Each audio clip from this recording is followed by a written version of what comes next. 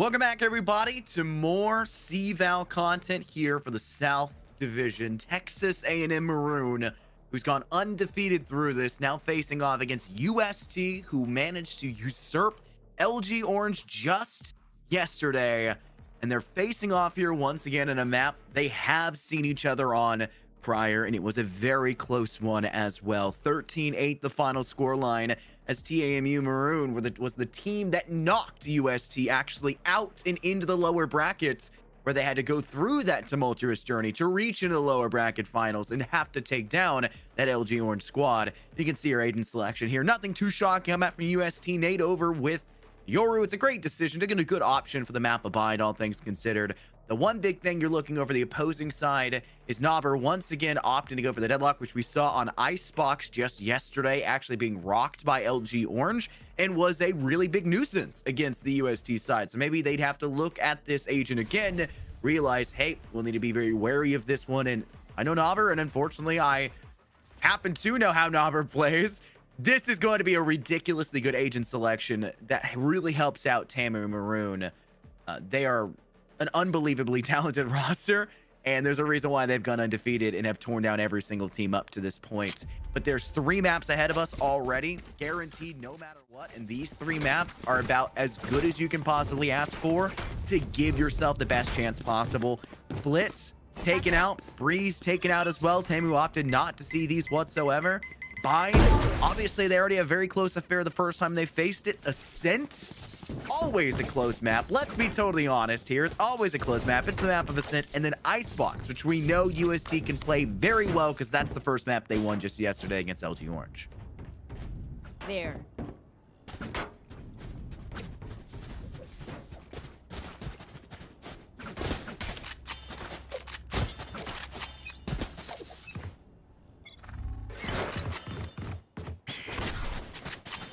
First round already in the books for the pistol round. It looks like a pretty interesting default coming out from TAMU. High aggression coming in from the Yoru of Nate for UST, trying to get that early bit of poking and prodding off towards the B-long side, solidifying their foothold for the aggression.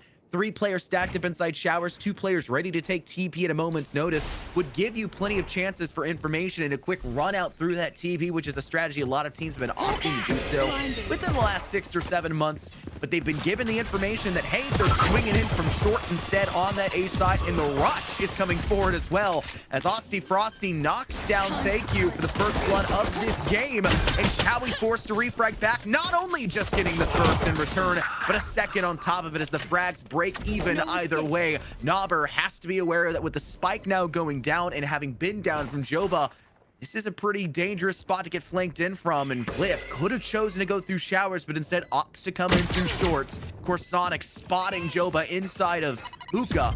Sorry, not Hookah. Apologies, U-Haul needs to get the assistance from Glyph to secure, does so.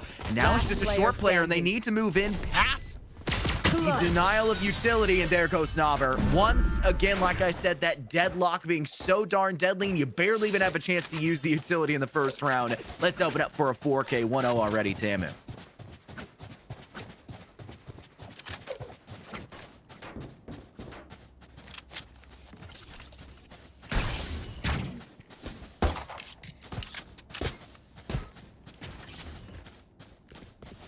We see the toss out of the barrier. We see the success stories we saw on Icebox with that coming out just yesterday from LG Orange. You have to really assume that the same level of aggressiveness will come out here early, since Nobber picked up 4 kills in the last round. They can get a big rifle for this one. It already nets them a good first blood, long range distance, some assistance from Austin Frosty.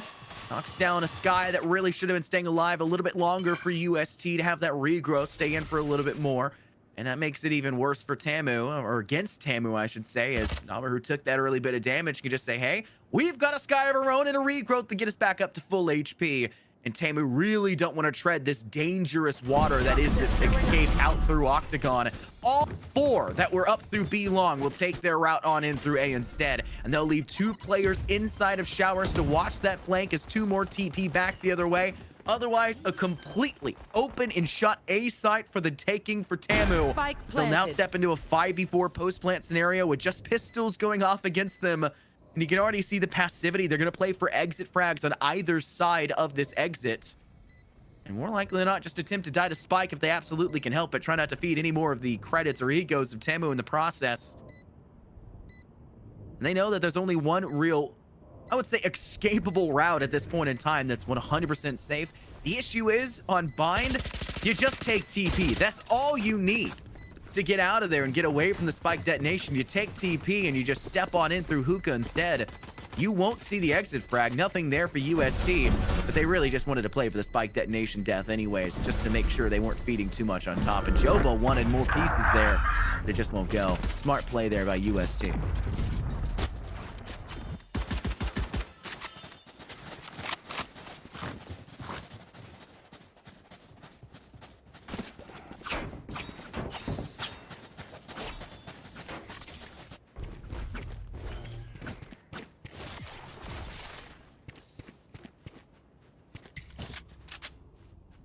Heading into the third round, rifles will be bought up completely now for UST as expected. Together.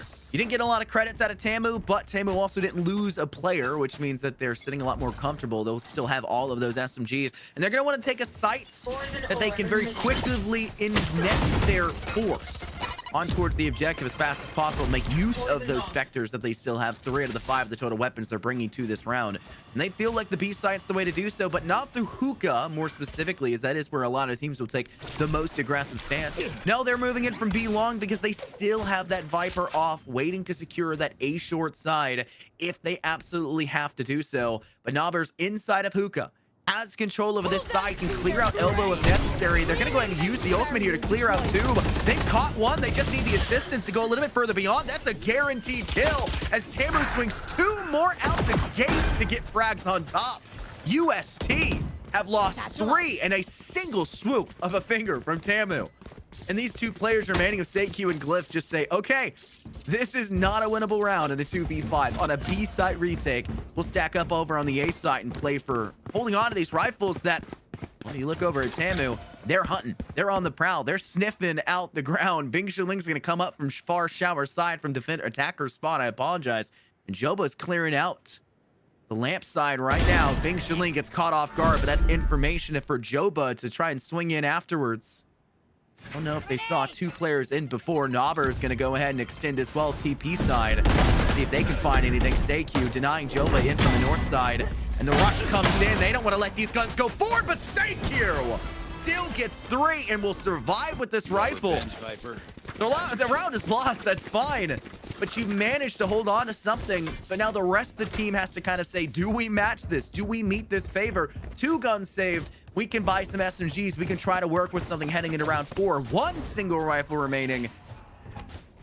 Shame on you. There's not really much they can do. They have to even eco out. They have to try to be at the same level of margin for SakeQ and at least give them a chance. And they'll go sheriffs and they'll try to stack up hard.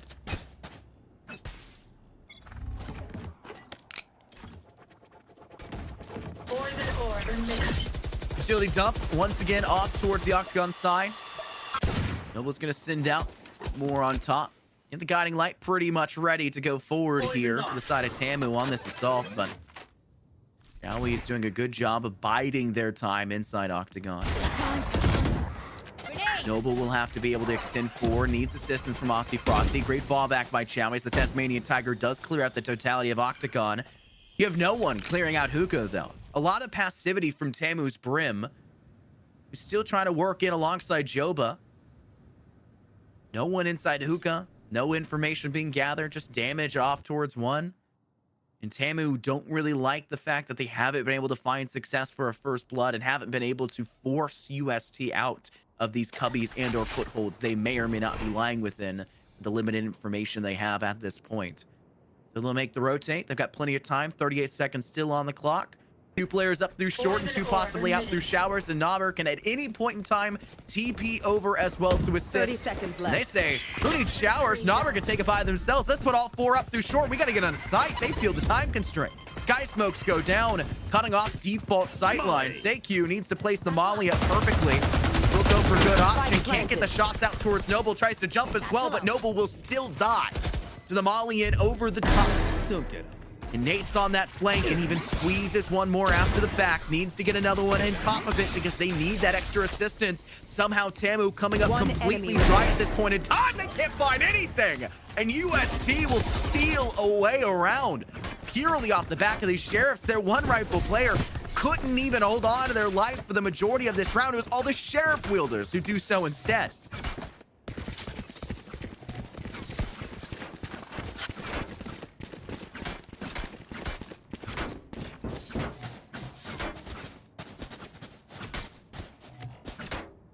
With UST stealing that round away.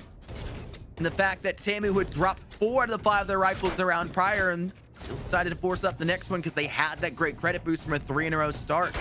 They're starting to look a little bit more high and dry when it comes to the credit economy. They will get all 5 rifles on the board here. They have a showstopper. They still have utility. They've got 2 more ultimates that are a pip or 2 away. Might as well go ahead and extend pretty heavily and try to work from there. The slow field does stop the showstopper from going in too hyper aggressively. Austin Frosty needs information. There's nothing there, and Seikyu just makes matters really worse for TAMU, as Glyph will get theirs charged up instead and try to use their own showstopper to force their way in through to site, sending it off in towards you all. Nothing there for them. Austin Frosty being zoned and cordoned off inside showers, knows that the opposing raid is nearby. But Glyph's gonna sit just behind Cubby Stack, and Chowie instead's the player to take down Austin. Chowie needs to now be aware that you do have Noble coming in the back line, turns at the wrong time, and Noble knocks down 2. Making it their 3rd in this round. The Seekers around the bend. 4 total for them. Make it a full trajectory and going above and beyond in 4 rounds now for TAMU to continue to take the pounding rock into the USD backfield. They're not finding the safe space to get these kills. They're aggressing early and getting first bloods, but they aren't securing post-plant scenarios where TAMU was catching them off guard. Just VALORANT timing at its finest, turning the wrong way.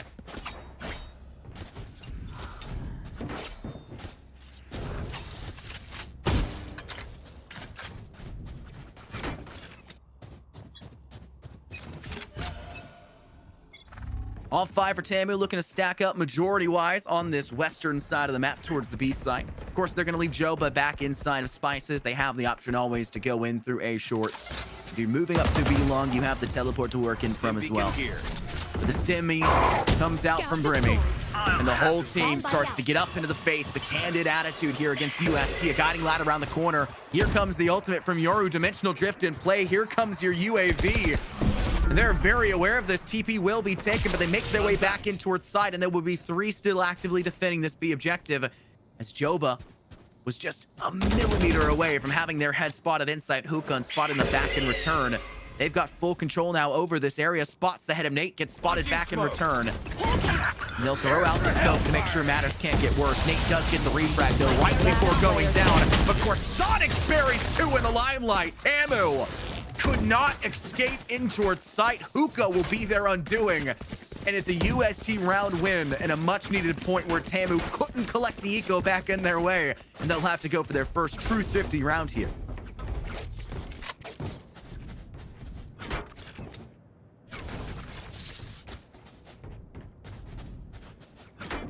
The split already favoring them. Ultimate's nowhere near. 3 away for Nobber. A whole 4 away for Hosty and Joba. It's going to be a true thrifty. Just trying to get in the face, line him up as best you can, and see if you can pull off what UST had done just a couple rounds prior, and it's a solid start. Over aggression from 2 players inside of showers nets you a 2-for-1 trade in favor of TAMU. And Seikyu could get caught off guard here, knows this player up close inside of Lamp. And he's also very aware that players in showers could catch them off guard, as the 2 weapons that were dropped inside there will be collected in favor of Texas A&M. Of course, Sonics, long fire to Joba, gets it through the wall bang as well inside of U-Haul. Seikyu, energy to cap off Bing. We try to swing out from shower side, and the TP will be utilized for Texas A&M to get them away from A, which has already proven to be very dangerous territory for them. So also throw down the mesh to try to keep them back inside of Hookah. They'll have to destroy that. All right, Sonic's heads. Apologize. Mesh as well, just buy them a little bit of extra time. Icing on the cake. Seikyu with the Bulldog back in spawn through Hall. Nobber, the only one with an active sightline that could deny this. No rifle in play for the player of Aussie Frosty. Could you get 2, Nobber? Can't get it done. Only Chowie able to be rinsed through. And UST will get their 3rd round. Though Texas A&M gave them their money's worth, gave them trouble, it won't be enough to stop them from getting a good, successful round.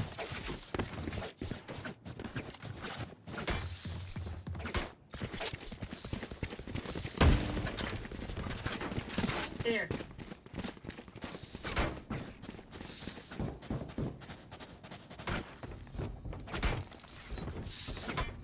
We talked a little bit about SEIQ so many times yesterday, the success they saw. A lot about Chowie, if we're being totally honest here as well. But SEIQ struggled in map 2, if I recollect correctly. But right now, SEIQ leading the foray for UST.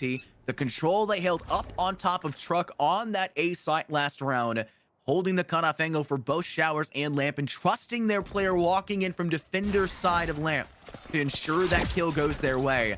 It takes a lot of trust in the individual to do so, especially when you know that Showers is so darn dangerous in the first place. You have no great way to clear that should a smoke go down for the side of Texas A&M.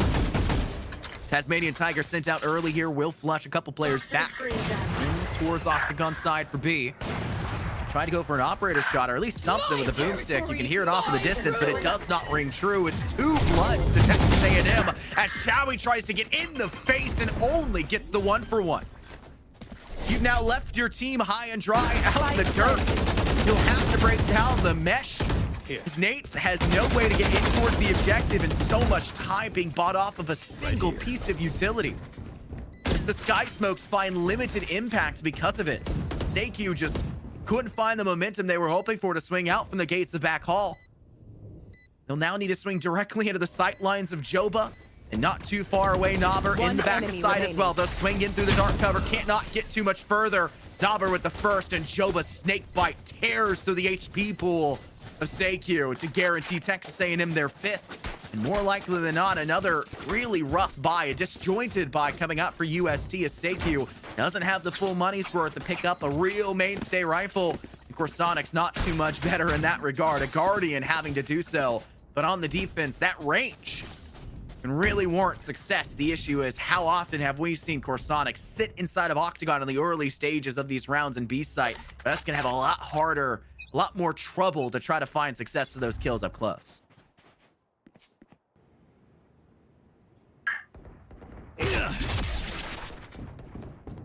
Nate will take a couple steps back.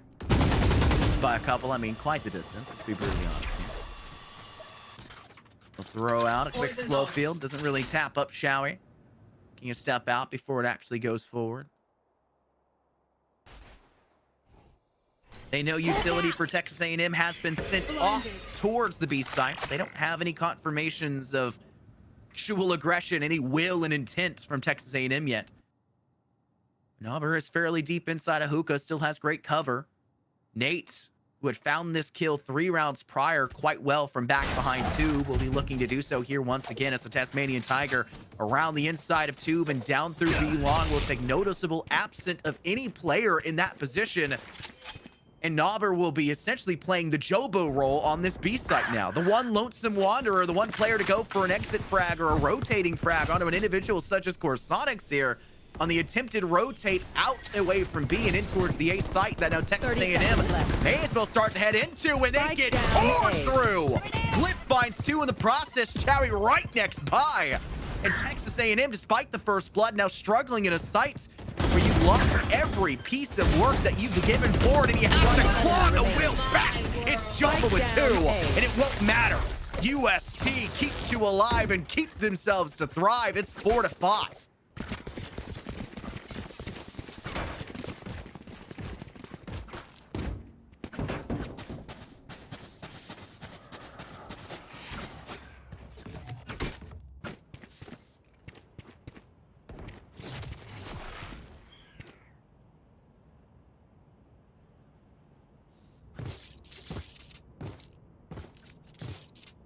Joba collecting 2 of those kills in that round and literally tripling their stat line heading into it. It does make a lot of sense though. I called it out. Joba's been sitting in as that lone wanderer in their default and holding in, making sure they have control over in short A. Not gonna be enough. Frosty giving some covering help over towards Nobber, who is holding down that TP away from B long. shower exit will be denied a little bit further. Spike will be guaranteed, and it's a pretty rough spot to be in for UST, who have to try to retake this objective. They've got a showstopper of their own, and they're trying to use it here. Slowed and stunned, and Naber knows exactly what they need to do. That rocket fuse can't get much further. A one-for-one trade on the skies. It's a big rough way to go about it, and Naber gets a great concuss to make sure Blitz can't fight back. But every bit of success that TAMU has managed to scrape by has almost been met exactly in return by UST.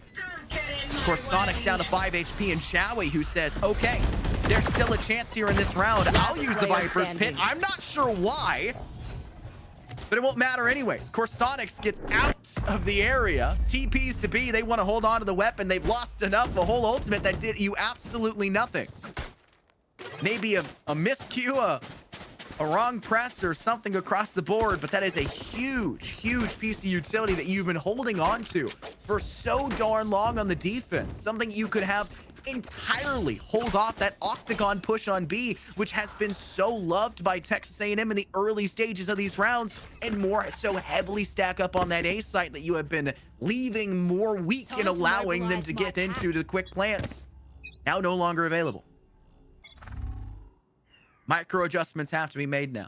The whole stratagem flipped on its head, and in an eco-round like this, maybe the ruthless aggression will pay off. Joba could be the first player to fall here. Watching Spices the wrong way. They will be seen on board, but they still get Nate in the process. As the full team secures great positioning in towards B, they get still 2 players off on the flank. Chowie with a rifle needing to be collected, almost taking down Naber, but not yet good enough for Sonics. Refragged and took down Joba and Spices. One of the only players remaining. And it's just the 2 pistol wielders in the back hall that have no great assistance otherwise. As TAMU will void and vacate the sightlines of Hookah, but not well enough. They know where the last player is, guiding light. The orbital strike will flush them out of elbow. Naber needs to just hold on, has to extend, can't do it well enough. And UST will somehow survive another round, thriftying their way to success against TAMU, who just can't, for some reason, idealize a strategy that can give them success against a team that is just so willing to get aggressive in their face with these sheriffs.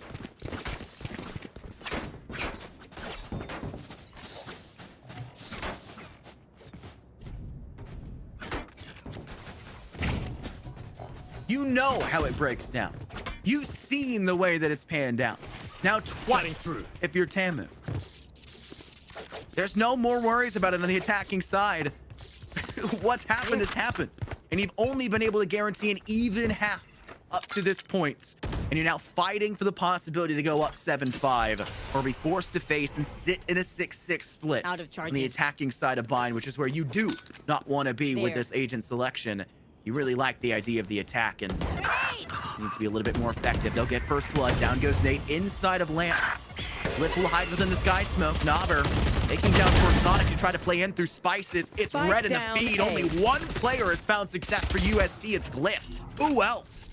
But it still isn't enough, as the last 2 players left and remaining for UST question whether or not the rotate could still be made off towards the B side. A spike has still not yet gone down. This is exactly what you're playing for if you're TAMU. Force them to think, force them to spread. You'll guarantee you can isolate a single individual in this next firefight. If you just waited things out and took your time, they'll go for the plant Seikyu. The only one here to try to deny. Sitting inside showers, peeks and swings the doorway. Vandal in hand.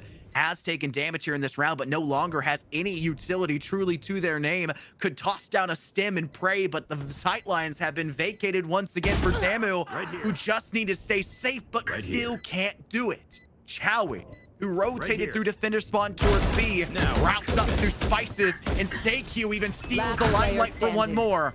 They have to go for these 1-for-1s. And Joba does so well, refragging back, just Chowie on sight, cutting down their doppelganger of Joba, but doesn't realize Osti Frosty swings out the backside of you all instead, and will give TAMU that 7-5 split they were asking for, and rewards them for a very solid first half.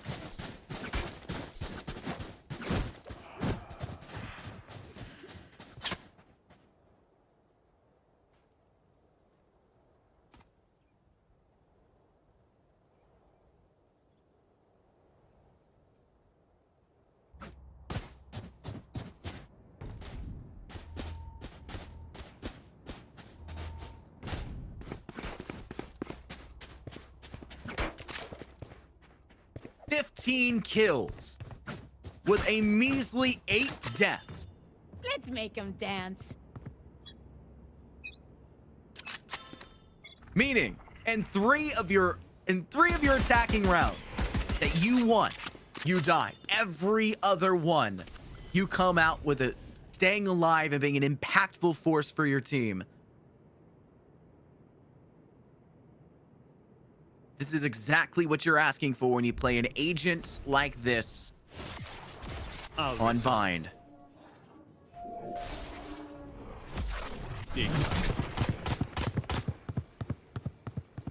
Especially so when it's exactly the same way you played it. Same way you chalked it up. Just half a month ago, when you last faced UST. 13-8 was that scoreline. Knobber couldn't break past the 17 kill margin. A very even statistic for the whole team, just to be honest here. 15 was the lowest kills for the TAMU side. Everyone else had 17. Only Noble lacking behind by 2, and they're playing that initiation role. And now we're looking at Knobber, who has swung up into the limelight with 15 already. And still not yet done. It's Austin Frosty on the defense for the first blood here in this round, getting a second to cap things off. Thank you. Very dangerous position. They try to go for a plant, but the paint shells will ward them off from the area. Just 2 remaining. Blick will be blinded, tries to swing through. Doug, aka Scholastic, gets 3 kills in the process. They don't even need to swing past that. The snake bite cordoned off once again, removed the player going for the plants. And you can just play in for the final frag. They have to go for those kills. They do so very well. TAMU will start things off the second half positive with the first. And you can expect the second to follow should no mistakes be made. Too dire with another round where Pistol seemingly the undoing of TAMU. You gotta hope it works out. And they're gonna go for a little bit more of a longer range option. Knobber maybe try to spice things up on the defense of the sniper. See how long and how often they hold this on this half. Because this was something that UST struggled against just yesterday with the deadlock they were facing on Icebox. And they still managed to come away with the victory. Will the same thing be capable here?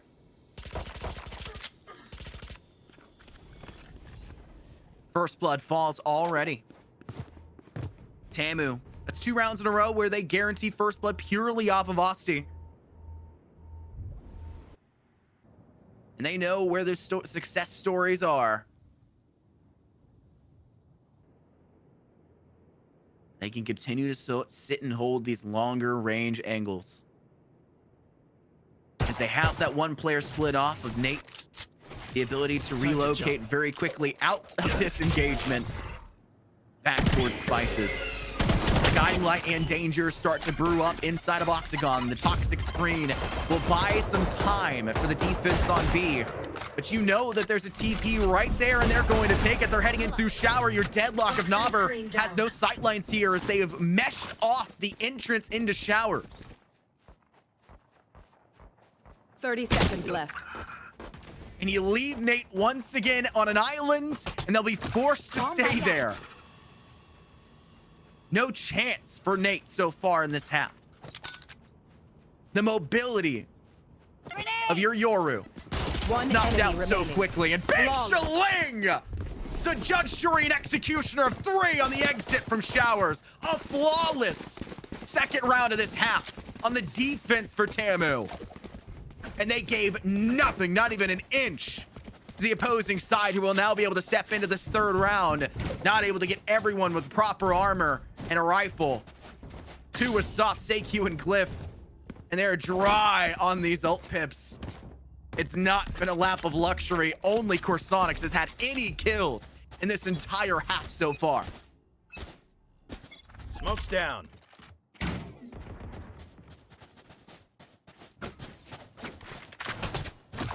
Okay. But they know the weapons they have. They know the rifles they have. And they must play accordingly. Nate will swing out early. Ult pip here ends just outside of Octagon. They want to try gain control of this. They'll value the Seekers most of all, where Sonics is already quite close to them. They can hear the shots from a Guardian in the hands of Joba. Line firing in through the toxic screen and any smokes that would be placed outside of Octagon in this B site.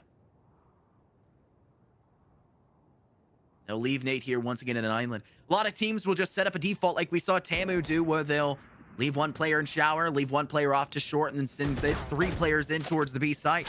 They start early. They want to place a player there with early momentum and give them that spacing, because Nate lacks the kit in their utility, the entirety of their kit, to do so by themselves. And they know that.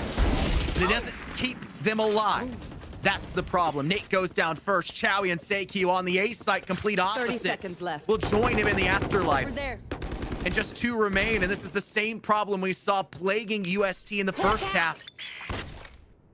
They know they can't win it, so they just want to save the rifles they're holding on to. And this is where you're going to see TAMU try to get hyper aggressive. Bing Shiling, the one to survive in the third round of that first half.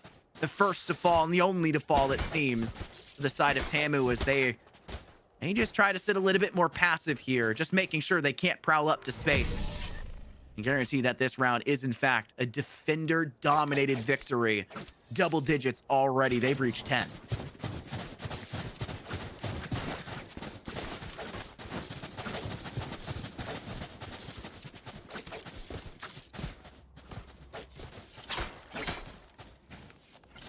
A 3-in-a-row start that turned and soured very quickly in that first half when they entered into round 4. There. Due to the thrifty success that came their way, almost entirely off of 1 Vandal and 4 Sheriffs, and the hold on that B site. They have to hold a lot of respect if you're TAMU for what UST have been able to do with these Sheriffs, with these weapons and these thrifties. And they're going to try to respect that space and control. I've got your trail. Noble's in a bit of a dangerous firefight. Gets tested by Nate. Shadows go down, breaking away the utility from the Yoru. Attempts to try to disguise themselves, stepping inwards. They won't keep Noble away from a first blood in a second that quickly favors them afterwards. Make it 3! For Sonics through the smoke, couldn't even be seen. And yet still, a firefight goes and falls in favor of TAMU. And with the force buy up in this round, the loser's bonus has to greatly assist you to make sure you can have a rifle heading into the next for the full team. And I just don't think that's going to be the case. They felt they were in enough dire enough strait that they wanted to try to fight for getting their 6th here and keeping the 11th out of the hands of TAMU, and they failed again, making this next round to give them their 12th even more important, as the full team can once again not buy up rifles. Here. And you've already lost the Seekers you opted for in the round prior. You're locking on the victory door if you're TAMU. And I just don't see UST finding the best way to get out of it. They need to take the extra steps to do so. They'll get 4 out of the 5 of the rifles in. They need to get first blood, the most important thing here for them, something they have yet to gain and acquire in this second half. Despite the fact they're swinging so aggressively down through B long. And getting the first hits in all of these rounds. 2 rounds in a row on Noble, here onto Joba in this one. And yet somehow they can't finish out for a kill. Throwing next. Spike's been left inside hookah. 2 players are there. They'll lap back around Glyph to try and assist on that B site. But they're repeating a little bit of that Joba success off towards Showers, leaving them here. They had them on shorts for TAMU on that attacking side, but Chowie will do so instead through the Shower side, and even manages to find a very successful kill, taking the raise off the board for TAMU. They'll rotate out of there. They don't want that A site just yet. They still really want to test the limits on B. There. But if they have to go to B, they'll make sure they have a get out of jail free card back towards Showers, as they'll go in through long instead to make sure TP is there. Joba, the only player now actively defending this B site, has to throw out a snakebite. Damage is consistent with it, but 3 players extend so quickly out, you'll only gain a 1-for-1. That's why Nobber swings in quickly through hookah, catches Chowie off guard. Spike planted. Almost able, but a non-default plant puts Nobber in a very uncomfortable spot as they overextend and don't clear Cubby. Right here. Now putting TAMU at a man disadvantage in this post-plant scenario. And a question about where all 3 players are lying in wait, and I'll tell you where. They're on site. And if you have only 2 players in through Hall, which is where we're seeing TAMU try to come in from, you're not going to have the best possible way to go about this. They'll swing first, taking down Doug. It's Noble back towards Glyph. Just being Shaling, 24 bullets. They get the swing! It's Seikyu! No chance to react. Big Shaling securing a much-needed kill. Trading out the rifle just moments prior, and a 12th round guaranteed for match point. TAMU. Match point. Day is almost ours. Take it. Moments away. Slightest of mistakes. The luckiest of flicks, you could call it, if you're trying to cope about it. But TAMU Maroon cannot be gate-kept from 12. And it's a problem that UST now need to figure out. More likely than not, heading into the second map of the day. Because this one would require a flawless result from this point onward. And we have seen 0 success strung in from their attack. It's the full utility, the net keeps them slow. The orbital strike even further. Seikyu tagged by it. But just a great way to ward them away from short for the time being. They have full control over these areas. Frosty trying to get greedy. Naber trapped inside U-Haul. Perfect utility and a perfect way to start things off here for UST to buy themselves back into this map. 1 enemy remaining. It's just 1 more remaining. Flawless up to this point. And Joba doesn't have to worry about saving. They have won every single round leading up to this. They have the credits. But you want to make sure, at the very least, you deny credits for UST and you knock some credits out of their pockets in the same fell swoop. As Joba's position now guaranteed inside metal. They'll fall back in through the defender spawn. And it doesn't seem like anybody from UST are willing to test this individual. Round 1, 6-12, still needing to double all of the successful work they brought onto their team to this point from here onwards. They still must go perfect.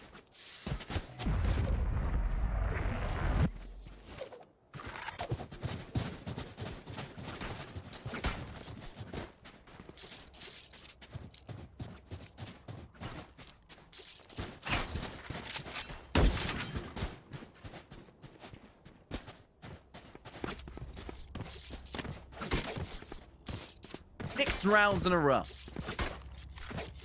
You had already guaranteed an even half. Heading into round 12, you get it. You get the win. 7-5 split.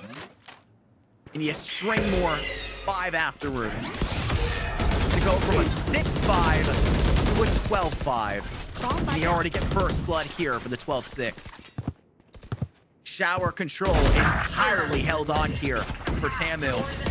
But they keep a noticeably absent soft arm on the site. That acquiesces that first blood and that man advantage back over towards the attacking side of UST to even the odds. And they have control over this B site. A really dangerous area for Glyph to be within, but Naber, they just know that for sure. Frosty waiting to toss down a great paint shell. This go back towards Glyph to keep them out of the area. 82 HP with that tag. Of course, Sonics with a double spray down. A hellscape to extend out from. That's Naber, the only one remaining. Almost catches Chowie in the long fire spray turn. But they will allow, again, UST to get another round under their belts. But the success of 5 in a row and the credits that they gained from it are still feeling the pressure here. So they can buy up still all the way.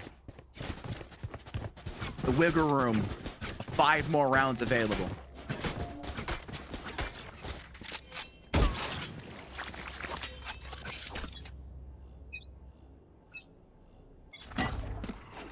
That is a little awkward, Chowie.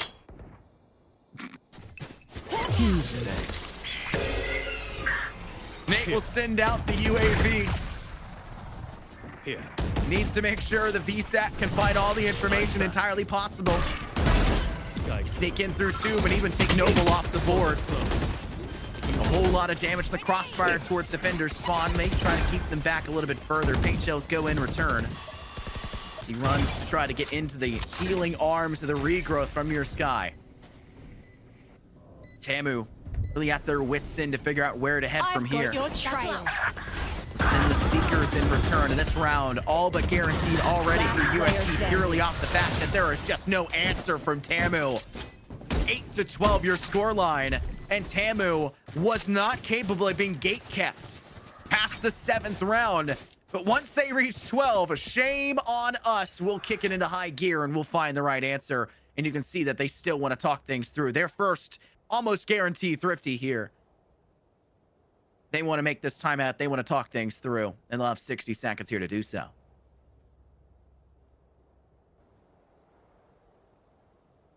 We've seen their success on A. We've given them too many first bloods. Where was a lot of our victories coming from in the first 5 rounds of this half? I had mentioned it in round 3 of it. I had mentioned it in round 15.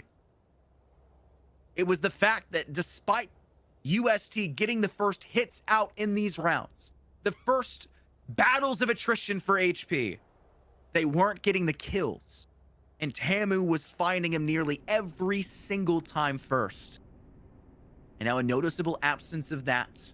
A noticeable absence of first bloods that don't get instantaneously refragged back from UST. TAMU just can't maintain that advantage and are being caught off guard by the rotates in the space that's being controlled and gained in no man's land.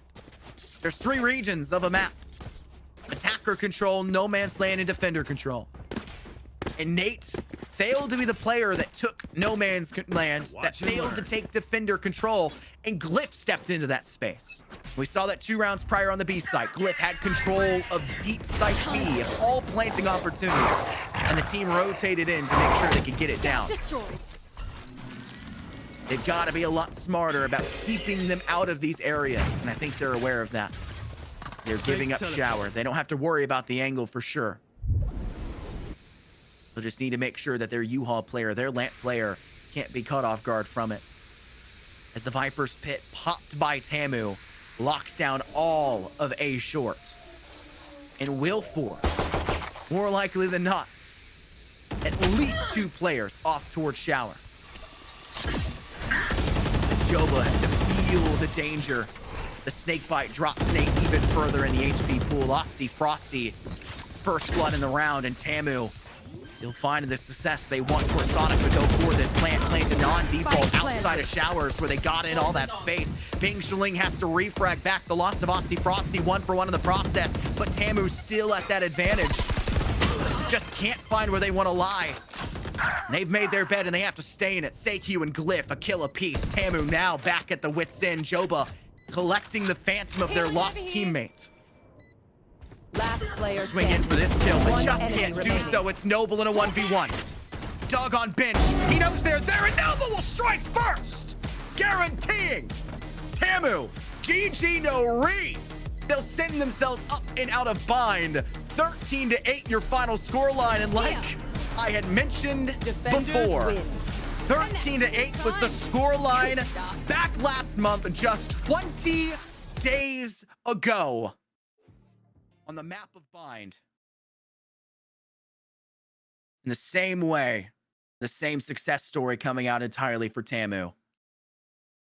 It's what you need to see, and they'll have to do it as well for the second map on top, because the second map will be just as dangerous, as they're now going to head on over to the map of Ascent, something where good teams go to die, and TAMU tends to thrive in these very aggressive rounds. We know what they can do, but we'll have to see it after this break. We'll see you guys soon.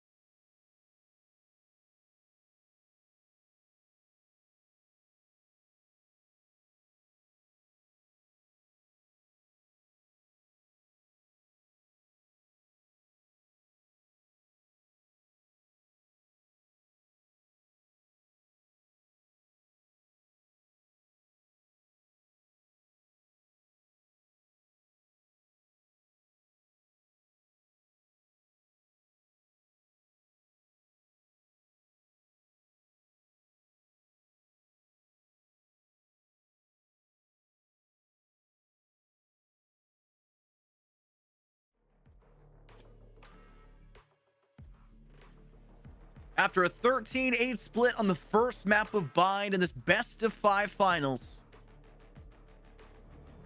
TAMU coming into this one with the 1-0 start they were asking for and deserved after going undefeated throughout the CVAL side. The weight and pressure is now back in on UST's shoulders. They headed into this one yesterday against LG Orange, and it was a map, the only map they'd actually managed to take off of them in their previous series 2-1 against LG Orange. And they said, we're not done with that one. We don't just want a 13-6 win. We want to go 13-1. We want to dominate and leave no questions asked against a team that rightfully did make their way through the winner's bracket, only falling to this exact same TAMU team in the semis before in a 3-0 way. Ascent is UST, and TAMU has not played this map competitive side for quite a while.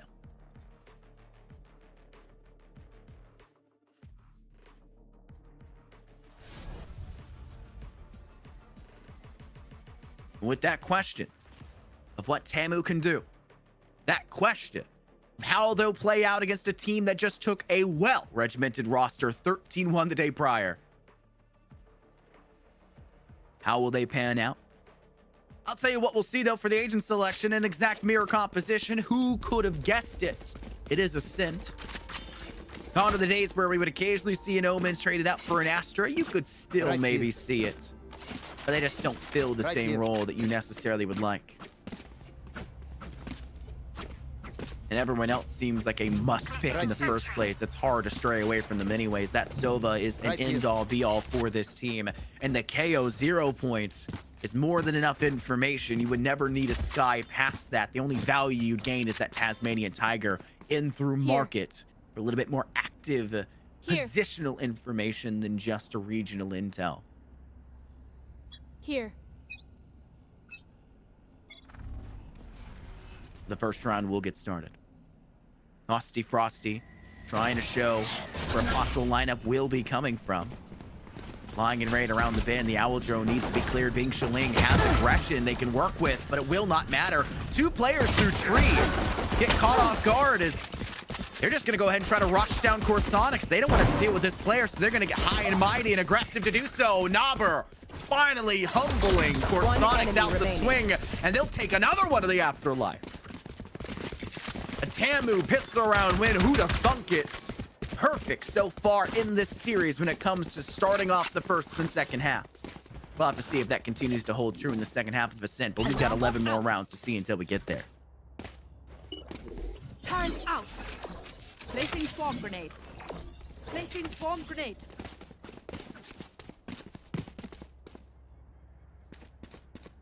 Right here. And you'll see the kind of buys you expect on the defense for a map like Ascent coming out here. Bing Shilling having the ability to shroud a step out of B around this corner should they go and get a little bit too tough for him. Use that judge as best they can. Aussie Frosty with the first blood will cloudburst their way in for safety. And there is that blood you're anticipating off towards B main as Bing Shilling wants to now move all the way in towards attacker spawn to cut off the very possible rotate that could be there and through there. That's not where the dangers rely. No, it's the play in through Puppy instead. They want three. They'll spray down the angle. Nobber gaining the advantage on the Corsonics. Team ace. Does go down to Seikyu. The same thing can be said back in return from Jilba. Everyone's got a piece of the proverbial pie in that round. And it's a second one for TAMU as anticipated. They can trade out that judge if they so want for that bulldog that was dropped. Right here. They have to do something. No, Bing Chilling will still hold it. Nobber's just tough out of luck. They'll have to deal with it, I guess. It's kind of shocking. I mean, you're looking at a third round, you know they're going to have rifles. Where are you going to sit, Bing Chilling? You're not already up in that space to sit inside Cubby of B main. You're sitting farther back with a judge. And now you're walking into that space. They traded the weapon. They had to. Holding a pistol right. Nope, they still have it. You give an inch, they take a mile, it seems. Down goes Bing Chilling. The judge just couldn't hold up to the fight in that angle. But they get the refrag back from Noble. Nate doesn't stand a chance. Corsonic 1-for-1 as well. And you finally knocked off everybody on that B site and can put that plant in towards sight. Spike planted. Zosty Frosty will have a player on both sides. Can Player swing for the standing. first, gets refragged. Nobber, who came into this with nothing to their name, now the only one remaining and has to go in through market to get the rifle that was dropped from your jet player Zosty Frosty just moments prior. And Chowie will hold that cutoff angle still from down below. And the information should be there. They've been spotted. Nobber hits the first, can at least destroy the eco of UST heading into the next. But they can't guarantee a 3-0 start that they were able to do on both halves of the map of Bind. But it's a sit, baby. You gotta expect it anyways. It's gonna be as close as it can possibly get 9 times out of 10. And this is a great way to go about it as Nobber can just hold on. They saved a bit of eco, but they somehow still don't have enough to buy up armor in this round because they, I guess, had to get something going for them in the prior. And the one player that found the most success out of this UST attack has been that Omen. And that Omen ult isn't doing you any favors this early. It's a bit unfortunate. Right here. There's that damage. Chowie just able to avoid on the other side.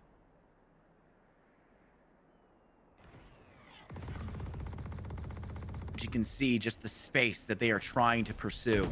UST now making their presence known. Nate catching Joba off guard just by switch on that B site. Market presence is absolutely 100% theirs. Cooling down. With only one player on that B site holding up on stairs, Noble's gonna have a hard job to get through this. Tailwind was queued up, not being able to be popped just yet. Finally, it goes through. Noble sitting on stack. Do they get spotted first? They will. And the flash is perfect. TAMU cannot keep anyone alive on B. And because of it, they have to play a dangerous game for this retake, something they failed to do the round prior. Spike planted. They claw their way in for a single frag back in return. Still at that double player disadvantage as one inside B main must be smoked off. 3 actively defending this site in the post plant. And that KJ utility is stacked and heavy from Chowie. As Osti will hold his cutoff, playing a perfect flash. They'll get the headshot. Exactly what you're asking for. Glyph in the back of Boathouse. Little to no HP. Bing chilling, watching the staircase side. Osti Frosty forced to go for an isolate. Paranoia bit wide. It doesn't matter. SaQ doesn't get tagged by it. And can deal with Osti on walkway. 2-2 splits. And TAMU will allow for them to tie things up. And now come into a very uncomfortable defending round again, where they'll have to go for a thrifty or just save as much as humanly possible. Right here.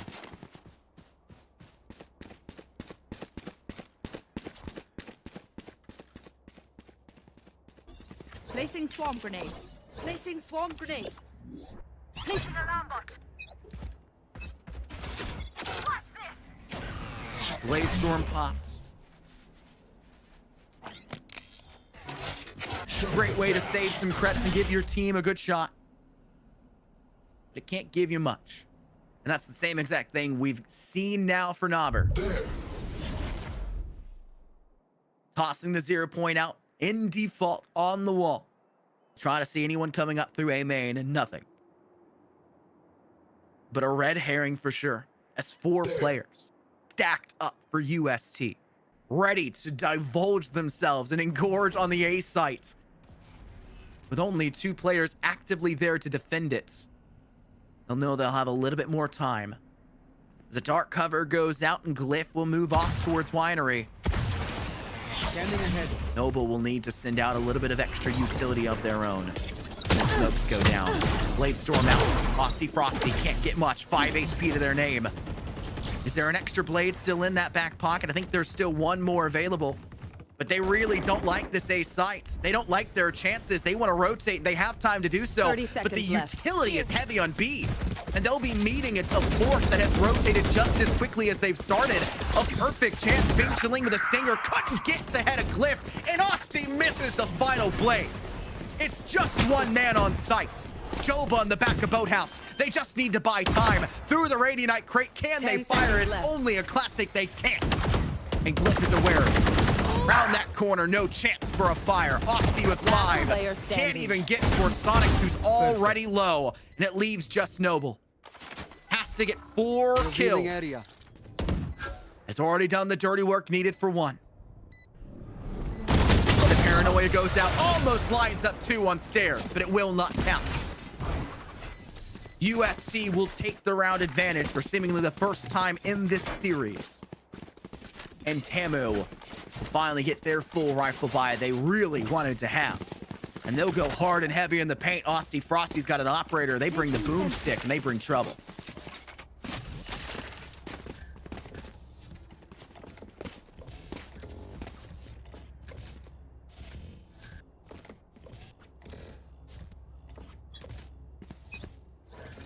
UST are no foreigners when it comes to dealing with a boomstick in the opposition's hands.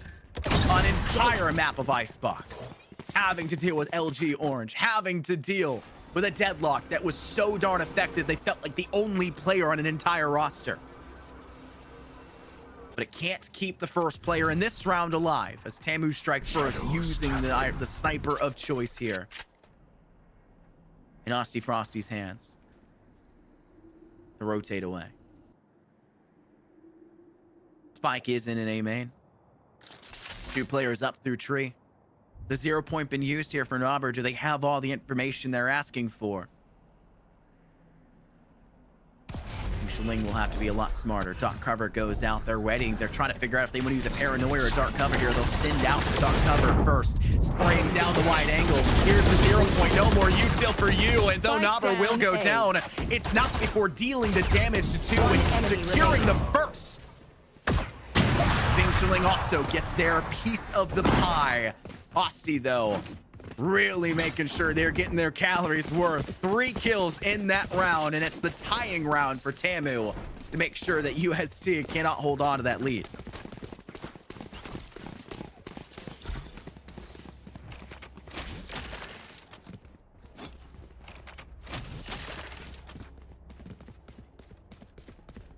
Turret out.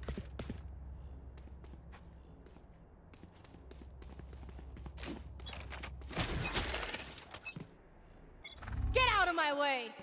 Bladestorm repops to the attacking side of UST, and Nate can't find anything off the back of it.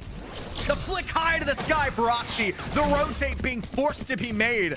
They got to get out of there, and they know it. The tailwind can't be cued if you are suppressed.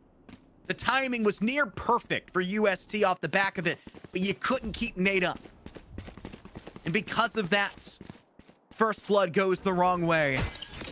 A very dangerous spot now for Nobber.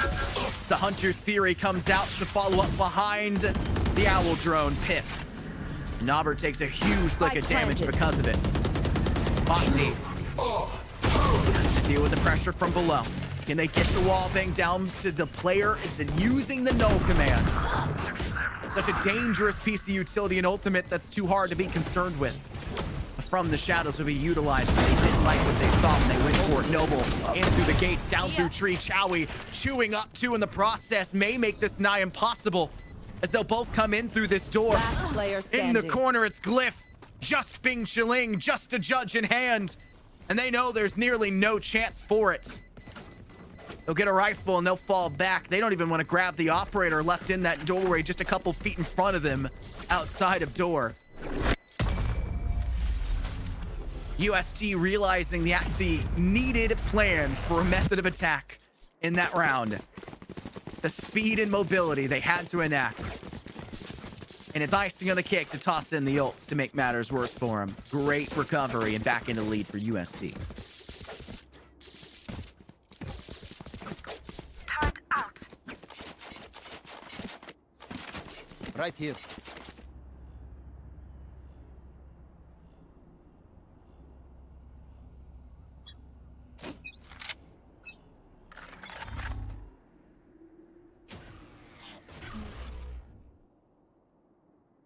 Bing Chiling, who's been using that judge for the last 3 or 4 rounds, it seems. Back in with a rifle. Trying to pursue towards the gelato stand, but nobody's really in that space of A main. Being a little bit further back towards top mid. That's where Spike was as well on walkway. Owl drone up and above, misses Bing Chiling. They can continue to swing this if they choose to do so. The dark cover that is there will dissipate. Bing Chiling will get a little bit more active information off the back of that one and maybe ready up for a one-way. Cover going out. They want to keep that high ground that Glyph's pursuing at this moment, at least under control. Glyph's going to have that flash. No, a 0 point instead. Try to keep them involved. They go for the swing. Seikyu use the shrouded step to get in towards Cubby. They have players in apex positions on that A main side, and they're aware of that. This is where you're going to see TAMU try to find some way out of this very precarious spot where they are inside tree. 30 seconds left. Do so in a pretty smart way. Popping the no command. No more utility there for the attack UST. They won't have any utility till the final 15 seconds of this round. That's what you're asking for on top of it. Jory comes in, and they're sitting up for the blue side. It's TAMU coming in big, hunting for more. Door gets pulled. They can't make it into sight. Spike be a little bit slow into the action as they'll have to break it. The shock dart will go down. Seikyu will ensure that this plant goes forward, and Noble in a very bad spot. That's where Joba swings up, and it's a home run for TAMU. They still get detained, but it's not that big of a deal. That spike will be defused, and UST will have made no impact off of that ultimate, which is very unfortunate for such a strong piece of utility that can almost guarantee an entire round, especially if you're smart with an uncertain sights. Same way we saw Viper's Pit go down in the last map. That almost felt like a miscue, a mispress. This one with good intent. Right here. But not enough coverage. The player of Joba up inside of Rafters.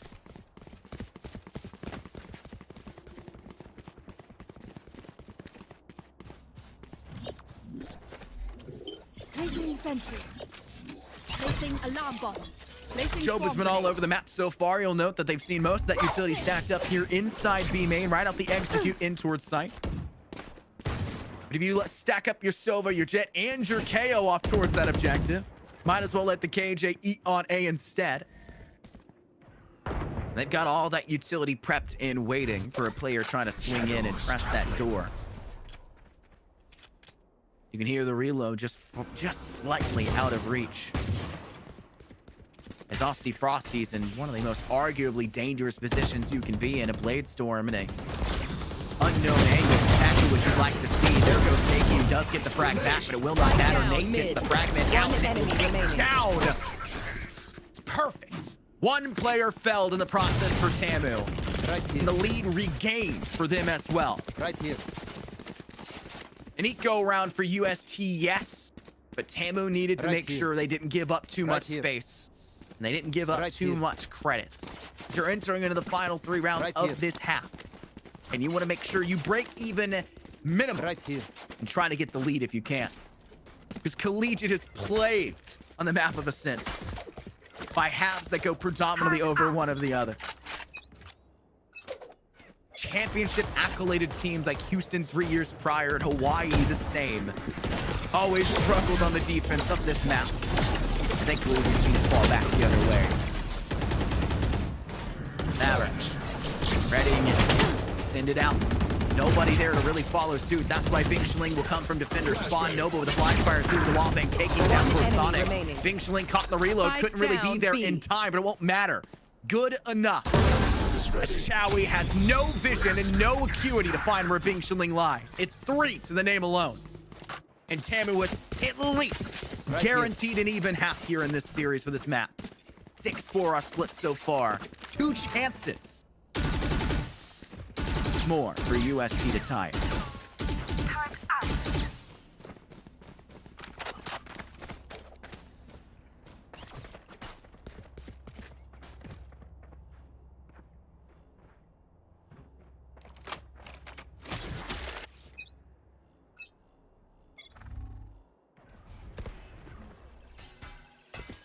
The operator for Austin.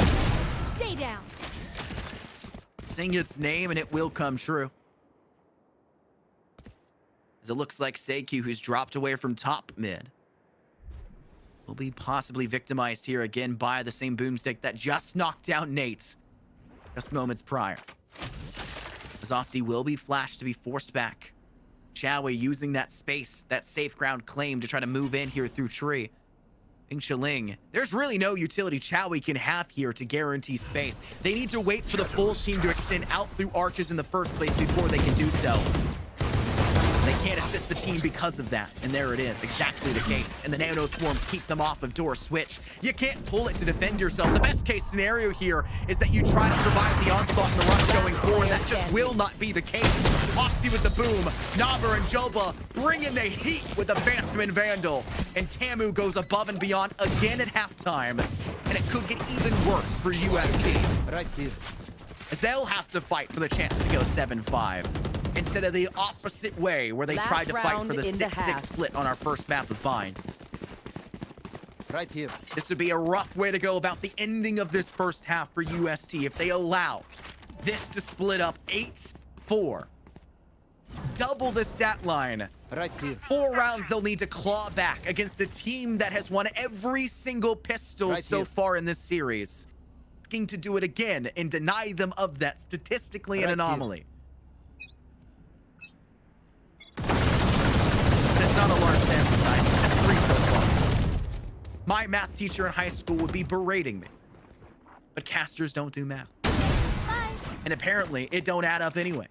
Chowie, peeking an angle slow with a rifle on the wrong arm does not equal success. And the same thing here for Nate, who does get their one before falling, so better than Chowie. But not good enough. Zosty Frosty is saved by the skin of their teeth, 2 HP to their name. By Bing Chiling getting the crossfire on the exit out from B. Bike nowhere near for Sonics here. Last player But that's standing. why you've got it from the shadows. That is clear as Naber ignores the initial usage of it. Tries to go the other way. Seikyu, I'm not sure he knows where he needs to intend to step towards just yet. This is from the shadows used by TAMU. Use it or lose it. To try to get any tidbit of information. They're going to hold on to the KJ back 30 seconds towards left. A main and pray that this A push does come forward here for Seikyu. They can just use the lockdown afterwards to flush them out of sight. That will be the case. They bait out that information. There's the lockdown. This will force them in for the final 10 seconds of this round to go for a plant here. Seikyu thinks they're in a safe enough spot to do so. Get the first kill. They'll get a second on 10 top, but they're seconds left. going to be detained. Down below, the round will be lost unless Seikyu can magically get undone, but the handcuffs shackle them further, and Bing Chiling will get rid of their doppelganger to secure Switching TAMU an 8-4 split. Now heading into the pistol of this second half as they flip over to the assault.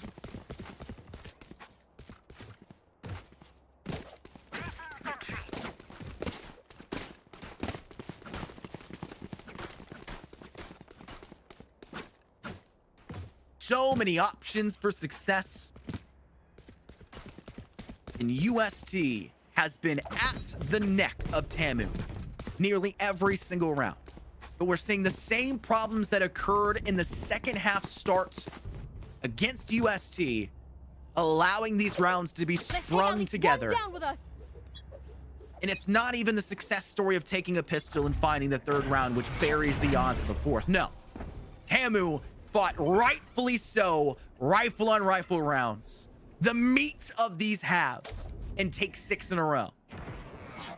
That cannot be allowed if you're UST, especially when you're already down a map in a series, especially when this is the map that you have absolutely controlled up to this point in CVAL.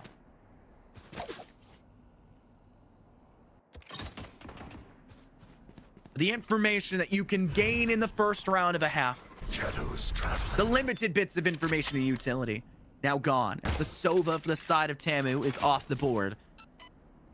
And the defense for UST are showing a lot more decisiveness for holding these angles. Frosty Frosty out through the gate, spots 2 in towards sight, 1 back, go down. Get it, Chowie! Gets the second 2, Osty! Where was that coming from? Where was that 2 seconds prior?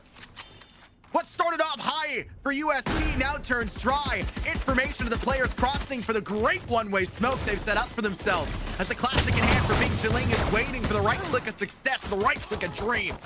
It won't matter. Joba taking the limelight, does get decisively taken down by Glyph. Cover, go here. But they have to step into the meat grinder here, and it is too dangerous of an angle. Glyph can't even assist the initial pursuit. Needs the rep and One ready. enemy A remaining. flash over the top, and it can't give SAQ anything. Knobber gets the final two with a classic, and it's 9-4. Do you feel the pressure, UST? Are you not entertained?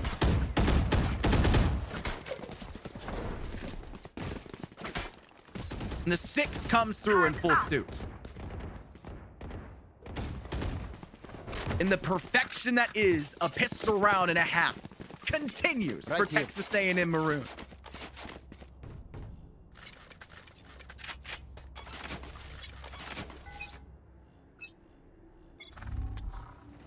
Scanning ahead.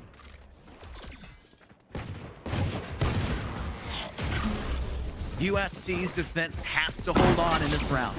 Aggression needs to be met with aggression, and Aussie Frosty's in the face already, but seems like the solid defense on this B site. It's a heavy stack and a heavy price to pay. Doug, aka Corsonic, extends out through that elbow. They picked up a Spectre to try to work with, but UST, Spike down B. they've now collected every SMG in the books. Only Nate's out to dry with it, and Noble will need to have a rifle come through with so many kills. And the damage, it's already there. Glyph gets the save! Classic! And despite the fact we see the pistol round go for TAMU, they can't get their freebie round after. And UST now at their wits' end, they know they've won that. Where do they go from here? Timeout. 6 rounds in a row, can't be made 7, and they can't allow it to continue to brew up momentum for TAMU. So they'll use 60 seconds to slow the roll, get themselves some talking points, try to guide this roster in the right direction. And Tiger's the perfect player to do so for them. Had to step away from an active roster position to then coach.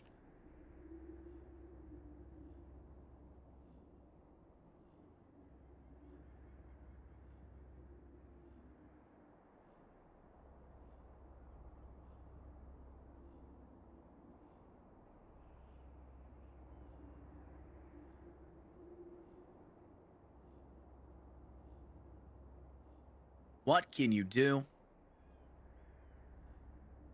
Where from here? You're playing a dangerous game if you're UST. The rifles will be here, and the question remains for TAMU. But you give them a timeout as well in a scenario where it's kind of unknown. It's a guessing game as to what you can possibly even do. It may give them yet the best chances they've ever had. They'll try to even out the credits as best they can to make sure everyone's on the same footing. The way they're seemingly choosing to do so initially was a Guardian in choice, actually, for a player on the side of TAMU, but I think they've opted to sell that away and save that for another round. There is a Stinger that Aussie Frosty was also wielding. That will continue to be the case. It's a slow, methodical approach. Looks to be the A site. They did default fairly well. And they now know that Nate is inside of Winery, and they don't really have the ability to clear that away. So they'll go for a smoke, set up and prime in the first place. They'll get a player off towards Cubby. Seiki extends to a dangerous area, and somehow Bing Shilling still Spike gets that down frag. A. Spike's in a really bad spot. TAMU are aware of that. Just 2 players remaining in a 2v4. Noble Last player will standing. lose their only assistance as Joba tried to rotate back through walkway, and the Odin, of course, Sonics buries them on that retreat. No more pivot, just the wide angle to swing. To make that decision, and this one's made for them. Great shot to the head 30 of Glyph. seconds left. A rifle they can collect, a Vandal they can use. Do they choose to save? Do they choose to extend? 24 seconds is not much time to make your way in through arch side on A. Are they aware, though, that Revealing area. Corsonics is ready to swing the other way? I don't think they are. The flank was there perfectly in the same swing as Nate. 6 rounds now to UST, but TAMU at least gave them their money's worth. Heading in with just a Stinger and 4 pistols.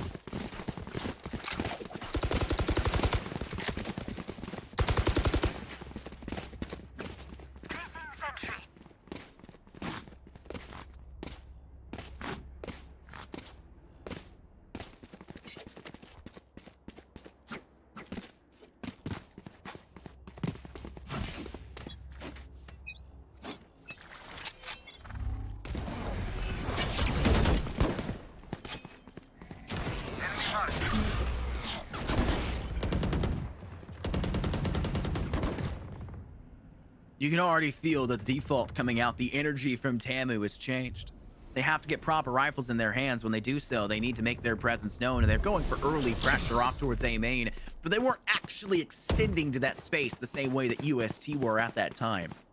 They want this B site. The issue is that's where the Odin still is and remain in the hands of Sonics, and there's not been an answer for that whatsoever.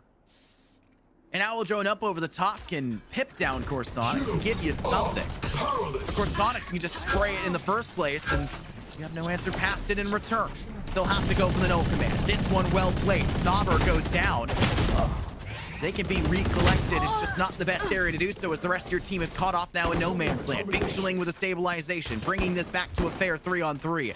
Joba dropping in as the last player off of walkway. And the plant is struggling to find the safety net they would like to go for it. Into the space. One enemy Nate remaining. just continuously pounding the rock as Joba went to the wrong side of Boathouse, meaning no covering fire whatsoever. Both players extending the Boathouse peak, or a peak in general, on site towards Stairwell.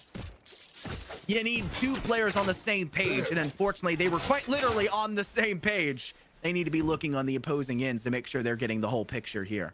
And that gives UST another round up close to TAMU, who are likely going to be put in another spot where they've got to guess what they can bring, and it's not much here.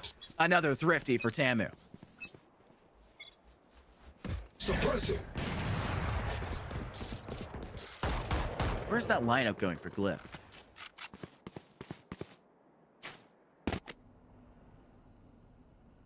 Did it just now land?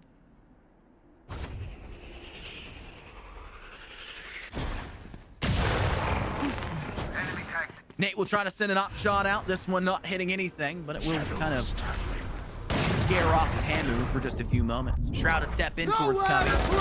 Nate in a close affair, able to be dealt with by Knobber, but Noble gets a 2-kill special on an ulti. And Glyph gets a dink on Osti on top of it. This is One enemy remaining. something being brought from nothing from TAMU. Chowie thought they could have gotten something on top of it. Can't get much. And it's just Sonics. Last player In a standing. 3v1. And it gets all 3! You've got to be kidding me! I get that Osti's low, but you've got two players swinging, and Sonics is him! Clutch. Dog? Nah, he is Don't worry, dog! you're with me. UST should have absolutely lost that round, but a saving grace by the name of Sonics keeps them in it. A 3K to secure. And TAMU, despite the fact they handled that with a thrifty, get a lot of credits at the end of it. 24-11. Ready. And somehow the momentum is still in the favor of UST on this Get out of return. my way. 24 kills and only 11 faults to their name.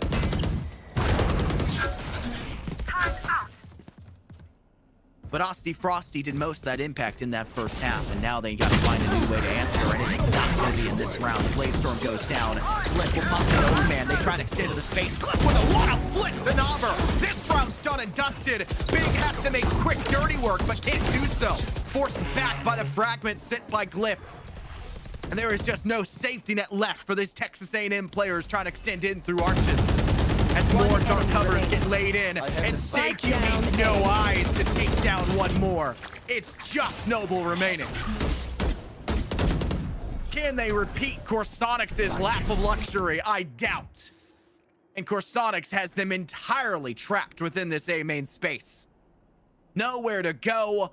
You must lay within the bed you've made, and you'll be floating up instead. It's Seikyu with a 4K. What a game on our hands. 9-9. UST have made the comeback.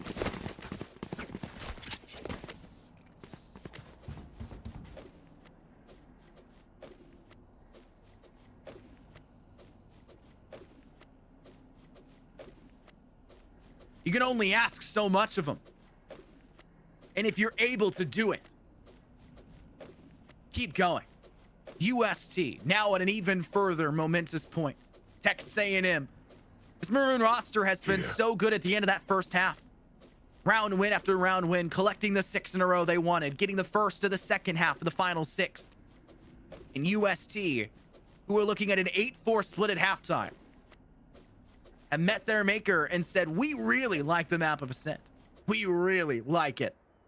We dominated yesterday, and we haven't given you the show we necessarily wanted today. But we can do it. As you're looking at Texas A&M, unable to make a full buy-in this round, needing to make a decision. Do we go for something here? As disjointed as it may be. Or do we hold in for the next? They'll thrifty as best they can. Scrounge up something, some quarters in between the couch cushions.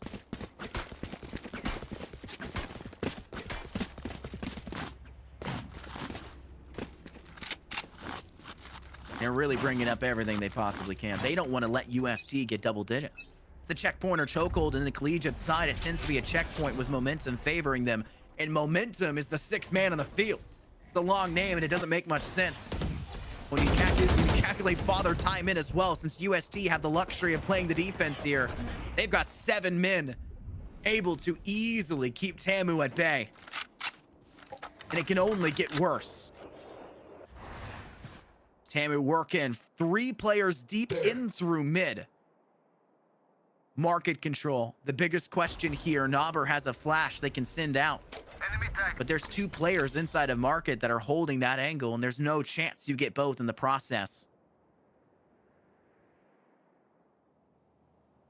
They'll fall back. A wise decision to make. As they'll move those 3 players out of bottom mid and in further off. Scatter. 3 angles play.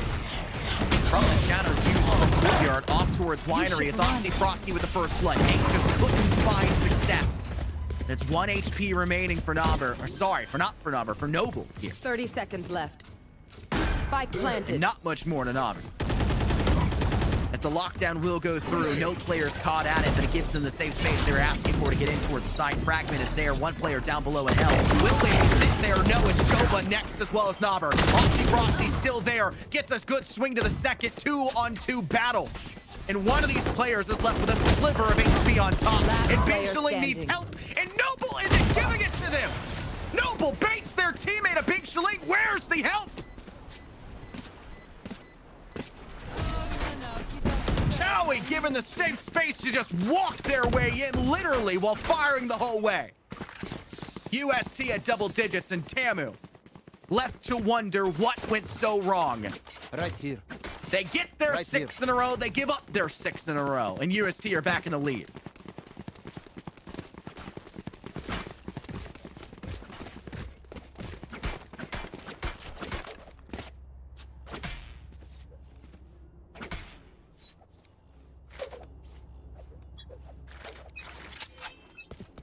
Close as you can ask for here. Joba will work their way through B main. Turret will be placed. You can ignore this. You don't have to fire here if you're Nate.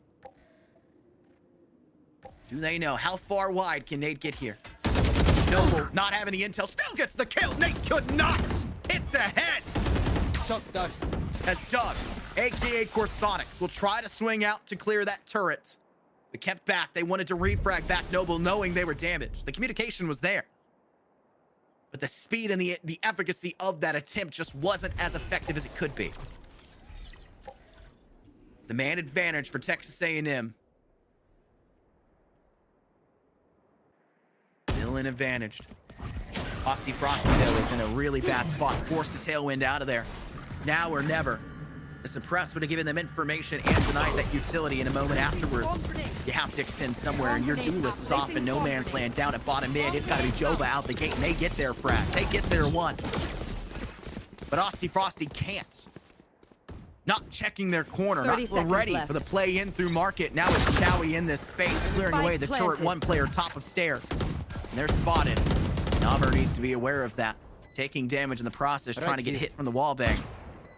Corsanis could send a shock dart possibly into Cubby and actually take down the player that's lying there. There's not much HP remaining for them, but Noble still good for a kill in that space, and it's TAMU Maroon. Maroon in the feed as well. Not giving up a single past Osty Frosty at bottom mid. They tie things up, and they're at choke point or check hold. And only one of these teams can reach that 13th score Right line here. unless it goes to OT, because then they technically both can. But then it's not actually a win, so it doesn't count as much. Incidental.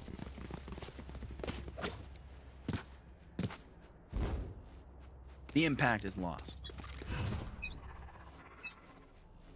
But the 16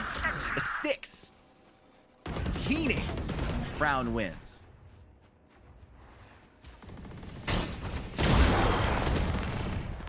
As both sides get their 6 they wanted. Both ending at 6 and going no further.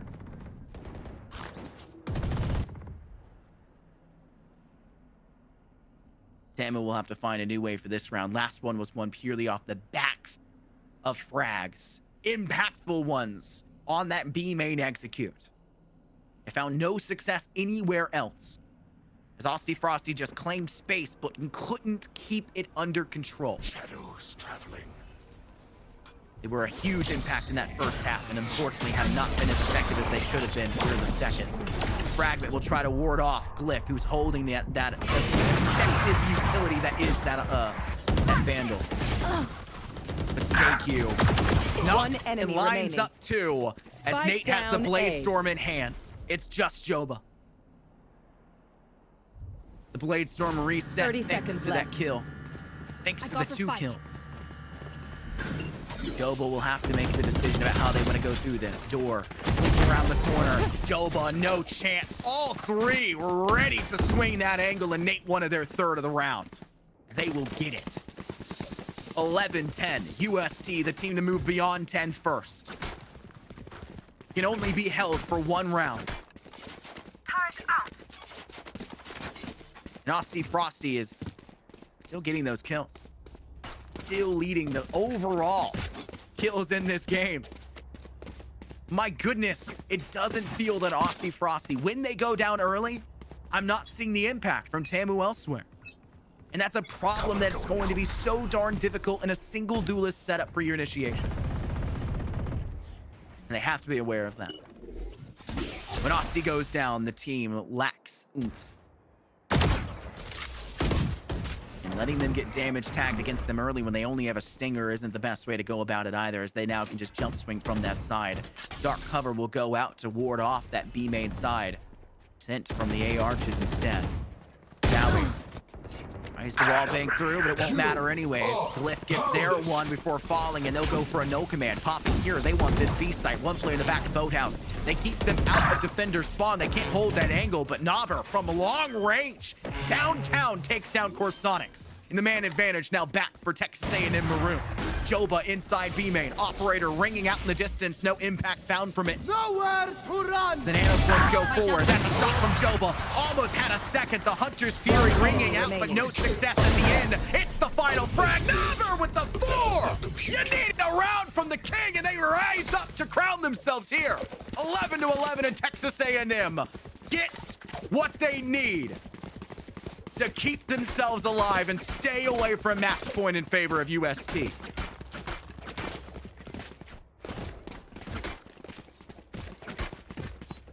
Turret out.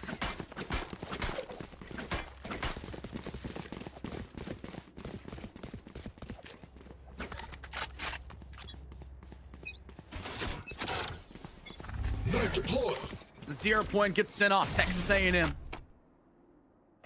How will this momentum curry their way? They've had to buy operators for UST. Turrets destroyed. Credits. Maybe not perfect, but Chowie's still got a rifle, and they know how to use it. They use it well for the first blood, knocking off Joby, a very, very important piece of their kit and utility. That's where they had the lockdown in B main when they pressured into B round just the round prior. Nate's extended off towards Winery. Cover going out. Do they know this? Do they see this? Their arm's been spotted. Bing Shirley is aware, but do they have the way to get the second? They can't stay here. Refrags back, and TAMU aren't finding 3 kills. Every inch they give is taken back in return, and they still need to make up for the loss they faced early on a Joker. As 0 points go out, fragments meet. 40 seconds left. Still so much time for Texas A&M Maroon. But that spike doesn't want to be left alone inside A main. They want to rotate all the way back towards B. They'll take it from spawn, flash into the corner. They know they're there. Osti gets the frag, but Nauber gets caught off guard. Oh, 2v3. Everything TAMU had brought forward needs to go above and beyond. Round the bend, Osti can't see it. And there goes Corsonics for 2 more. 3 kills in the round, and UST are at match point for a set. And a tough, tough battle. Can Texas A&M Maroon send them to OT, or UST tie this series up 1 apiece?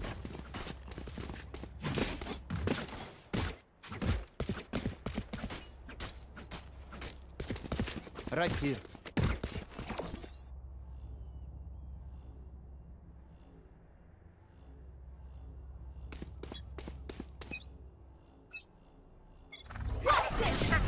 Bladestorm pop for Osti.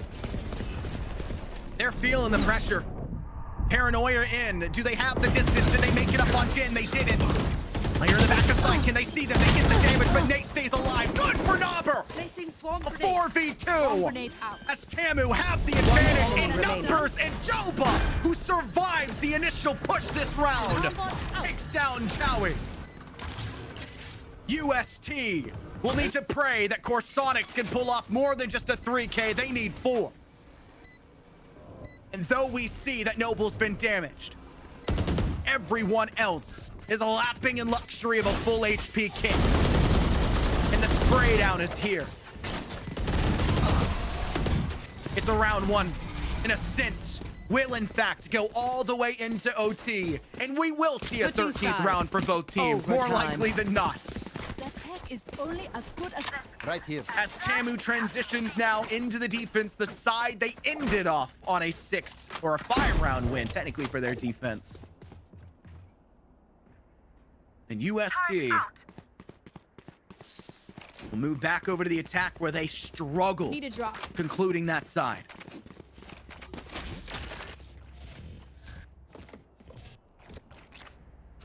A defensive-sided Ascent. Who could have ever guessed it? Who could have ever known?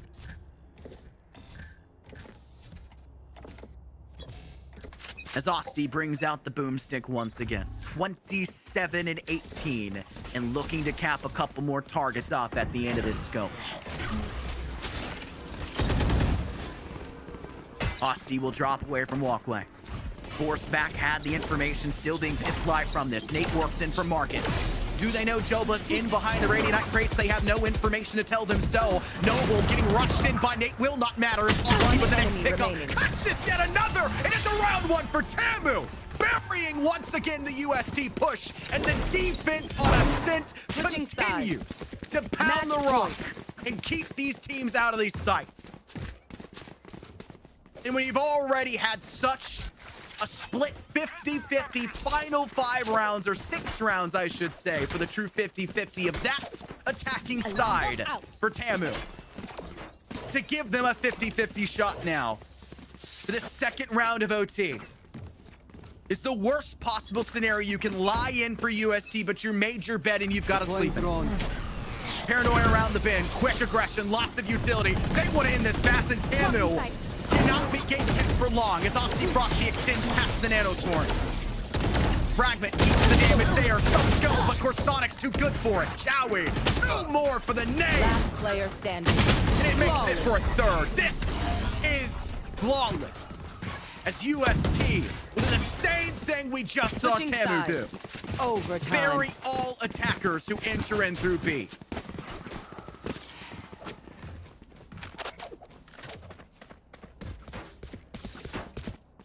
Can Osti reach the big 30? Placing sentry. Need a drop.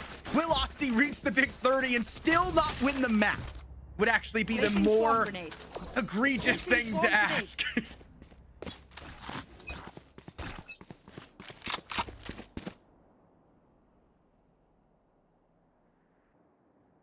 The mental must stay high, though. Osti with the boomstick, almost not making it out of there. Shorty there, 1 bullet remaining for it. And it's clipped! And a first blood, not with the operator, but with the secondary. As they have to keep them out of arches. It won't matter. Osti gets a second on an 8 with a shorty. In through the site, out through door. Naber One good for enemy one remaining. more. It's Bing Shaling with the Spike next. down A. Deploying drone. Noble has to lock down arches. Just Corsonics. That's information. They've been pipped. Shock duck. Get out of here, man. This spike is ours, and we've got the flank from Joba. 14 for TAMU. This back and forth game keeps moving. Switching sides. Match point. TAMU take this. Right They here. move to Icebox. They move to Icebox with a 2-0 lead in this series. Turret out. Where the arguable best chance we would see coming in here for UST is the Right map here. of Ascent that they just dominated yesterday against LG Orange. That they haven't faced TAMU with here so far in CVAL. Cover going out. To give this up Blinding. would mean more than you can imagine. As the run-in comes from Nate, it's first blood TAMU. Right timing for the strike. And no damage really given back. Nate comes up dry. And on a defending round, where Osti Frosty was so darn good on the defense for them, having it go wrong the other way may just be the worst case scenario. It's Nanoswarm's place. Osti has been so good about leaping over the top of this and making most of that utility not matter. The KJ's nowhere nearby. B site is up, a single smoke towards markets. And your secondary smoke always levied up towards defender spawn. It's perfection to ask. And Osti's in a really rough spot. Can't go much further. Corsonics just sprays and prays and comes up with a frag. Putting, yes, TAMU on the objective with door switch being pulled, but costing them an influential player who has been Spike guns planted. up out of their mind so far in this series. Now the pressure's on. TAMU know what they have, and they have the cards to deal with it. Corsonics, their second kill of the round. Flank onto Joba. Chowie needs to win this, but can't. Thankfully, Seiku's not far behind. And you try to go for more. You try to feed the beast, Naber. You know what you have, and you need to continue to lay within Last it. player As standing. Seiku into the space. Do they know Naber is here? There's no way they do, but they will now. Can you get two? No! Naber can't line them up. The spray transfer not clean. And it goes again. Another round of OT. You can't keep them off Ascent, folks. Switching sides. Overtime.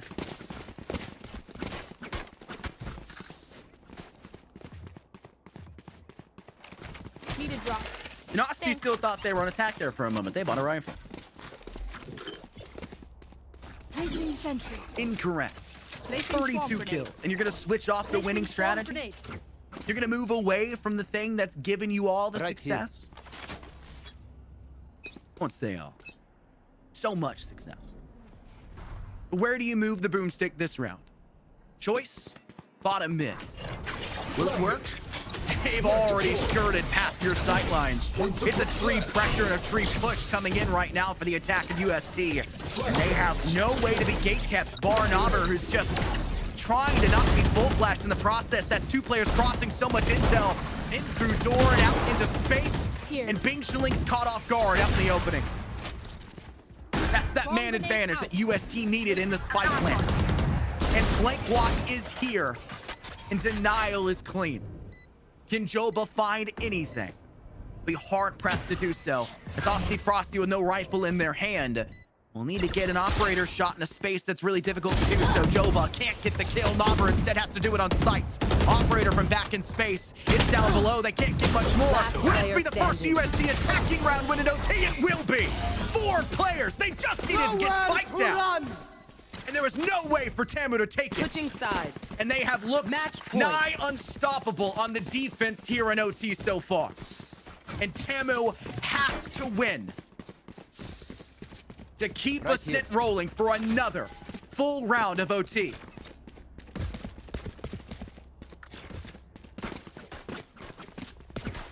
Right here. Turret out. The operator working against Osti in the prior round. The glaring weakness of its kit. The sightline required of it. Not there spells disaster. And they circumnavigate the entire scope, avoiding the player at bottom mid. and it gives them the round. UST knew what they had to do, and they're continuing to do it. This is the perfect chance for Osti. Mark it under control. Flank is coming, but look, you've got a player on walkway. They saw where the dark cover came from, and now he knocks off Bing. And all of those frags you gained for your team, noticeably losing their impact. And now comes to a 2v2. Chowie is not done. Noble, where did you go? Spike You've been planted. left behind and now forced to rot inside of Market. Both players in boathouse. Dark cover to close that sideline. And thank you, buries the hatchet! Map done and dusted at 16-14. TAMU cannot keep the flawless streak. It is 1-1 in the series. As UST want to make sure this is not a 3-0 route to the finals. What a game. What a series. And Osti Frosty's miraculous 30+ kills could not lead them to victory. All of it. And still no win. 33 kills. SayQ with the final 2 to bury them up just above Nobber on the scoreboard. What a series we still have on our hands here, folks. As we'll take a break before we head on over into map 3. Don't go anywhere. Icebox coming up next.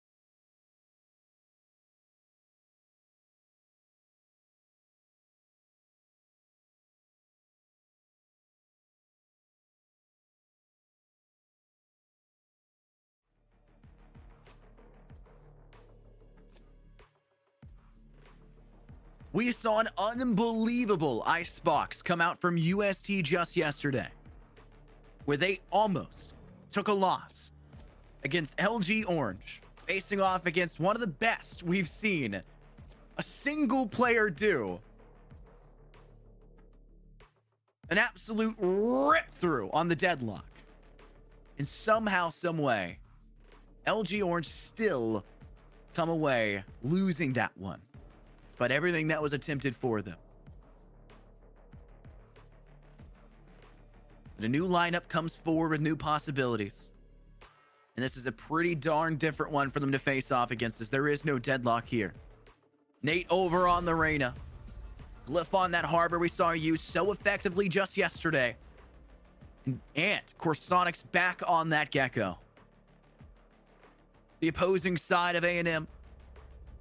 You've got that Harbor again. It's something we like to see. And my goodness, has Noble been so darn good on Sova. Keep passing him the rock. And past that, it's a fairly standard lineup with your duelist coming down to the jet. You ever want to know a game of statistics? They say casters don't do math. We have somebody do it for us, and that's exactly the case here as well. We ended that first game 13-8 on bind. And Glyph had a measly 4 assists. 4. There, sitting near bottom of the leaderboard, just above Nate. And somehow at the end of map 2, the statistical average for Glyph on assists is 16. Across both maps is averaging 16 assists because they pulled out a ridiculous 27 assists at the end of this last map on Ascent. Here. Where did it come from? I'm not sure. But it's unbelievable. And yet it still is true. As this round goes underway and underfoot, and damage has already been dealt to both sides of this coin. The Viper, who is holding down B, forced to fall back for UST. And your KJ on the side of TAMU, struggling to keep their HP above 0, but still holding on ever so slightly. It's a game of micro adjustments. It's the macro scale on these old pips. And right now, the attack is coming through with the victory. TAMU will extend themselves now deep into the A side. The Harbor wall cutting off the entirety of the back line. 2 players down towards screen. Another one possibly moving up into rafters from staircase. But Spike still doesn't pivot in towards sight. A ploy is note. Your Viper is already in full control of this B objective. Bing Chiling. A lot like we saw. So good for Joba on the map of Bind that gave them a lot of success, who now moves over to that KJ role in map 2 and 3. Off of that Viper we saw initially. Playing that lone game again. Giving them now this plant and a full 5v5. They'll extend into space. Bing Chiling goes unknown for the first. Gets traded, but the dirty work is done. You now try to extend forward. The wingmen will be forced off of that spike, but it won't matter too far. As for Sonics takes down Osty Frosty. Joba will not be there in time to go for this. Denial needs to swing in from Orange. Can they be there? They've been spotted. Time not on their side. It forces Corsonics to turn the other way. And you've got to start sticking it at some point or another. You got to make that attempt. And Corsonics guarantees the safety net for it. And will stick out the remainder of this half of the spike. And a round 1 for the defensive UST. They'll break the mold we've seen. 4-1 our split for pistol round victories.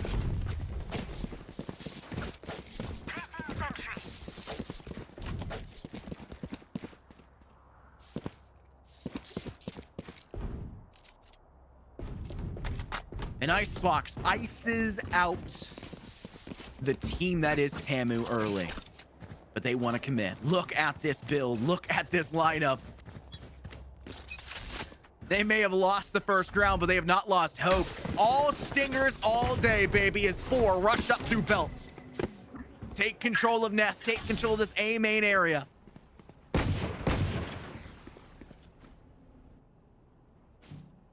And try to get that safety net they're hoping for. The Harbor wall still very much so filling them with fear. With the moment it dissipates, they'll start to engage. Nate good for 1, forced the ball back, can't get much more. Flick with the Spectre, somehow raises down Joba as well. And this attempt, this buyout from TAMU is not warranting them the success they were asking for. Last The player Stinger has to be standing. traded, and there goes Corsonics catching them off guard. A Vandal from Noble. They've got to fall back. There's nothing giving them it here. This A site has failed them.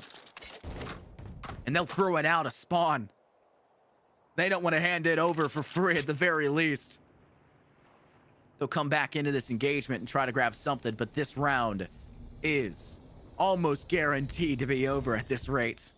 No rifle means no instant headshot kill. 30 seconds left. And with 2 players up at nearly full HP, you need that damage. And there's Glyph's there. 2-0 start here for UST. They're hunting for that rifle. They're looking for it. It's not there. Sorry to break it to you. They tossed it out through the woodworks. You're gonna have to go below in the ice cracks, pull out your best Scratch impersonation from Ice Age, and try not to break the world apart in the process. A desperate endeavor in round 2 does not give TAMU what they wanted. And they're gonna have to face the very, very possible start of a 3-0 against them, something they did on both halves of Bind.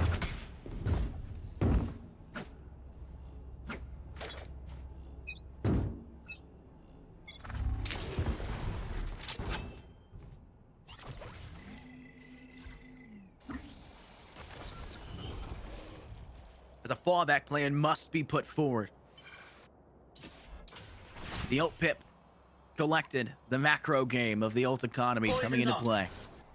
They won it in round 1 and round 2. Doesn't seem to be varying too far in round 3. Seiki with the Bulldog. Knocks Dusty Frosty down for the first frag of this round. And their default split, leaving that KJ behind.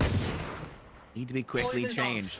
They rotate them in. Will they go through blue? I think that may in fact be the case. The tube could be there, but there's a player up on Boiler. They've got that sight lane. Did they spot them rotating in? It's hard to say. Poison's off. I think that will be the case. You have to play smart here. Knobber. Taking a step in the other way. Play for a frag that knocks a weapon out of the hands here. These sheriffs aren't doing the dirty work you're asking of them. 30 And seconds 3 left. players actively defending this B site. The toxic screen not doing a whole lot because you've still got to deal with that Gecko util burn. It just gets worse. Not clearing out the util. No chance they're surviving that as a flawless round goes forward in the third. Ice box icing out TAMU. Too easy? It feels Still easy. being punished for that over-aggressive style of play, we'll say, in round 2. But it is expected. They just were hunting for something in round 3, and they did not get it.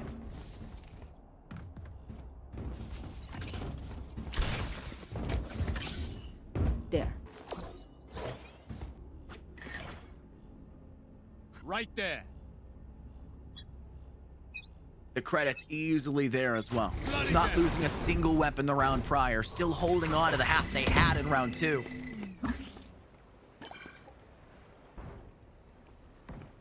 What more can you ask of a single team except perfection? And that's what they've been showing so far. They pulled off what seemed impossible at the halftime point on Ascent. And now they turn the other way. Turn the other cheek. Joba watching from the top of Belt. Glyph is nearby, holding that sight line.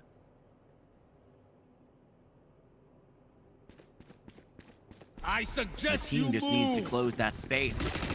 They don't get spotted. Glyph gotta get killed before they get 1, let alone 2! Unbelievable! And TAMU! This push already struggling before it even started. And they've got a 3 versus 4. The Gecko working in initially from screens will work up into Raptors. 4 players through. Throw in the Thrash, why don't you? Distract the sightlines. They'll move in to control that space. Down goes Knobber. Last player Sonic's standing. the one to find it. Chowie with a Bulldog headshot. And the stick is here. And TAMU has nothing in round 4 either. Here.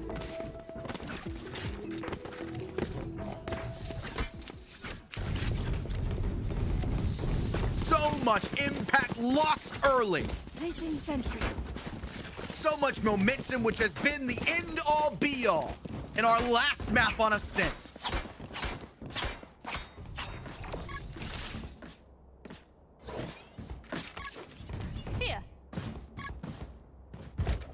There. Being given it again early.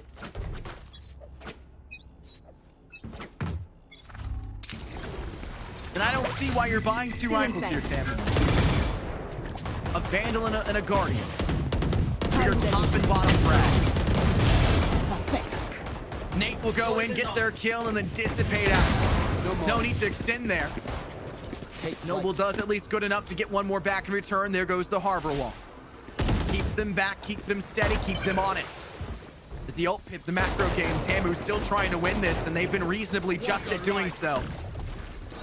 They just can't win the actual round. They need to make bigger scale adjustments, and they'll do so fairly well Spike here, down even in the A. odds of a 3v3. Shot my wingman. Noble has to refrag an unjust kill onto their own harbor of Nobber. Chowie. Bottom side of Raptors. No information is here. Nothing to assist or facilitate a push on this site. Poison's off. And they'll rotate the Viper and the defense here of UST back over towards Poison the B orb side. emitting. Leaving this into an eventual 3v1. Of course, 30 Sonics seconds isn't left. there in time to assist from the flank. They'll make sure nobody steps through orange. This has to be a green take. The call out has been made. Of course, Sonics took control of A main, has attacker spawn, and green is the pursuit. With only 13 seconds left, you just need the single, and the snake bite just did it for you. Down B. You've got to step into no man's land even further for this plant. You can do it. But are you keeping them honest?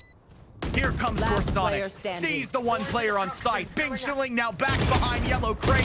Will they both remaining. line up? They don't. Chowie comes out at the right time and space. 5-0. A start for TAMU you never would have expected. Team A. Like clockwork. UST Remember, your cannot weapon be is outdone only a tool. on You can't Icebox just shoot. yet. You have to think. Turn out. Is the mental chalked? Are they struggling to recover from the OT loss? Is Osti just tired of being fed the rock from our previous map? The man went 33 and 23 and still lost in that map. 8 kills above the second best player. 10 kills above their second best player on their team. And couldn't come away with a victory, and now is dry with 0. 5 rounds in. Water rising. They're kept back. Osti Frosty in through the gate, up into should Raptors. Harbor wall keeping a sight line, and the lockdown comes into play. They get the shots, and he's still cut dry. Nothing to their name. As Glick comes up with the frag instead. Lockdown for the attack is cleansed. One more detained on the defensive one, as Noble strikes again to Glick. This fight being actively defused. Coverage is there, and what a flick from Seikyu and of course Sonics. Everyone getting a piece of the pie again, as a 6-0 start rings true. 6 in a row on a sit for both teams, and a 6 in a row with no chance back for the side here of TAMU. Jackson, what are we seeing here?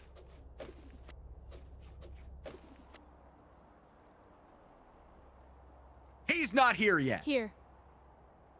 Here. I jumped the gun.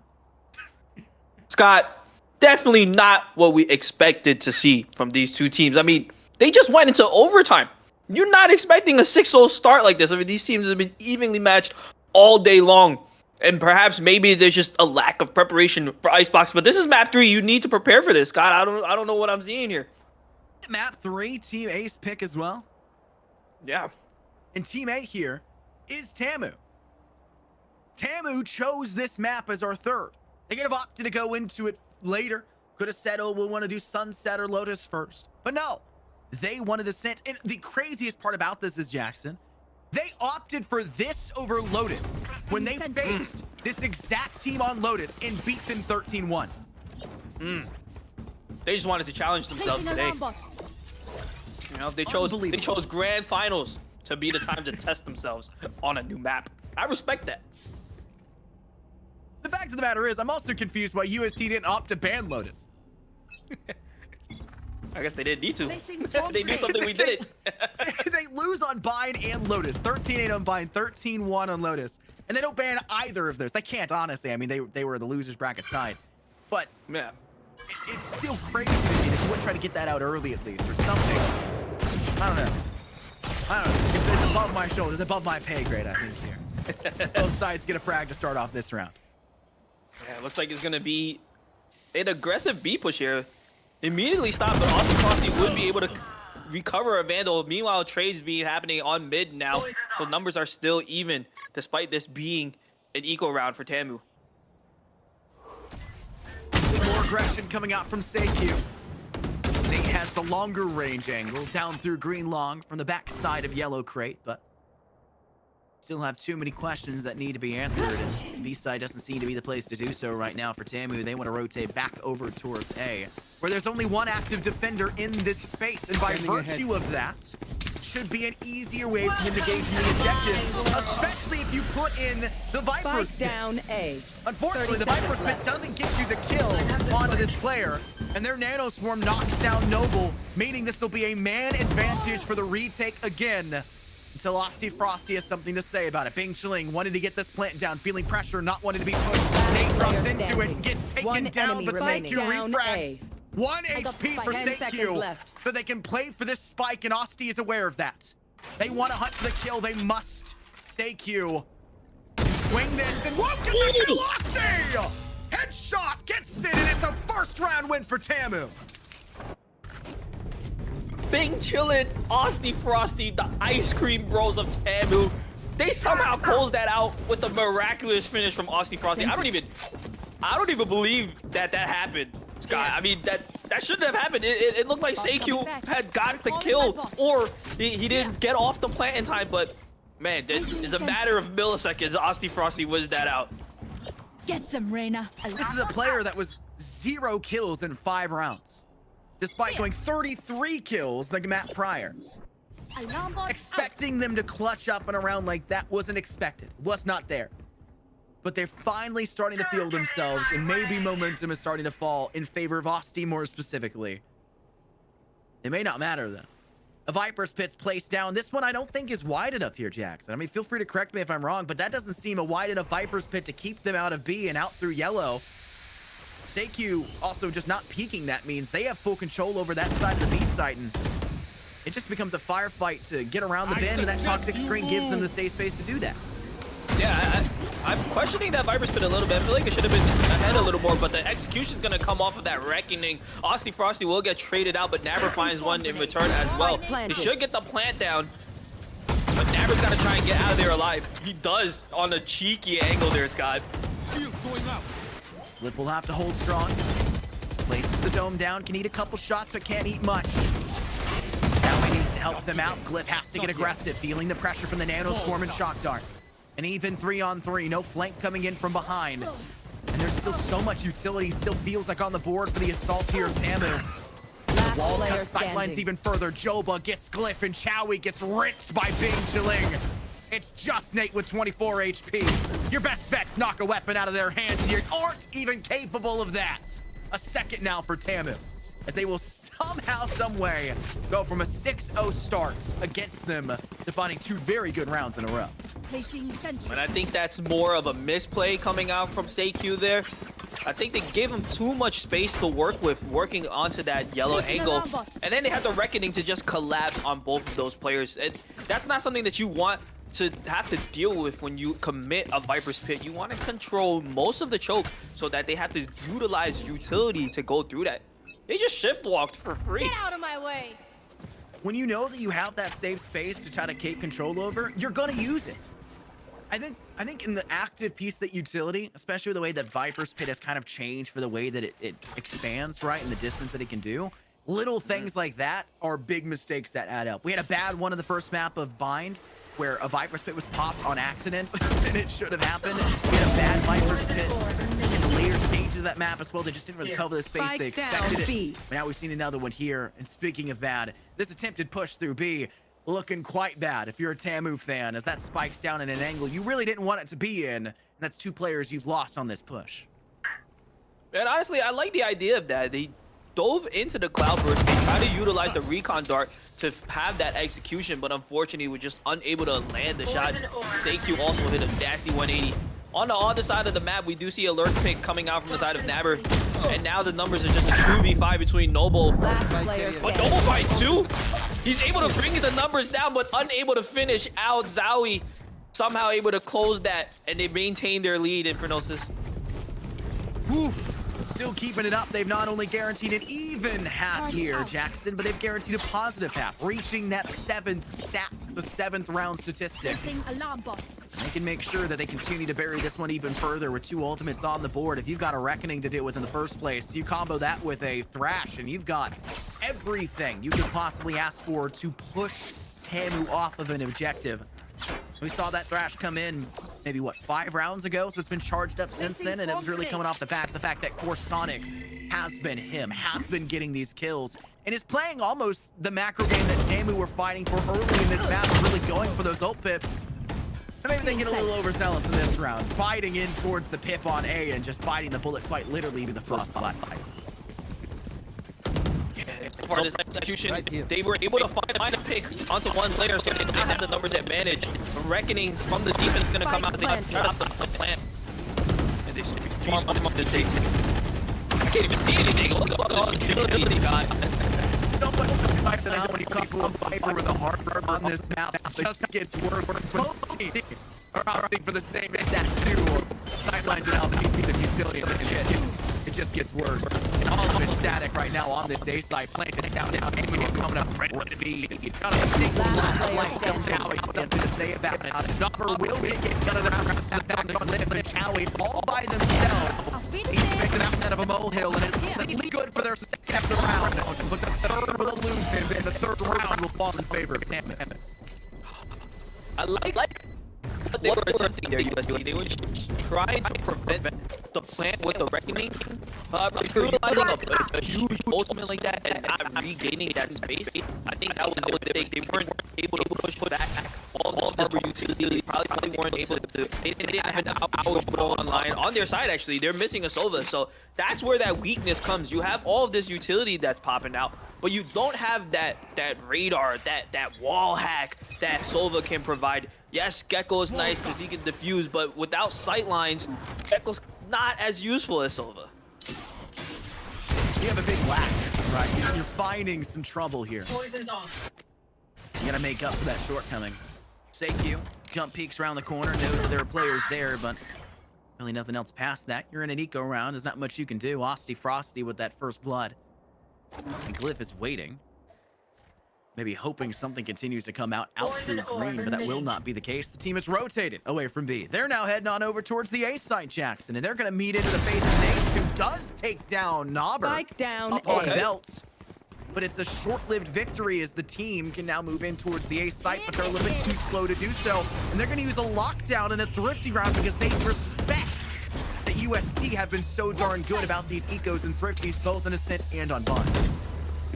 Yeah, and now we're really starting to see Spike where down that A. Sova makes a difference. There's not a lot of information that can be gathered on the side of UST besides throwing their bodies there. Still, they're winning out these gunfights, and now it's a 2v2. The Spike plant is going to go planted. down. Shawi One also enemy has remaining. that Last player lockdown. standing. Won't be able to use it, though, as Joba will hit the shots. Now Glyph trying to try his luck, but won't be able to get it. Joba finishes the job, putting 4 on the board. That Last 6-0 round half, before the switch. that 6-0 start that just came, it's not looking like that anymore. They're closing the gap. It's looking like a whole lot more of a reasonable map in the first place. Reasonable half, but let alone a reasonable map, right? 6 in a row to start. Last 5 rounds, you've managed to close out 4 of them in your favor, and you need this next one. You want to make this a 7-5 split. Having to come back from an 8-4 is difficult, but if you transition to the defense and Icebox, it is definitely much more manageable. The defense tends to thrive when it comes to this map. That was not the case way back when. The craft comes out, will detain Osty Frosty, but they're floating up high. Will be hard to cut that sight line. Joba gets 2 though. Bit of a shocker, but because it refragged by their doppelganger of Chody. Revealing area. Now you have to worry about that utility in the back of yellow as Corsonics is all by their lonesome, scraping 1 more kill before finally being dusted himself. And the Hunter's Fury is now going to try and counter that lockdown. That buys them the time to scale up here. Meanwhile, the rest of the members of Last UST have player already standing. rotated over. Big Chili will find the pick on the Seikyu, so now it's just Shawi left in a 1v3. He's gonna try and reposition to see if he can get a pick, but not really able to find anything right now. Spike planted. Jowie, back around the bend, knows the Bing Shilling's more likely than not in that cubby, but it will not matter. TAMU secures themselves that 5th round they needed. 5 wins Switching in sides. 6 rounds, which sounds impressive, but they got 6-round wins in 6 rounds for the other side, on the other side of the bend for UST, which is much more impressive considering they went straight flawless in that side. They're gonna have to hope, though, that the mistakes they made in those final 6 rounds there, Jackson, aren't going to be their undoing, because defense tends to win games on the map of Icebox. Yeah, that's very true. And despite that, though, I think the Gecko may have a bit more of an advantage on the attack side. Not necessarily compared to Sova, but Gecko is not very easy to play on defense. The wingman works a lot better when you're able to utilize him as a planter, as well as the flash. I forget what the name of the flash is, but meanwhile, Austin Frosty is going down Frosty A. right now, finding 2 quick headshots. Not even let me finish my sentence, but I'm just gonna say that the Gecko flashes work a lot better on attack than they do on defense. Unlucky. Doesn't matter too much. Austin Frosty goes down, and it's Nate to do so. Seikyu. 1 more to their name. And even 3-on-3 on site, but it's not too bad. You have to go a little bit further, though. Plant will go down. This one will be sticked and finished. With the spike down, you have to start to aggress TAMU. Coming up, Gig with Joba's kill onto Glyph. Seikyu Last needs to player step up, and standing. Nast can do so for 1, but it's the right click from Bing Shilling. Free gun, by the way, might I add. Still good in round 2 as well. Solid way to go about it, and that will give them a 7-6 split, and more likely than not, the 7-7 they're asking for in the next. Hey, free gun, but also the best gun. Only gun that you can just jump peek around the corner and still have accuracy, which is crazy. It's a free gun. That's the only thing I can ever say about it. It's just free gun, by the way. Turret out. It's unbelievable what it can do. There's no reason why it should be so darn good. Yeah, absolutely not. But that retake there, that execution, it would have worked a lot better if there wasn't a guy named Austin Frosty on the other team getting 2 quick picks there on key players. Absolutely. And this time he's going to take an aggressive angle here on that boiler. Try to see if he can find a pick with the outlaw, but he's just going to fall back. If you can't find that, take a couple steps back. Put more trust in yourself and your team to hold that angle instead of Here. trying to be a little bit too hyper aggressive. This was the same thing that we saw kind of be the undoing of UST early in the first half on the map of Icebox. But that's the issue when it comes to the second half of Icebox, when UST made that lap back into victory against LG Orange. They were worried about the snipers. And once they transitioned back over to the defense, it's less of a concern of the one-man army that was that deadlock. Was no longer as big of a Enemy concern because kill. the rest of the team couldn't step up. Austin Frosty, though, steps up big, takes down Nate. That outlaw gives themselves the biggest chance possible to continue to bury that hatchet even further. It was an interesting 2-3 split, but it's just put the Spike spike down, B. alone now over on the B side, and Joba's just taking it. Spike's down. Try to enemy put a lot remaining. into that fake, but TAMU not falling for it. They're just playing patient with their long-range weapons. We see Joba find a 30 pick. seconds left. Lift desperately trying to recover the spike, but just the classic in hand. Great gun, but when you're playing against an Ares, it's not really going to do too much, Scott. Yeah, just spray and pray down the aisle. 7-7 split. And if you had asked me if I thought this was entirely possible after this started out 6-0, I would say maybe, but probably not. But this is the darkest timeline right now if you're a UST fan, allowing a 6-0 start to turn into a 7-7 split heading into the second half where you are on the attack is going to be quite dangerous to try to face off against. But now you've got a good chance to get yourself your 8. You can't be gate kept for too much longer.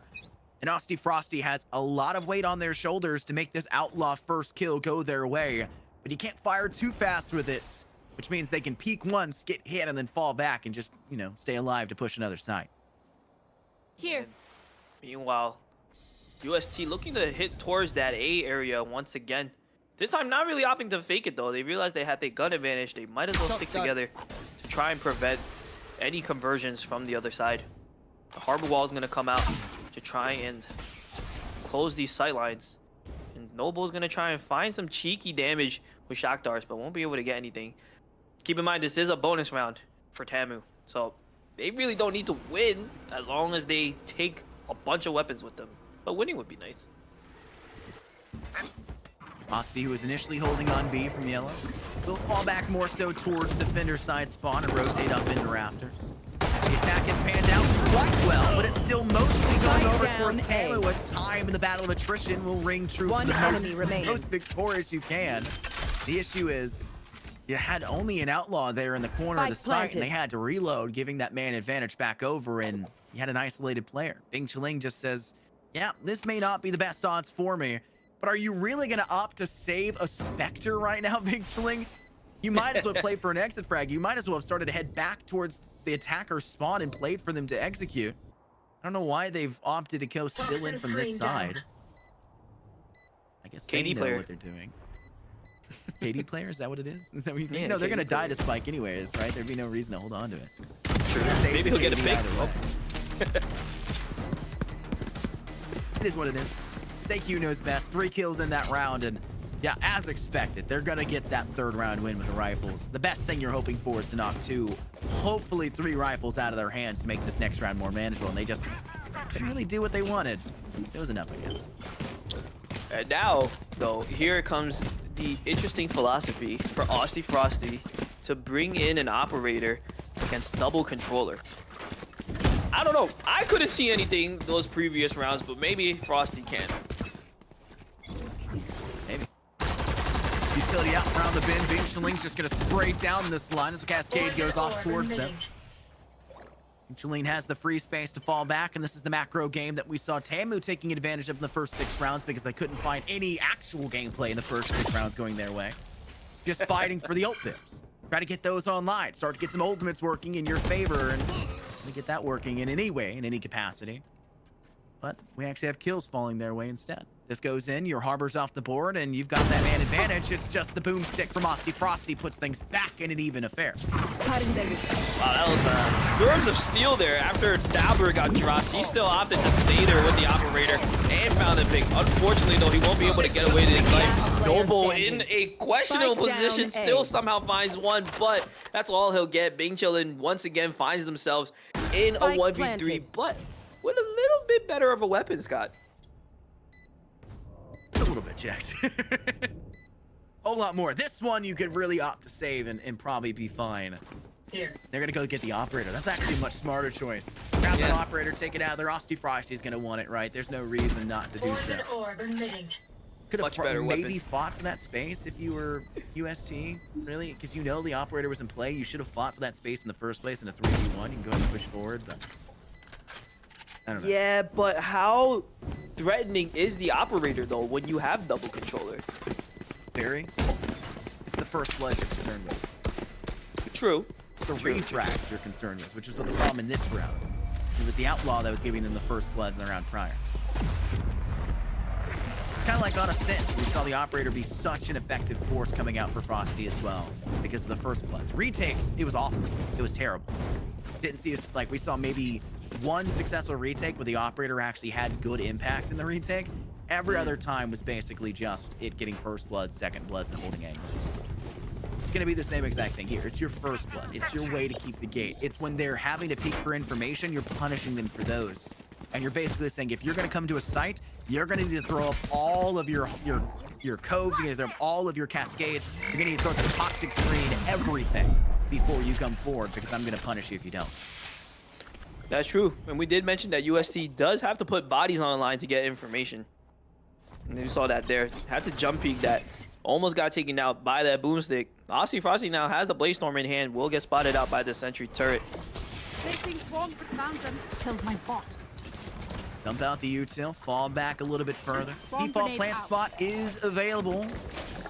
Tapping it for just a moment there, but the wingman will get the job done before being cleared. Terminated. Job off inside a nest. First blood goes their way. That's Glyph, a harbor that you were really hoping would stay up on the line, and the fallback plan must be made for UST, who really say, yeah, B was cool and all, but have we thought about A? into the other objective. Toxins And they're going testing the up. waters by yeah, moving their monster KJ off on that the way with the bait and switch tactic. They still want B, and they're willing to commit for it. But Auburn gets a little bit too big for their britches and gets punished by safety. Yeah, I mean, losing the harbor kind of made it hard to rotate without that controller utility, but they try to re-hit B 30 just to see if seconds they left. brought any rotates over. And now we are going to see in the backside, the KJ has crept all the way into the spawn. Zowie makes contact with Frosty, but takes so much damage, he's going to have to fall back. And this should give Frosty an idea that they're rotating over to A. Yep, he's going to hear the plant now.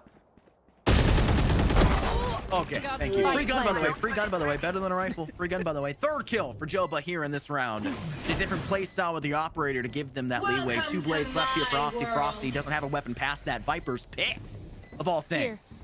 They know this Yeah. is a mostly thrifty start. Might as well try to take advantage of it. But this lockdown, meet your maker, baby. We'll throw one right back at you. Where can you go from here? They'll move up to the high side of Nest. Turret goes down as well. Corsonic strikes the Bing Chiling. And they need to step into the Viper's pit. Doug is enemy detained. They remaining. know it. Corsonic's off the board. And Seikyu, falling all the way back, needs to swing this, and they won't be given the chance. The defuse guaranteed. In a really good round, honestly, from TAMU on that rotate and hold in a thrifty. That was all off the back of one operator and one blade storm.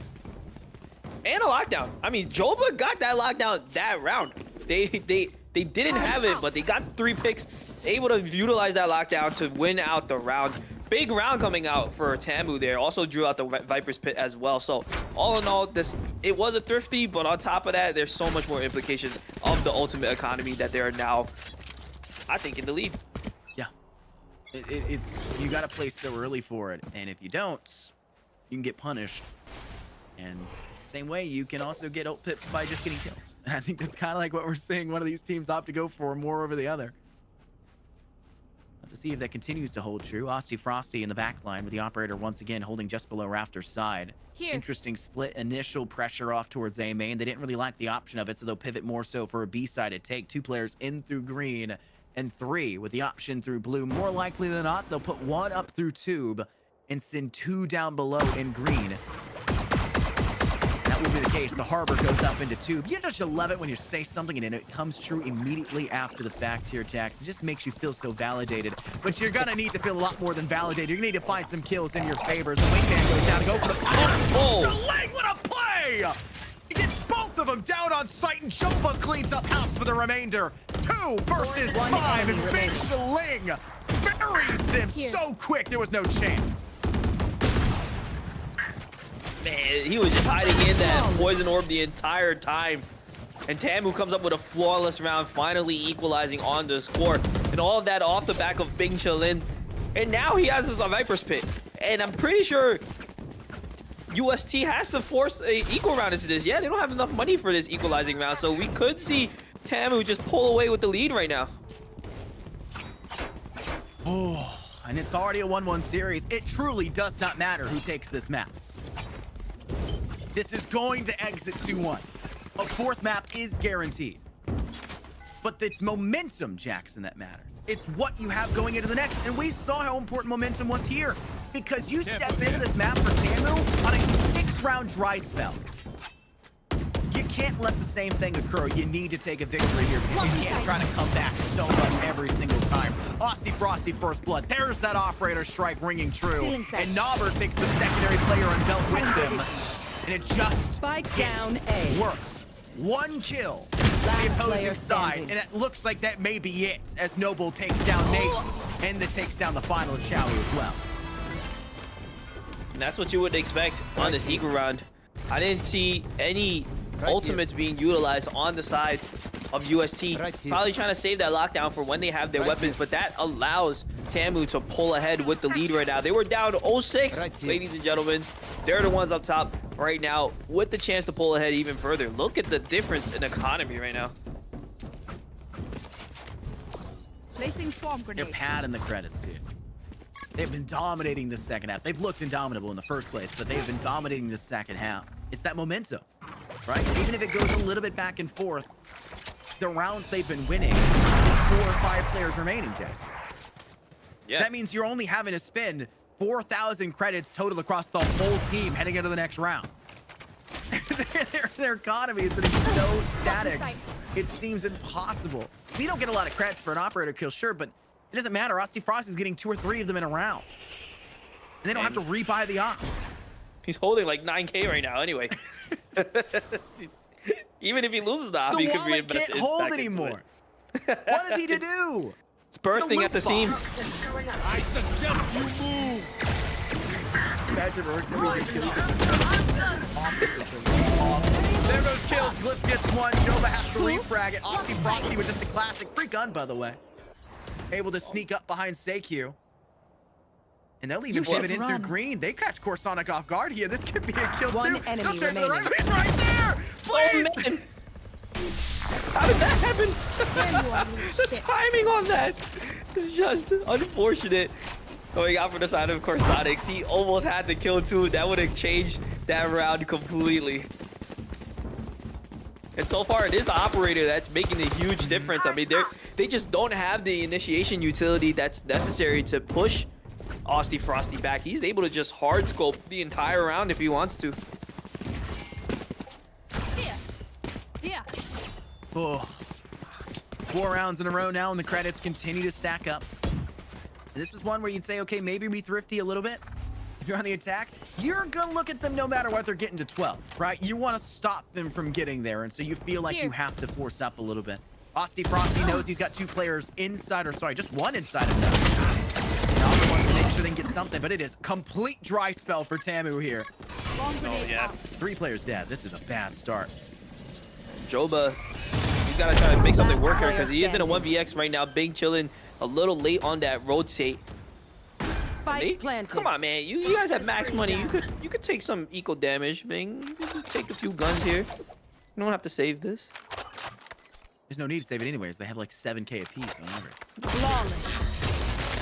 That's exactly the round you're looking for, though. Like this is a must-win round in the first I place, can hold an area and it pretty was well a myself. needed Make sure to win cover the by a angles I large can't. margin, and they did it flawlessly, which is the perfect way of taking it down, right? You are already becoming this one, rifles for everyone, no armor except for soft for everyone.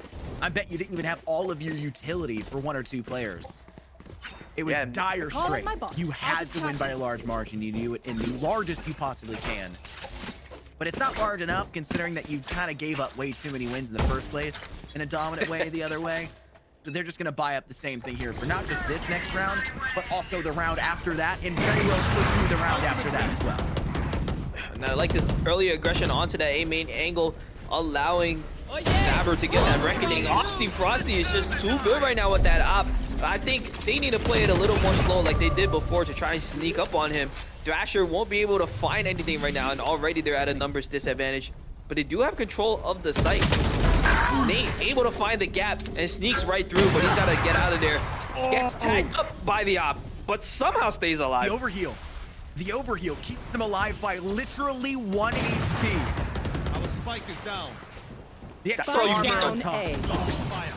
Perfection. Down goes the Cove. Glyph hiding within. One enemy Needs to remaining. take the swing. Goes through quite well.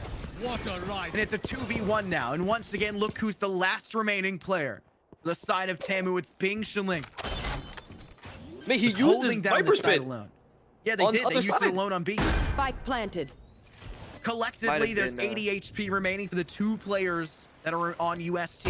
A single bullet here will take down this one. One Nate. enemy remaining. Snakebite does so. And he's got to be careful if he swings a little bit too wide, trying to find the spacing for this. Toxins He'll go up down. inside of top heaven. Shaling, do they see him? No, they didn't. Glyph saw them first. Bing Shaling saw the visual. Maybe has wide boxes on the side, you know, he's doing black bars on both sides and couldn't see the fullest view. Just the Playing slightest 4-3. pixel was enough. Yeah, 4-3 with the black bars, the old cinematic way.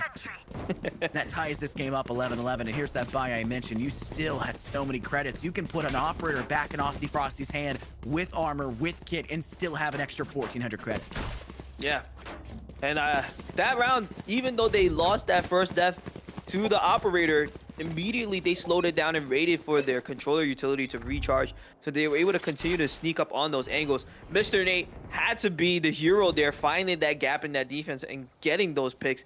And now you see TAMU, they're a little paranoid about that A main. They stacked so many players there, including Sentinel utility, but the hit from UST has been adjusted. It's B. Oh, and it's a shot from Nate. Down goes the Viper, Bing Shiling. Such an effective force when you need to have a kill early. Spike It planted. just gets worse as the whole team will vacate site.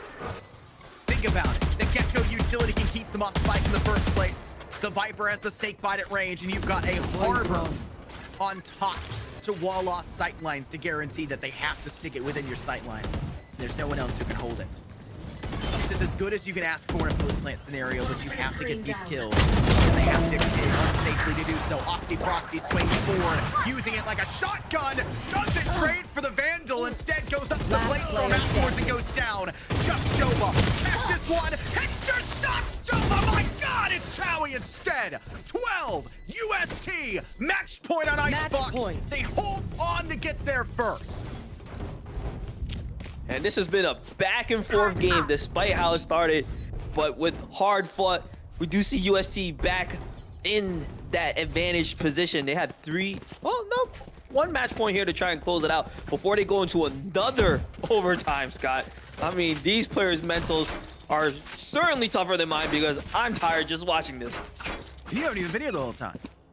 Yeah.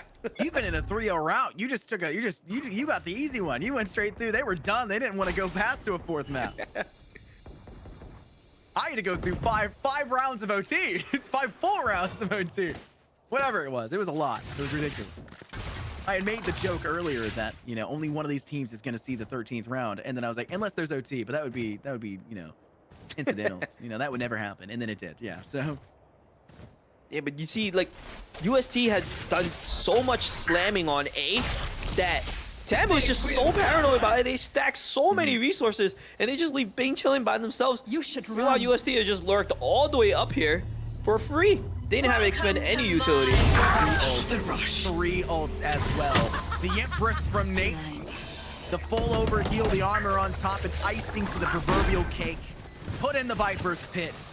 Dirty work with the lockdown.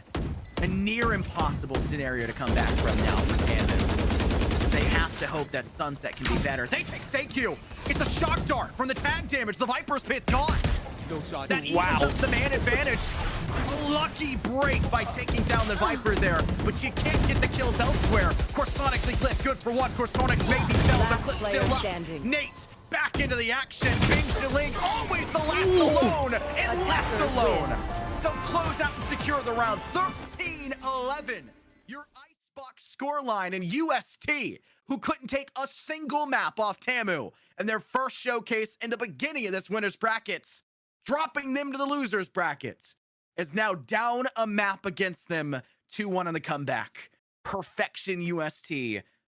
What a series we got on our hands here, Jackson. Yeah, UST definitely doing their homework, preparing for this rematch here. And I think it just TAMU got caught over-investing utility and bodies over on A site. Yes, UST hit A pretty much the entire second half, and TAMU was able to win out a few of those rounds. But in the end, the adjustment came out from UST is like, hey, I think we've hit this enough where they're stacking at least 3 players there. Let's just explore B, see what happens. And lo and behold, that one round, I think it was 11-11, we saw TAMU stack an op, 3 players, KJ utility, and they just left Bing chilling out on a limb to die. And that's how they took the lead. They gained match point, and then they were like, you know what? Let's just try it again. And TAMU once again overinvested on A. UST was just in their heads on those final rounds, and they were able to close it out to take a lead in this series. You don't see a football team just run running plays all game. Eventually, they're going to do running block shed, right? That's what they're going to do. You got to do the same thing, but you got to make them think you're going to keep doing a running game the entire series. And then when it turns around, start passing and catch them off guard. That's exactly what we saw. The football analogy for those of you who care about football, and this is the South. So we know that they love college football. This is going to be where they go. You got to realize that you got to do a little bit of both. And I think UST understood the long con game here. And that's why we're seeing them win these games that go in to double-digit numbers for both teams and even OT like we had in Ascent. But we're going to take a break between map 3 and map 4. Don't go anywhere. It's Sunset next. Will UST close us out, or will this be a good one for TAMU to come back into it?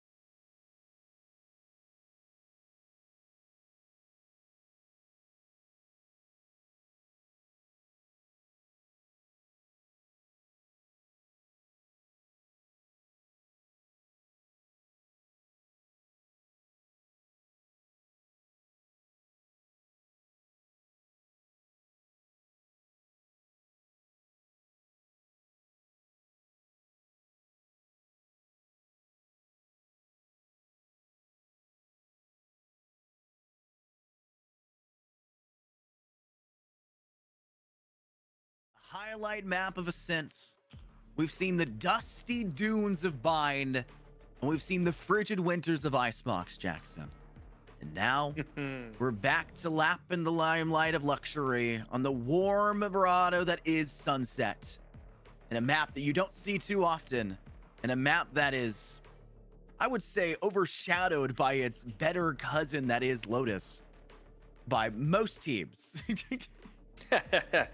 I think Sunset is a very fun map to play, but I don't think teams have quite figured it out just yet. Those wide openings in mid, as well as these like really short, pathways in between each site, they kind of can trip up a defense because you just don't expect people to be like the offensive team to be right in your face in the beginning of the match.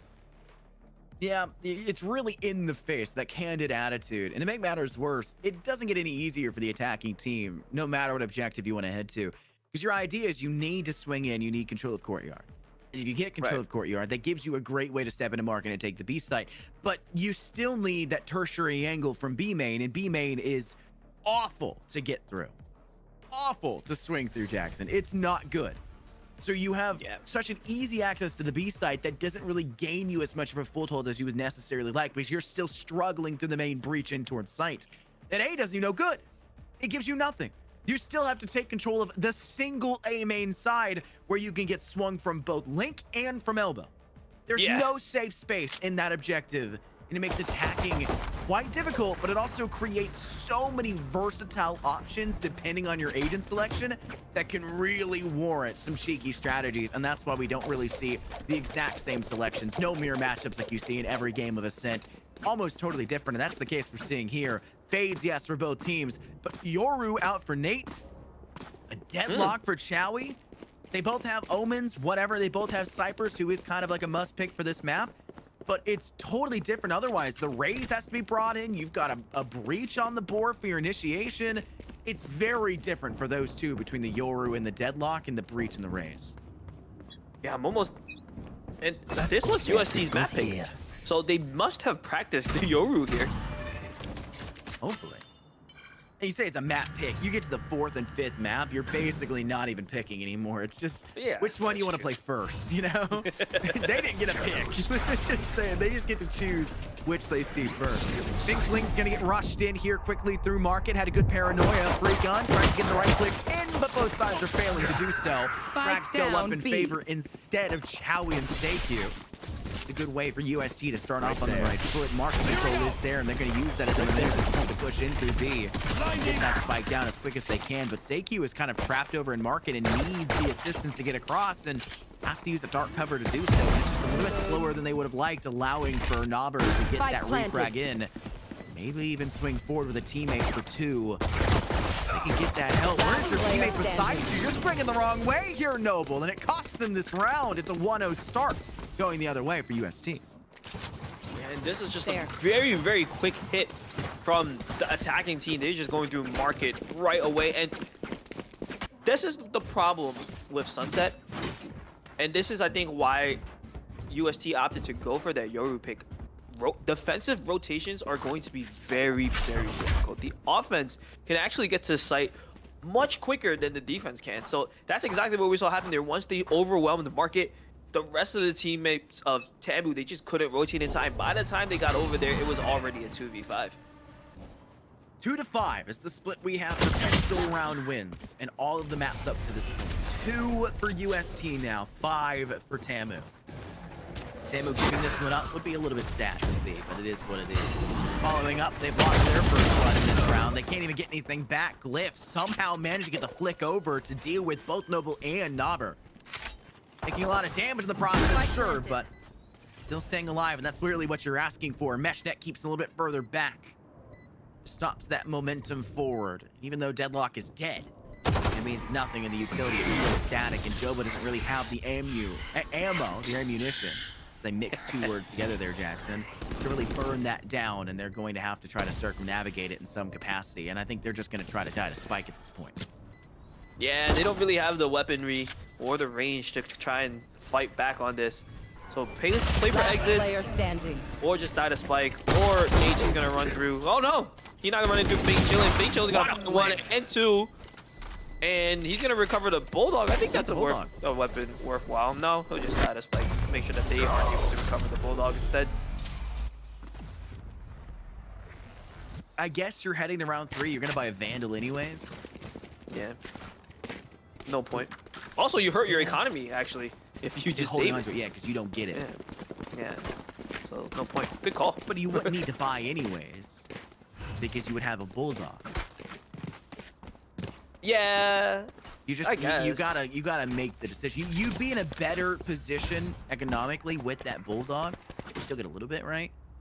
You get a better position with the Bulldog, but it's not by much. So it's like, do you want 300 extra credits in a Bulldog, or do you want 300 less credits in a Vandal? And I think they just opted for the Vandal, which is not a horrible decision, to be fair. TAMU, you're going to work in defensively, strong arming this B side. 3 players ready to breach in through that B main objective. Not really finding much. Good fallback plan being created there. And Noble gets 3 alone! Chowie, Nate, and SayQ have nothing to say about it. Thankfully, Doug's there for the refrag, but the damage has been done. And it's easy cleanup for Nobber on Careful site. there. Just Glyph remaining, and this one-way smoke is still up and waiting, and Glyph's gonna have to buy their time until it's over. And it's over. Nice shot. A lot of that is now. You see TAMU just falling back a little bit, not taking too many aggressive fights, allowing UST to utilize their utility to push forward mid. Noble finding that off angle. We weren't able to see it on screen, but he was able to get 3 picks there.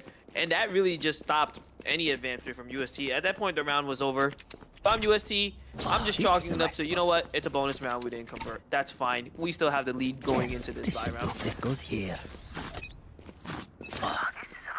You know what's strong? I was saying the Pickles Deli. I love pickles. Delis usually have pickles that are like cut long ways too, right? Like long slices. Yeah. So they just use it like buns? So, well, we can talk about this in a little bit, but there is a spot that uses long pickles as like subs bread. Interesting, yeah. That's interesting. Speaking of interesting, getting a plant down in a round like this, Spike you need to be a little bit swifter than you maybe would anticipate is a good way to go about it. There's that mesh net once again trying to keep them at bay. The great use of that deadlock utility, and you'd expect that to continue to hold true. Shrouded step from SayQ to get out of the mainstay site of B. And there is no one remaining anywhere else but inside B main. Or that Yoru with Nate who's trying to worm their way through the market. They'll have that flank. That's why you bring that breach as well. The breach is good for clearing out the players here, but the box gets a little bit too far. It didn't toss it the right way. And TAMU is struggling if it wasn't for the fact that Noble has been going crazy these last 2 rounds. But there goes Chowie and Corsonics to clean up house. Saving graces for UST. You're seeing why the breach is here, but I just didn't see enough from that util to get them out from behind that wall. That goes there. Yeah, and it's just a very interesting utilization of that deadlock. Chowie not really playing them like a Sentinel. To be honest, out of all the Sentinels that's out there, I feel like Deadlock's the least Sentinel besides Chamber. But what they're using the Deadlock for is more of a post-plant situation. They throw all that mesh net, all of those sound trips onto the spike, and that way it just wastes the diffuser's time. They're not really able to fully commit to a diffuse. They gotta turn around, shoot utility. That allows the rest of the team to just collapse on that, and it makes it very difficult for the defensive team to get any sort of momentum during that retake. If you can guarantee a slow in an area, forcing you to crawl your way quite literally in that stance into an objective, or into a retake scenario where you have to push into a single sight line to deny that, you've created the perfect hold. In the way that we're seeing this work, it's the same way we saw the Yoru would be attempted in the map of Bind, where they just didn't pan out for UST, was by placing that player there, that agent there, by bringing 3 players with them, and then falling back to them. They get the deadlock off towards B main. They put them right at the precipice of the entry, and they have them come in after the fact. And Chowie knows what they're doing. Down goes Joba. Grab net, just find nobody. But the barrier Face is your still fear. in place to lock down market, and they're going to use a rolling thunder as well to make matters worse. It doesn't get much after the fact. Or sorry, Nightfall doesn't get much after the fact. No one was really there. But you get the kill, and you're now going to fall back to a much better spot inside of B main. Yeah, but it does push them away from the spike, though. But again, there's still so much utility on that spike that Chowie has laid down. Frosty gets slowed by one of the soundtracks. And Cliff has this market cross, and they are so good at setting that up, UST. There's just not much that they can do. They have the C's as well to lower HP, and Corsonics can just swing for an easy kill. 4 on the board for UST. Let's do better. Just for fun. The consistency factor right now for UST is, it just can't be understated. It's one of those scenarios where you have a timeout for each half, use it or lose it. And I've always been a big harper for teams to use their timeouts. We saw them be used pretty sparingly on Ascent, but they did get used for both sides. We saw one on Icebox, if I recollect, right at the very beginning before you had kind of hopped into it. But using it this early, a lot of times I'd say after round 5, a timeout almost never makes sense. But this does. Your defense is not defending B. Your defense is getting absolutely pushed through like wet paper. You've got to find a much better way to hold on to this objective. And so much of B is held by teams off entirely just Cypher. That's why Cypher is so good for this map. That's why Cypher was so good on Bind when Bind initially came into the alpha for Valorant. Cypher felt like the king of the map, was made for the map. It's the same feeling you have here on Sunset. And I'm not seeing that impact come out from it. The Cypher cage is cutting off sight lines, but the trap wires aren't really finding their targets. You're getting way more success out of a barrier mesh than you are actually out of a trap wire that cuts off sight lines. Your entire point is to keep them out of the objective for as long as possible, and instead you're just cutting off sight lines when they're firing through those anyways because they know exactly where you're going to be. Change your progressions. Get in the face a little bit more. Don't let them take E main and leave them there. That's your secret to success. Now on this eco round, you're gonna have to try something a little bit aggressive. I like this one-way smoke that they're putting down for Austin Frosty. Will spot Chowie, but unable to find the picks. Meanwhile, Joba just trying to sneak out aggressively as well. Will find the spy cam and take that down. So far, neither team really budging an inch. Being Chillin's gonna try and push forward. I think he does get spotted out by the Yoru ultimate. And he's gonna have to fall back here, otherwise he's gonna be stuck. Showstopper also there to support as well. That's a Yoru clone. And despite all of the util and ultimates being thrown, no lives have been taken just yet, Scott. Both sides not really want anything in it though. Great damage on the deadlock of Chowie for the side here of UST, but great burn of utility and everything else for an already thrifty team that is the side of TAMU. If you can continue to barrage their utility and get nothing but wins in that regard, you need to make sure you're capable of doing so as they now hit in the A site, which is something we've not really seen, in all honesty, come out just yet from this UST side. Though Joba does squeak away one kill, Nate being allowed into the back line and getting 2 evens the odds with that refract. It's just a 3v3. You've got site control. You're stacked up on tower. You got a player back behind box, and you've got another one who could take control of elbow if they so desired so. There's almost no chance TAMU can get these, especially when you've got a really good paranoia. But why is Corsonics missing here? The frag has to go their way, and they're not doing so. Glyph thankfully saves graces for UST. But there was so much unnecessary bloodshed going against them on a site that they had almost total control under. A fist should not be used to slap somebody. It should be used to strike. And they had the fist made, and they barely pushed off at the end there. They need to be a little bit more willing to fight when they know they have a thrifty team against them. Not that it matters. They're up 5-1. That's still a little too close for comfort, though, if you ask me. I mean, right now, they lose this round, their economy is wrecked on the side of USC. So I need to see a little bit more discipline on that. I think they're taking fights that they don't really need to. This time, it's going to be TAMU that's going to get aggressive, and that Rolling Thunder is going to come through, but way too late from Naver. Your teammates are dead already. Nobody's able to capitalize on that. I feel like the refrag was really well done by UST, by TAMU initially on the second swing, but the third was only after the fourth was too hesitant. Where is the rest of it? Spike planted. Clip gets the plant down. Chowie with the last kill there. You got to make sure that Joba can do anything, and they're not going to. Essentially treat this as a tack timeout. Fall back to the B side. Fall back to the A side. Rotate the whole map if you really want to. You gotta Just talk look it at the over. utility difference here, Jackson. You have two flank watchers. Yeah, and that's the thing. They're not able to make any flanks. They can't control the map at all. And at this point, it does feel more like a team cohesion issue more than anything else. The players on UST, they are a unit. They move as one. They utilize their utility for each other, and it just doesn't seem the same on the side of TAMU. I feel like they're losing these team fights far too often. And they are just gunfights, but when it comes to UST, they're throwing utility out to support each other. Pretty sure if you pulled up the tab right now, the assist numbers on the side, they're actually pretty even. But it turns, in the end, assists don't get kills. Right, Scott? And we are seeing who's winning out these team fights, and it is UST. We had 14 assists, by the way, for Glyph at the end of map 1. Insane. Oh, sorry, we had 4 assists at the end of map 1 for Glyph. They exited map 2, and their average was 16. Because they got 27 assists. After map 3, Glyph's average was 38.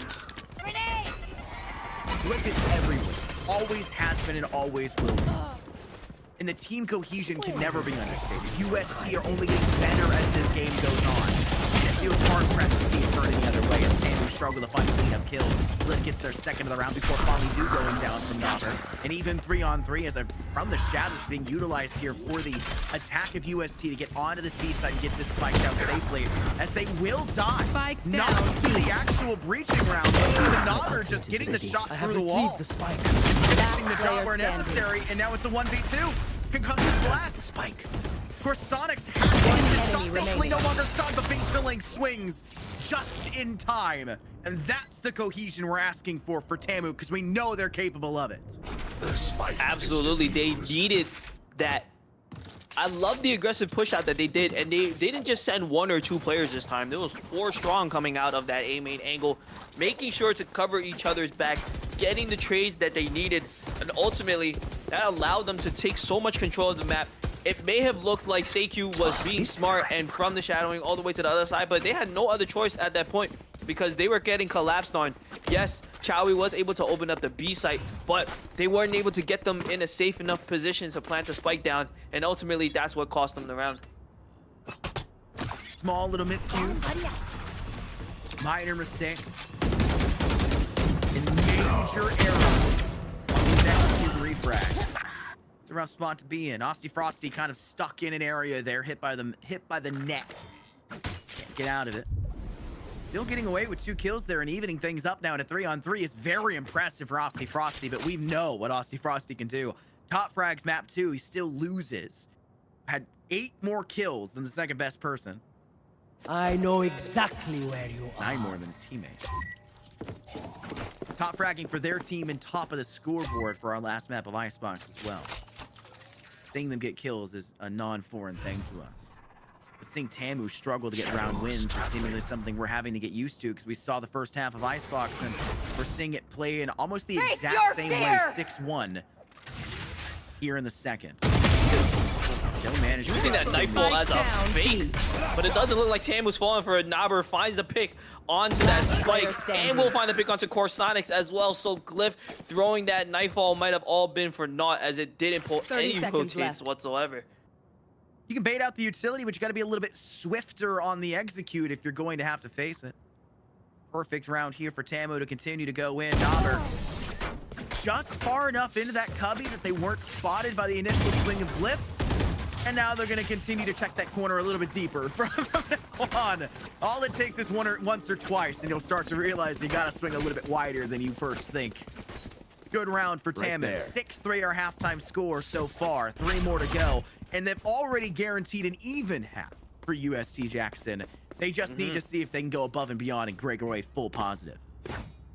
Yeah, and a very similar start actually to like Icebox. It is a 6-3 half, and it seems like now it's TAMU just needing time to get used to their opponents, pace, and then they can play their game. But you can't really do that when you're up against, when you're down in the series 2-1.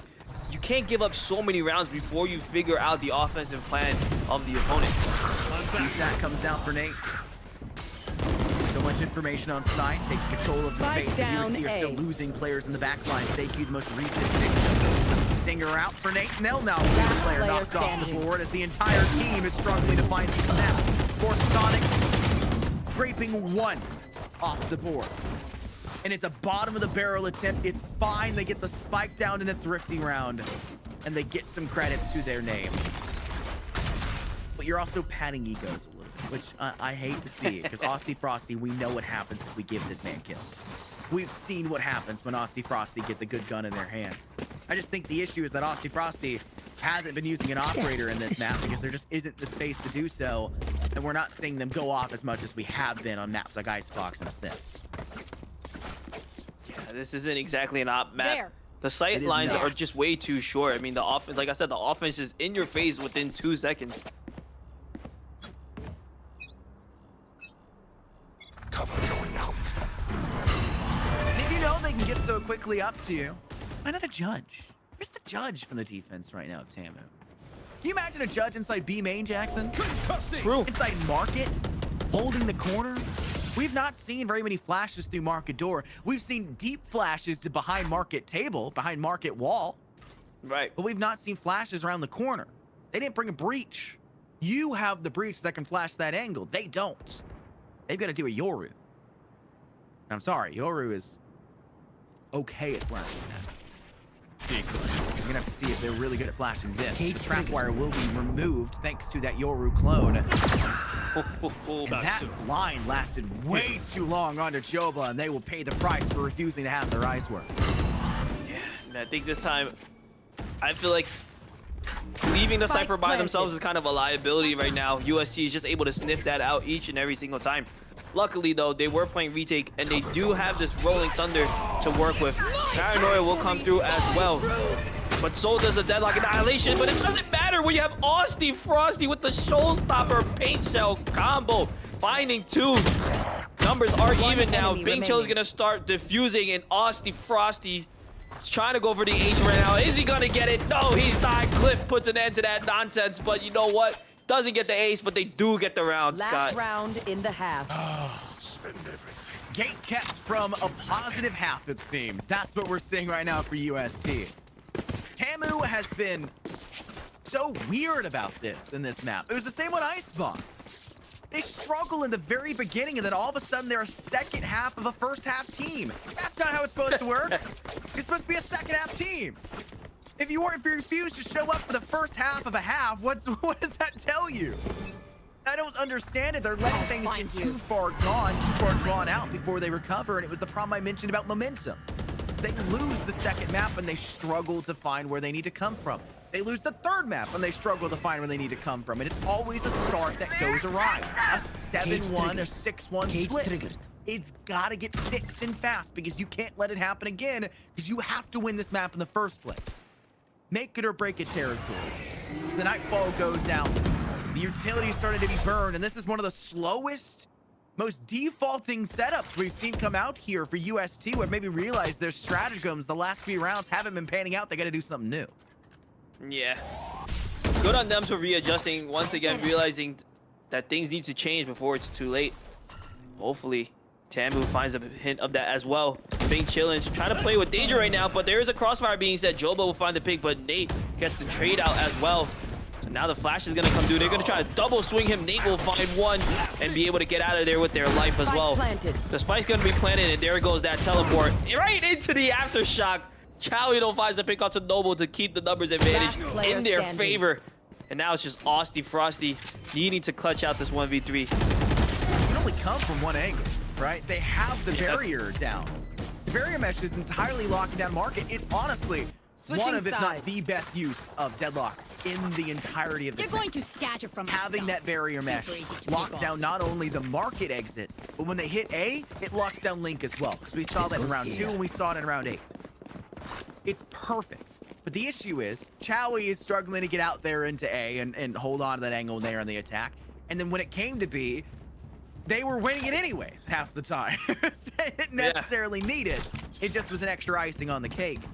they just stopped utilizing it, started trying to hit A, and then we're starting to acquiesce rounds back the other way. But it's a good half for them. They get their positive stance. They go up 7-5 and now transition to the defense where, yeah, they can probably use that barrier mesh pretty effectively here as well, and they can try to hope for it, but they don't really have the best use of flashes around these corners because they're going to have to play a pretty aggressive style of defense. We can already see them trying to do so over on that A side with 4 players stacked there.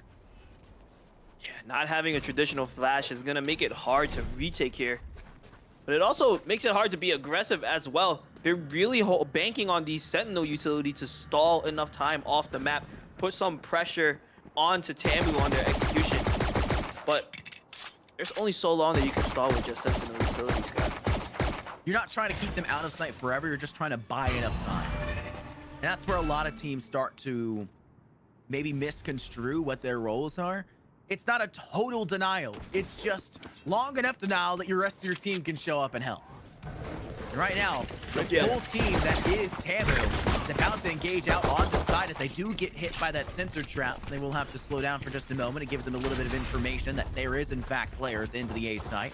Spike will go down in an on default. Nope, they'll move over to default and get it down into a better spot. Spike planted. Tate tries to extend first, gets got, and Noble takes 2 more with them alongside Osty Frosty's kill. It's just Glyph finding success so far. Chowie finds 1 more to their name, but Noble has to get essentially almost an ace in this round. They'll need to get 4 out of the 5 to get the job done. Sorry, Glyph needs to get 4 out of the 5 to get the job done. And they were already 1 HP, and Bing Shilling will disallow that whatsoever. Beautifully done by TAMU there, just waiting their time. They know that the barrier cage doesn't last forever, so you can just wait it out. Throw some utility over on that B side to perhaps draw some rotations. That's exactly what they did, and they were able to creep up onto that A side, pass all of that Sentinel utility.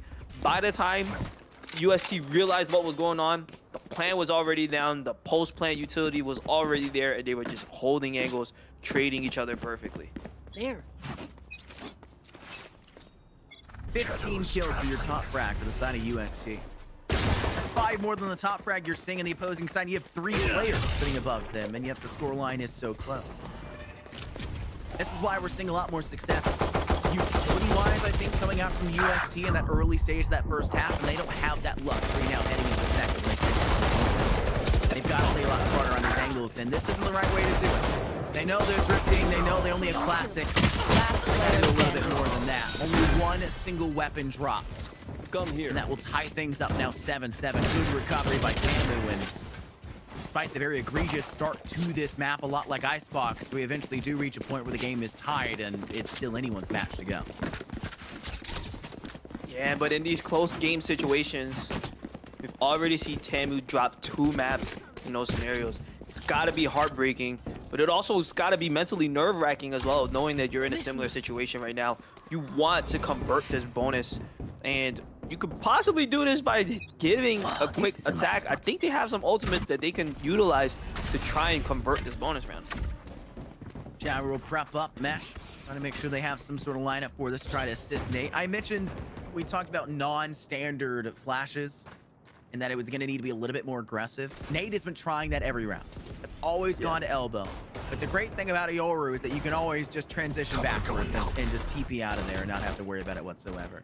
But you got to get that space control. We're seeing that there. Look at that barrier mesh placed that far forward. You now have all of this control of your Chowie, where you can sit here, dominate this space, and keep them and get early information about the rotate. Even if you were to fall here, you are just given so much active information that it pulls on as you throw yet another barrier mesh, but it won't matter. Taken down by Nobber, the utility too much to overcome. Full dumpage for the rush in from TAMU. But they only even out the frags 1-1 as Seiki was in a real rough spot, getting pressured from elbow as 3 players start to pursue. But his teammates are already there, looking to smoke out to try and push in that. Trades are going to go across the board, but it looks like they're even in favor now. Glyph got to try and reposition to team up with Corsonics to keep this 2v2. Health on both sides. Total health is pretty much even, Scott. When you know you've got a 2v2, do you bait out the player that's already low, or do you try to go in a little bit further? They'll try to swing out. One enemy hiding remaining. behind cover will not matter. Last Glyph player did go in front, but it's Corsonics now in the 1v1. Noble round the bend, has to fire fast enough. in a much needed round where you have to get this win. If you're on the side of UST after losing those pistols, allowing this to tie back up, you do so. You copies of And the nothing. fallback plan is made. How do you go into this next if you could barely win this rifle buy against an SMG? Do you meet and match core Sonics, Jackson? You can't. You can't go all the way. So you may need to play defensively with something like a Spectre or a Judge, or just play hey with a Sheriff, and we got to go 8-8. Yeah, I think you play around Thug here and don't force up. You have the lead right now. There's no need to take a risk. No You know, way there Nate was saves this, right? the bonus round. That was a pretty good bonus round for TAMU, to be honest. They pretty much took down everybody, but you need to play the credit long game here if you're UST. Nate is holding on to the Guardian. 0 credits to Nate's name. $0. Poor man. And is committing to this. I don't know where the confidence is coming from. I'm not too sure. But they've got to do a lot more than just a single kill in this round to make it worthwhile. They'll refrag back, make up for the loss of Chowie just moments prior. There. Nate's happy to do so at the very least. Grenade! If you have no one actively on this B site, you need to step into the most dangerous door on Market. You start to send out the Roomba of death. Nate gets shot back the other way. The Prowler will tag them. Market control is lost in the dark cover, makes it so that they have to move that spike into a different location on the inside bend. This pillar side on B. They have nowhere Face your really to fear! fall safely as the Nightfall comes in instead, and this hits all of the backside of Bova. I'm only missing one player in the process. No Prowler is there to follow suit as Nate knocks off Noble. There's the value for the Guardian you were hoping for. But they need more, and they aren't going to find it as the Outlaw rips through him, and Nobber gets 3 in the same fell swoop. Yeah, and now that purchase of the Guardian is really going to hurt Nate. I mean, look, only 2,300 credits to his name. Not going to be able to buy up with the rest of his team, so that gotta hurt. If you're going to do a big buy like that during a save round, you have to make sure that you are converting 3 or 4 kills with that Guardian. The only saving grace I could say that happened for UST is they were able to draw out the Nightfall, but does it really matter? They still have a Rolling Thunder to work with and a full buy, so this is gonna be pretty difficult for UST now that they weren't playing the credits long game. Yeah, Nate's kind of put the team into a really awkward scenario too, where they buy up last round and now you have nothing. Your team can buy. How much is it willing to do? How much is actually going to happen? Full rush into B main. They're trying to do that aggression that I was highlighting should have been done in the first half for the side of UST. Spike drop. Going back and going the wrong way entirely, though. Glyph the only one now remaining on the defense. Spike planted. TAMU's attack is just holding on. This is a good chance, though, for Glyph. They line up Nobber and Austin Frosty, and that puts us now to a 1v2, and they're still at full HP. They only brought a half armor, I know half shield, exactly where you are. but maybe enough. Nightfall comes forward. Glyph wants this. They can't get it, though, and it's a waste of the ults. And another ego fed for Noble, who's getting closer and closer to their own ultimate as well.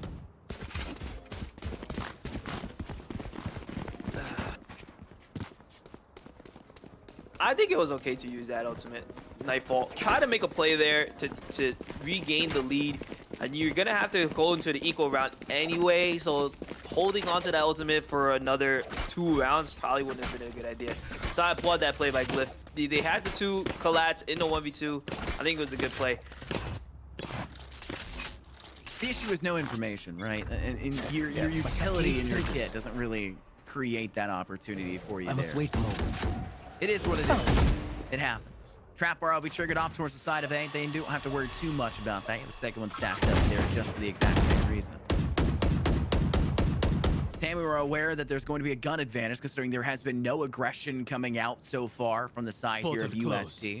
And anytime UST don't get in the face of TAMU in courtyard alone, let alone towards A lobby, you gotta assume they don't have very solid weapons. And it's a rightful decision to do so. They're trying to play for this first blood, so they want to let maybe the slightest over-aggression come forward and broil up over the top for UST and punish them at distance. But they all have sheriffs, and that also can one-tap at distance. You're going to be quite concerned about that as Nate rounds the corner, almost takes down Austin Frosty, but not good enough, and the spike is ready to rush through A long and to get into this A side. There. Grenade! Shells now trying to take down SeiQ. Austin Frosty so quick, using the showstopper, taking advantage of any space that can get off of these picks. You're gonna try and fire it off, 30 seconds left. but they most likely won't be able to get one, just clearing the close corner.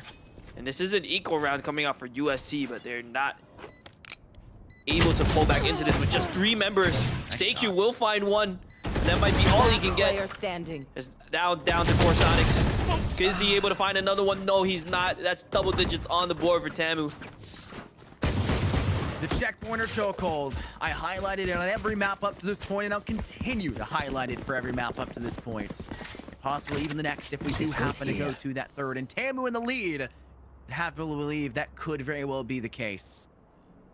Joba. That is the funniest thing. The hand is still out holding that piece of utility as the Right timeout there. goes forward. I talk there. about use it or lose it for the timeouts. You got to talk things through. There's a very early one called on Icebox. Same thing here for this first half. Just say, hey, what's going wrong? How do we break down the strategy? What can we do? TAMU's attacks are ruthless. They're very aggressive. And that last round was very calm.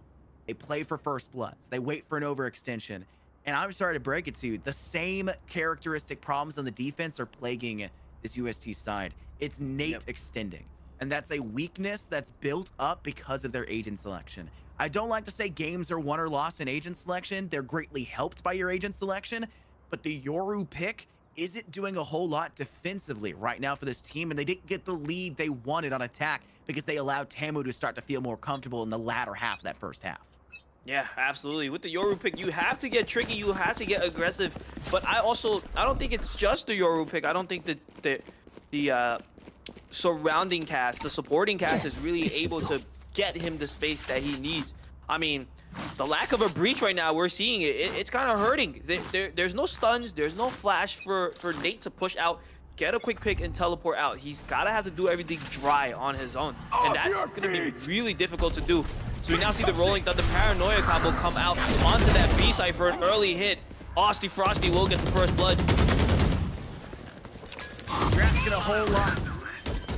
With first blood, it makes it so much easier to get this plant down. Noble will stop it for just a moment before hopping right back on. That's that B site in total control for TAMU.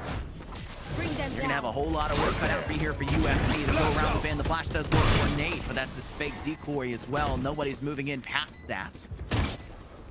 Robert will clear away the utility on the back window. Back towards Tree. Austy Frosty from inside market takes their second and enemy third remaining. kill to the afterlife. They will fall off the hands of Cliff, but the damage has been wrought forward. And it's just accumulating too fast. 11 round wins now for TAMU. And it hurts to say, but you mentioned the breach, and it's so much more true than you could possibly think so. Because you only can rely on the paranoia for a blind. And it's not a blind, it's a short sight. Yep. And it also isn't very good at, surprising things. You have to know exactly where they're standing to use it. Because Nate, every single round, is extending too deep because they're required of their role to do so. And then you don't have the flash for a retake. Wrong, buddy. Yeah, now we're starting to see the beautiful strategy from Chowie using the deadlock on the post plant.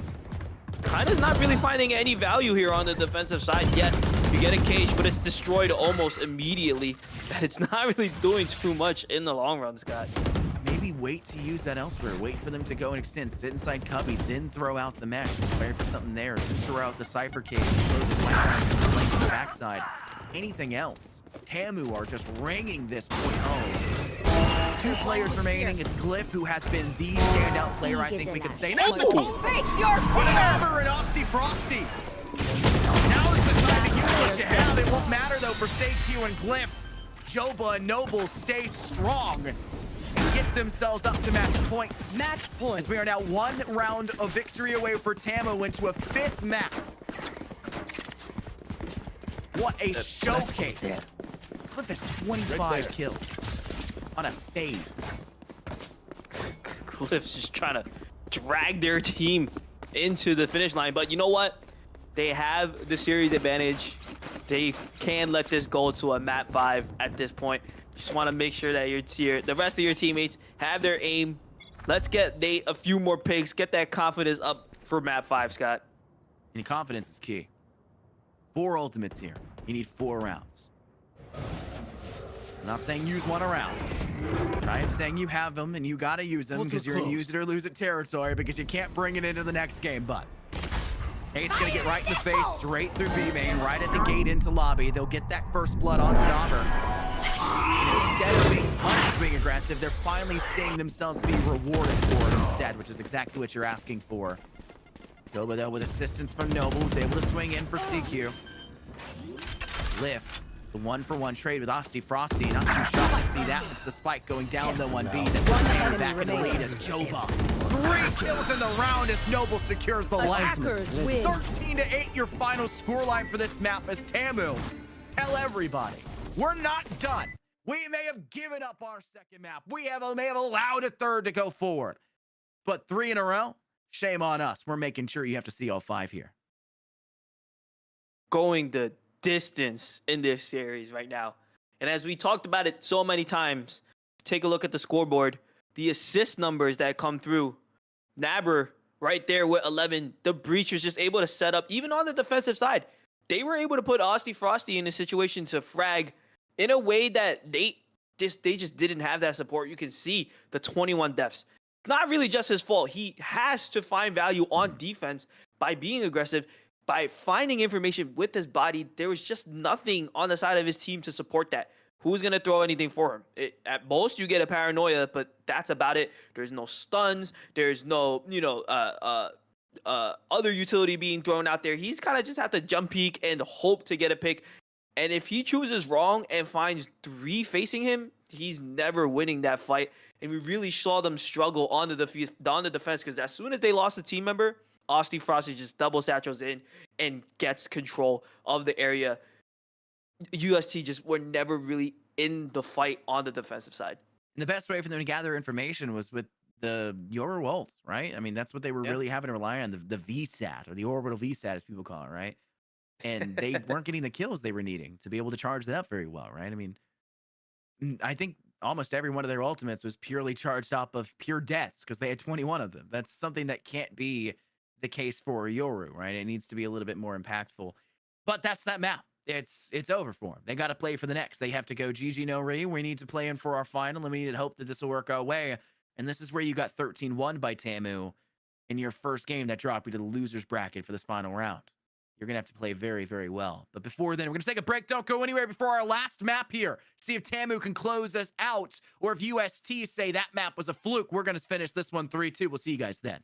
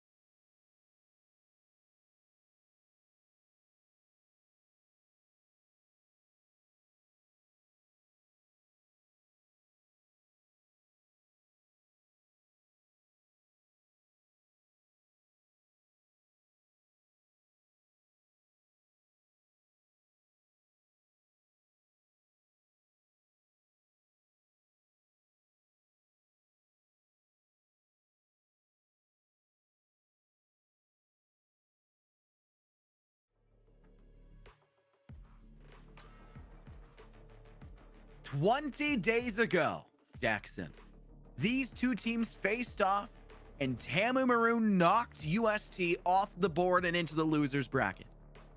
And the final map to do so, or sorry, the first map to do so was right here on Lotus, where they beat them silly, to be honest. 13-1. A total blowout. And now we get to see if they're capable of the exact same thing again, as they come in with what looks to be the exact same lineup, bar the fact that a Fade is being brought in instead for Glyph, who was going crazy with it before. Might as well keep feeding him the rock. They trade out the Sky that they are no longer bringing to do so. Man, what a Cinderella run it has been for UST, coming all the way back from the losers bracket in the first round. Now to meet up with the team, yeah, with TAMU through the rematch of the century. Does Coach Tiger have the anti-strat that they need to close out this series? This series has been so much closer than either of us could have imagined, but they really need to win it out here. And you know what? Lotus is that IGL playground. It's time to see who can have the better audibles. And this map started out, when this first came out, it was a very T-sided map. Reminded us so much of Haven. But as teams started figuring out and as double controllers started getting more and more popular, it has also swayed a little bit towards the defense, Scott. Yeah, it feels to be a little bit more wishy-washy. Teams starting to feel more of an understanding. I called this yesterday. I said, this map, if Haven has to exit from the map pool, there has to be a 3 objective map that falls into the new status quo. And this map is almost always played. It's up there with a sit now in the current meta for teams that want to play this in the collegiate scene. It's almost always in the pool in some regard.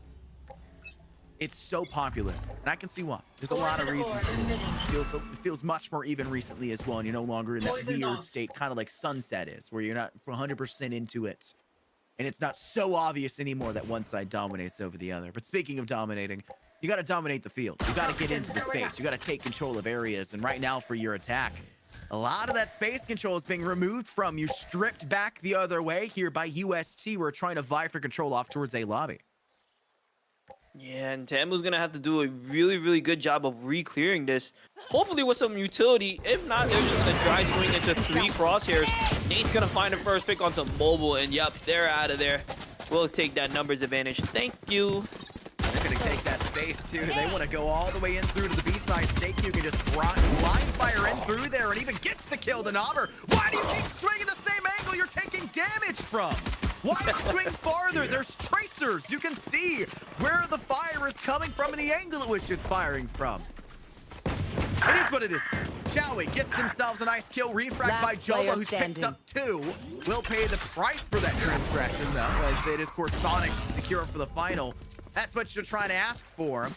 And it's a round 1 victory that goes in and is really warranted because they were so aggressive off towards Tree. They took control of lobby. They got in the face early of this TAMU side and made sure that they couldn't play that super slow first round that a lot of teams like on Lotus. We see UST slowly creeping up, taking that rebel control. But what really grinds my gears, honestly, is Noble. Of all of the agents, opts to go for the dry swing. You have the rechargeable flash. We saw on Naber's point of view that he spotted 3. There's no reason to dry swing into that. You have a flash, just throw it. Get some confirmation, be a little bit more careful. Once they took that numbers advantage, it just fell back, and there was no more initiation utility left for TAMU to work off of. I'll point out something here. UST have already tied their round wins. It took them till round 7, by the way, to get that round. They got it in round 7. It's uncharted territory right now, This is new territory for them. They don't know what happens from this point onwards. But I know what happens. You just gotta bury the gates, and that's exactly what you'll do. Oh my goodness, Sonic's playing the KJ to a T. It's either Viper or KJ. If you put both there, you are literally following him into an acid trap with a blade storm of nano swarms right there below him. They widened that C Taking entrance, sentry. the C main entrance, to try to help with that. But nobody was stepping into the corner. They were just walking still straight through that doorway, and it was just no chance. A literal pit of destruction. Here. And it's flawless. That's just gorgeous. And they've got Bulldogs for this next round. This is one of the worst possible ways to go into round 3. Okay, but we see this aggressive shadow step now coming out from the side of Bing Chillin. They are going to punish Nate for being a little bit too aggressive once again by themselves. I do not like seeing that, especially when it comes to rebel control. So now we do see the numbers advantage swinging into TAMU's favor. They're slowly trying to gain Bring them control down. of that A main, and Joba's going to find a lurking pick onto Chowie as well. So this round is starting off very well for TAMU. Not much more time left before they start to have to move in towards this A site. They flip door to try to give themselves another player inside of tree. I think Glyph didn't realize they were already there. I'm not sure how. They're gonna get 20 seconds since anyone had Last moved there. player Paranoia standing. does go out. Joba finds their second kill of this round. Just thank you. And they'll have to say thank you. I'll head into the next round real quick. My teammates were waiting on me. 2-1. And a flawless to flawless. Back to back meeting each other. Yeah. What else can you ask? Way to answer. What way a to start answer to a it, map, man. Jack. This is definitely going to be a good map 5, Scott. I mean, we've been waiting all day to find out. Because if we walked into another 13-1 on this map, it'd be the most disappointing end to a map of full best of 5 grand finals you could ask Swap for. out.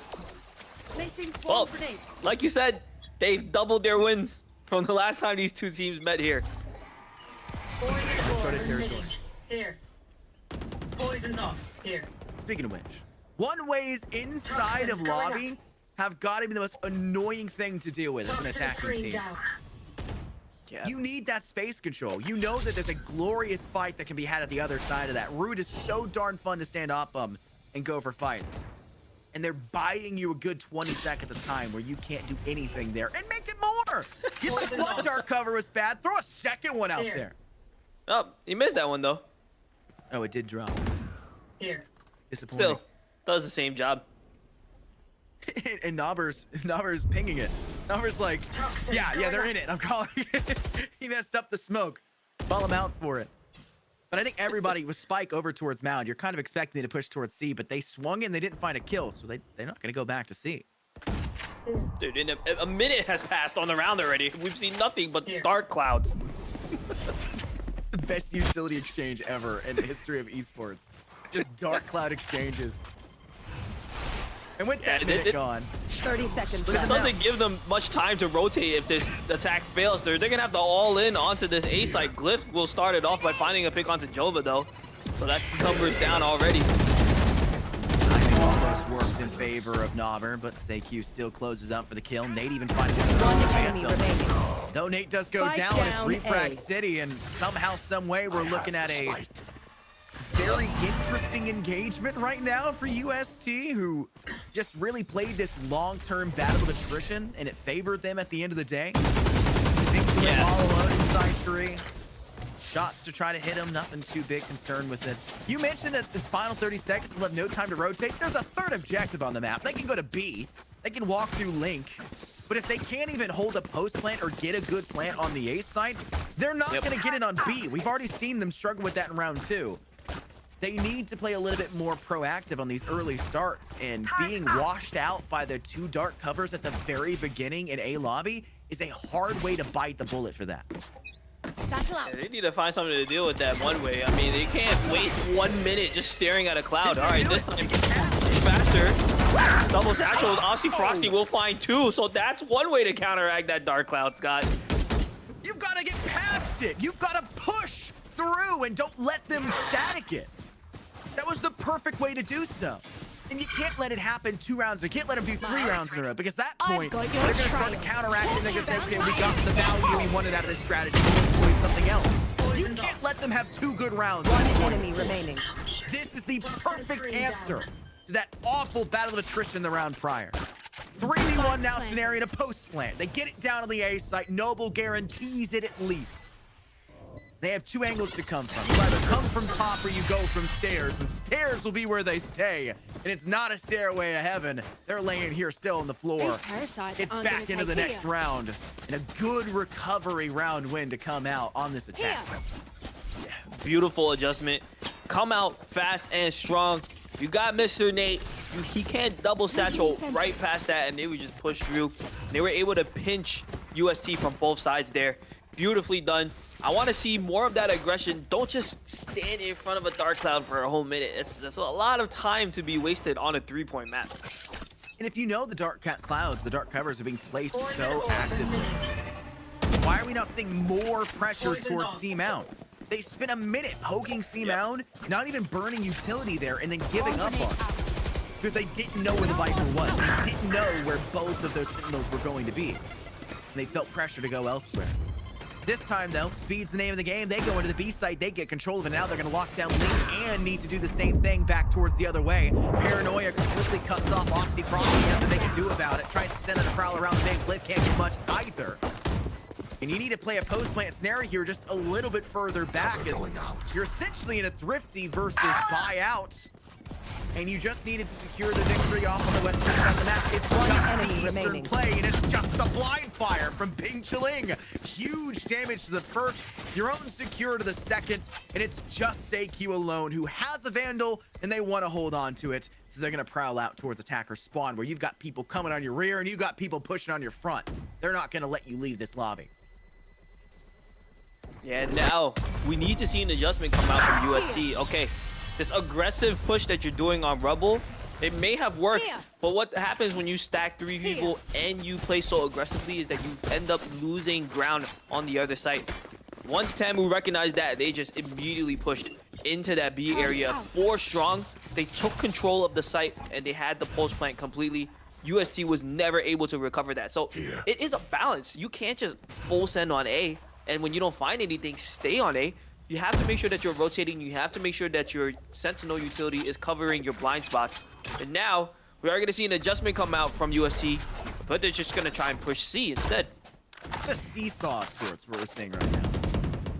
You have it's a balancing game, but at the same time, you can push yourself off. It's not just about standing on one leg. You can make it so that they go up and down. You drive the force. And yet, I'm not seeing enough of that in the last few rounds coming out from UST. They need to be a little bit more impactful. Nate's trying to get aggressive. They're on the raise now, so it's a little bit easier to get out of there. We saw that the aggression they were employing off towards Tree wasn't panning out for them, so they've gone very absent on that side. I think their position here is known. That Paranoia was pretty much directed towards that coming, and there's the sightline, but Pink Chilling had no covering fire, and Noble gets caught off guard as well, leaving just Jova off towards Mound, needing assistance swiftly, and having to do it all by their lonesome. That's a spike they have to collect, and more likely than not need to avoid on that seaside. Because you've got A! You've let your Viper take all of that site, rotate in, and it's going to be a retake of post-plant scenario as long as you can get out through Link safely, and there's no one there for B to do so. 30 seconds left. So they're going to get a free plant on A because the rotate has come over onto that B and C side. Lockdown for good measure to secure the plant. And they still have a good chance of getting deep post-plant position right now, Scott. They could be able to take the fight aggressively and catch them in these cheeky heaven angles that UST may not be expecting. If Knobber was already up in top, you had left your raise of UST Frosty back behind to hold Link door and to hold that roof door. You didn't need to place the lockdown. You could have waited an extra 10 minutes. Last player standing. But it's too late for that. It was just Knobber there for the final few moments. And despite being in a post-plant scenario, you couldn't manage to secure the victory because time constraints make it feel like you have to go isolate. An A site is wide. The angles you have to defend are many, Jackson. And it does feel like a lot of the times you have to spread your defense very thin if you don't have enough players there. And it's kind of this false, like, red herring. You don't have to do that. You can stack 3 players inside Tree. If you plant for Tree, you can stack 3 players inside Tree. Why do we not see them go for that instead? I know why. Because Knobber was already out in the open. They were already up inside top. But if they were going to go up inside top, they should have been holding top more aggressively to go for that first peak, to get that first blood, to make it a 3-3 post plant for an even fight. Yeah, the positioning, they positioned pretty deep there, so they had to commit to that. And I really do think the round was won off the setup push, setting up Mr. Lake into that crossfire. It allowed them to swing out at the perfect timing to cover. Now this Nightfall is going to try and pull some of them back, because Mr. Nate did see a multitude of enemies. But he's just gonna stand in the middle of the smoke and get sprayed out by a random bullet. Very unfortunate right now. Now the numbers advantage are completely in TAMU's favor. It's a rough way to go about it, but it's working out quite well for your assault. It's impressive. Down goes Corsonics. Nova will covering fire for the player putting the spike in play. Joey's up above, inside upper, placing a snake bite towards Link to make sure Osty Frosty can't step away and making sure that Noble maybe wouldn't be able to escape back that way either. Last You're very player one-dimensional. It's a standing. flat retake here. Blitz trying to work from Link, you're trying to work from upper. There's no tertiary angle, and it just creates this essentially defensive hold where you only have to have 2 players going for a firefight at any time to match those 2 players you have remaining.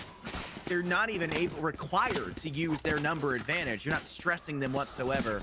And that's their 4th round win to tie things up, and you're heading into an eco. Despite having Glyph, who had way too many credits in this round somehow. I'm not even sure how they had that many compared to the rest of the team. You're running out of time, it almost feels like. And it's super weird to see that the credit game is still being a problem for them when the scoreline is so even, just because they got the first 2 and have been struggling to find any after that. Yeah, and also the rounds that they win aren't very defining. They're also pretty close. Meanwhile, TAMU able to definitively win rounds flawless fashion or keeping 4 alive. And I really want to see the more setup on Mr. Nate. Like, he's a really good player. He just needs a little help. Last time he died because he was out open and there wasn't a utility setup for him. But previous round, they did that perfectly and they were able to win, I've Scott. got your trail. Facing the firefight, does not win it out against Dauber. Gonna have to fall back. Sheriffs aren't doing very much work. Dauber using that ground to dominate control. And they know Glyph's in that smoke, but there wasn't too much they could do past it. Just spray through it, and Noble does very well. Tagging the players down, getting the Last kill. player standing. And now isolating Chowie. Force Corsonics in the 1v5. Flawless round ending, very possible here. As I believe Corsonics is just going to play to die to the spike. I think a timeout after this, honestly, wouldn't be a bad idea. You're treating this as a timeout in the first place, but you need all 5 members to be actively engaged with the timeout. And Corsonics is a little bit more distracted trying to go for something there. I think a timeout would be a wise decision here. Yeah, they gotta stop this momentum that TAMU has right now. Exactly. I think another set play would really, really help them.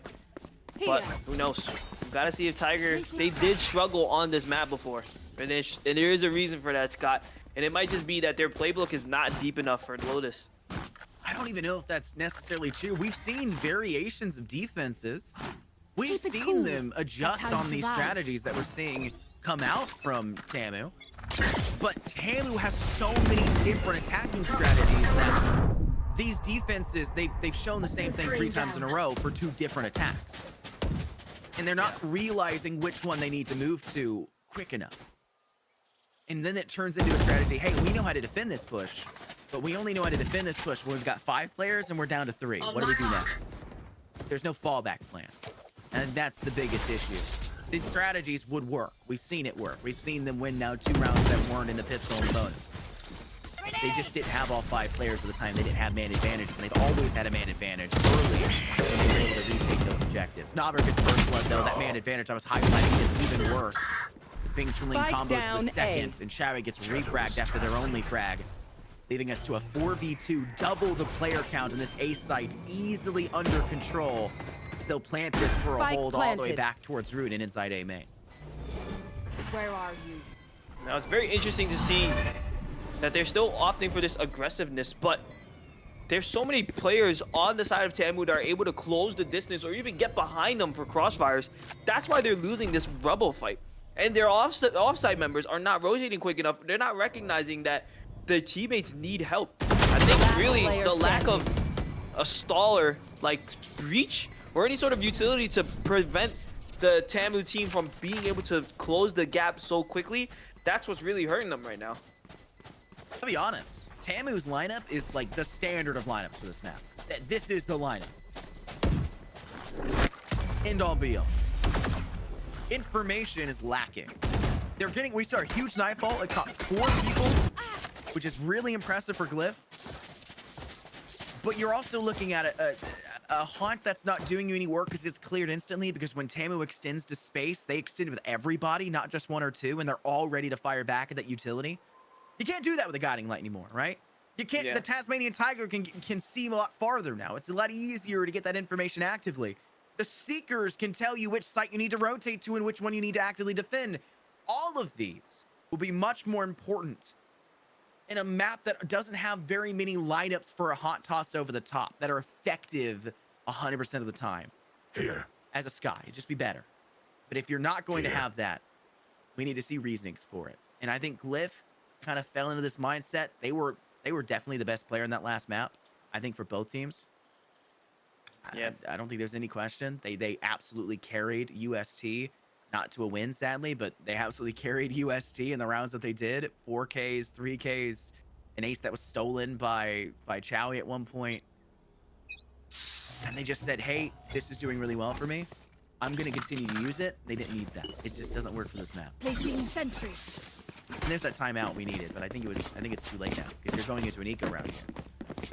Yeah, it's honestly people run the fade so that they can have that haunt ping. But you know what's missing There's no lineups from here. this combination? There's no closed Odin. spaces. They need that Odin to utilize off the haunt. This is a very thin map as well. The Odin is really strong. Yeah, look at how much distance that TAMU was able to close right there. Thank can't even get out in time. Senki was paranoia. They could not find the door. No idea where to head to. Completely trapped within that space. There is a Viper's Pit on the board. You'll notice they stack up 3 heavy on the A side. It still doesn't get them the win towards that side. They leave both of their utility consumption simulator agents. You know, all of the KJ kit dumped into the C opening. Same thing with Viper with the snake bites and toxic screens usually. All they do in the early game, the prep phase, is just dump utility. That's all they have to do. That's their responsibility, their sole calling. That's why we haven't seen C really be called, because they remember what happened in round 2, the flawless result that came in favor of USC. They don't want to, or USC, they don't want to happen. But it's Last Glyph. player 4 standing. kills denied to the ace. The Russian by Bing Chilling almost Nick had it. But it's Last still not round enough. before the Glyph heard me say it. They were the best player in the last map, and they didn't want to be getting called out here. But it's the kills, it's the gun engagements that's winning it here, not the utility from Glyph right now. Right. I really hope the attack is different, and it should be. It genuinely should be. But it's Yeah, this defensively map- not the same. Map's still a little bit T-sided, Scott. It still is. And the only problem is, I feel like they may have a little bit more difficult time dealing with this one way because they don't have a traditional flash. Here. And I don't want to say that Toxin screen down. the fade pick isn't working out. Glyph is making it work, but the utility is just not as helpful as would be for a Sky or a Breach. I just don't see how you can go in that last map and realize you win, Bomb buddy out. or you lose off the back of not having a traditional flash, and you get dominated by the traditional flash that's brought out on the side of TAMU, and then still do the same thing again. It's crazy because they had the Sky last time they played them. They did. And now I don't want them to reach into a false narrative of saying, okay, well, we have more round wins this time we faced TAMU on this map. We had a fate, so it's obviously the better choice. Spike will go down. Post-plant scenario now for TAMU on this A site. It's planted correctly for a tree hole, so they don't really need to fall all the way back. Paint shell sent out. Glyph will be One zoned away. enemy 1 remaining. HP to their name. Last Numbers there player for standing. it. But there goes Sonics. Getting 2! Numbers, Go. you didn't need to swing that, man. It's you're holding for tree. It's your position. You control the timing there. Clutch. Sonics punishes you, rightly so, to Calculated. make sure they get at least to 5 at halftime, which is a lot more respectable for a slightly more Switching piece out of map, sides. as you phrase it. And I mean, look, Glyph still leading the leaderboard because he is a demon. In a 1 HP scenario, he's still finding another headshot before he goes down, making it doable for Doug. And there were no way saying that Glyph is not helpful. It's just the utility, it's just not there. Let's see. Maybe they have a plan on this attack side, right? It ended up being a pretty good defensive half for them, 5-7. And this map does lean more T-sided, so maybe those prowlers and that hunt will find a bit more value than we are seeing right now. Because I hope so, because right now they have the championship within their sideline, but it can easily slip away from them. Poison ore. Toxins going up. There's the one way. Feet can be spotted. That's why you bring out the toxic screen. It's a little bit farther left than you normally would. Creates a good opportunity for you. Cliff gets that first blood here on the attack on Big Rush comes forward. Osty Frosty with the ghost Spike gets down 2. A. Nate's paint shell has managed to not just find one, but another paint shell back finds a third for Osty Frosty. It's a game of raises right now. And Osty Frosty could be hounding for a possible ace in this round if it wasn't for the fact that they need to fall a little bit farther back to play for the ace site more specifically. Maybe try to catch Corsonics off here on a rotate. No door pull. Cover going out. Just a buying for time. Corsonics will make sure that that staircase is smoked off by their Omen. They'll get some tag damage off towards the Viper. That snake bite buys time. They're gonna break the door. They're gonna go towards B, where the KJ is already sat into static. Hold this. Will they get caught off guard by this? It's hard to say. The turret will give away the information. Seikyu swing this. player That's not standing. there for Nova. Perfect. Is there more? They're trying it. The damage. 14 HP. And Nobber secures. Great round for TAMU. And all of that off the back of a single guiding light. As soon as Noble threw that flash, it was lights out for the UST members that had already pushed past the main. This is what makes it so difficult. You have to dry swing that one way. Yes, they utilize the toxic screen to get past that, but no flashes means that they just had to have a dry fight as soon as the screen went down. Lo and behold, Noble, he has 9 assists for a reason, Scott. I'm sure you know which reason I'm referring to. Does he? Does he know? Yeah, he does. Probably. I think that's another thing to point out. Glyph was not doing hot in their last series on Lotus against TAMU. They got like 4 kills in the entire thing. That's not a statistic you really want. Oh, sorry, 7 kills in the entire game.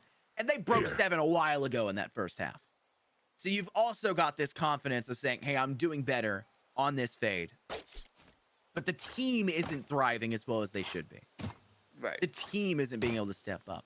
And you've got momentum. It's really unfortunate that you've had so much success today and you take this fade choice that's a little bit more selfish because you're finding more success individually when the team would be better warranted and the team's been doing really darn well this entire series. And I can't see it stopping if you just had that little bit of extra assistance. Maybe a change of strategy next time. It's too little too rot. We'll try not to keep ringing the dead horse here. But it's gonna have to be, oh, well, you're not making it through that doorway apparently. It's gonna be a little bit faster to try to get through that. As they are gonna have to step into the absolute trap space that is that opening into the stage. As Nobber has an angle with that finger, has to pull it a sheriff, lines up one, hunting for more. They want to step out of this, gets the last 2 bullets into Corsonics. And it's just Chowie left. And Chowie just... Gun here. They're not getting into that site to get that spike here. I'm sorry to break it to you, Jackson. There's 10 seconds left. Red time ticking. 10 seconds. And there's so many angles to have to fight back from, and this Bulldog is just going to keep braying you down. It's just so difficult for them to push past a simple smoke. We're seeing Big Chill just drop a Dark Cloud, and then that's it. It was very similar to what we saw earlier on the other half, where a Dark Cloud was holding back the defense for a whole minute. This time, they can't push past the orb. They can't push past the cloud. And when the orbs go down, there's no flashes for the angles. It's just very difficult. Now, granted, that was an equal round. They didn't have the utility. They have more utility now. Let's see how they're going to do this, but I still think they will struggle against these smokes. Smoke goes down and one way off towards the C-Long side. Seikyu does get first blood, but Sping chilling up for 2. Refrag to even things up in a 3v3. He'll toss a swarm nade up over the top to maybe try to catch Noble, who could have been back behind the boxes. Guiding light, that lines up for a solo kill fast, but it wasn't good enough. The first for the second is, as they'll catch the head off Chowie as well. Guiding light to entry yourself. Initiation doesn't just have to be team play, it can be for you as well. And I love Sky for that reason. I can't play her, but my goodness, do I love seeing her thrive. It's almost as if Noble hears us talking about the Sky pick. throwing out Hey, what's guiding that lights doing me? to I win it guess. out. Not really. Kills And are this is a everything. struggle bus for real for UST right now. They need to find a way to break past these smokes to play counter flash in some way. Cherry plays up in the face outside of A lobby. UST. The back in Sheriffs. An interesting default. One flank coming in from door. Door has been pulled. Bing Chiling just says, okay, guys, let's extend. Let's take this space. They're going to open door behind us. We don't want to get caught off guard with the players there. And we'll have Noble knock down the front lines. Almost flawless, just barely not. Bing Chiling dying, and that's it. And for their 11th, it doesn't seem like TAMU are going to stop anytime soon. They are absolutely knocking on match point, series point here heading into this round. They take it, and they're there. It's just been so tough. They get decent gunfights. It's not like they're just not hitting shots, but they get 1 or 2 trades, but in the end, they're not able to compete with the flashes, with the utility that comes out. And it just makes it very difficult for them to continue to push past. They're going to try and hit that C rubble area again. This is almost a similar round as to before. They're going to try and push up again. Prowler just to try and get a little bit of information, but it doesn't really get much.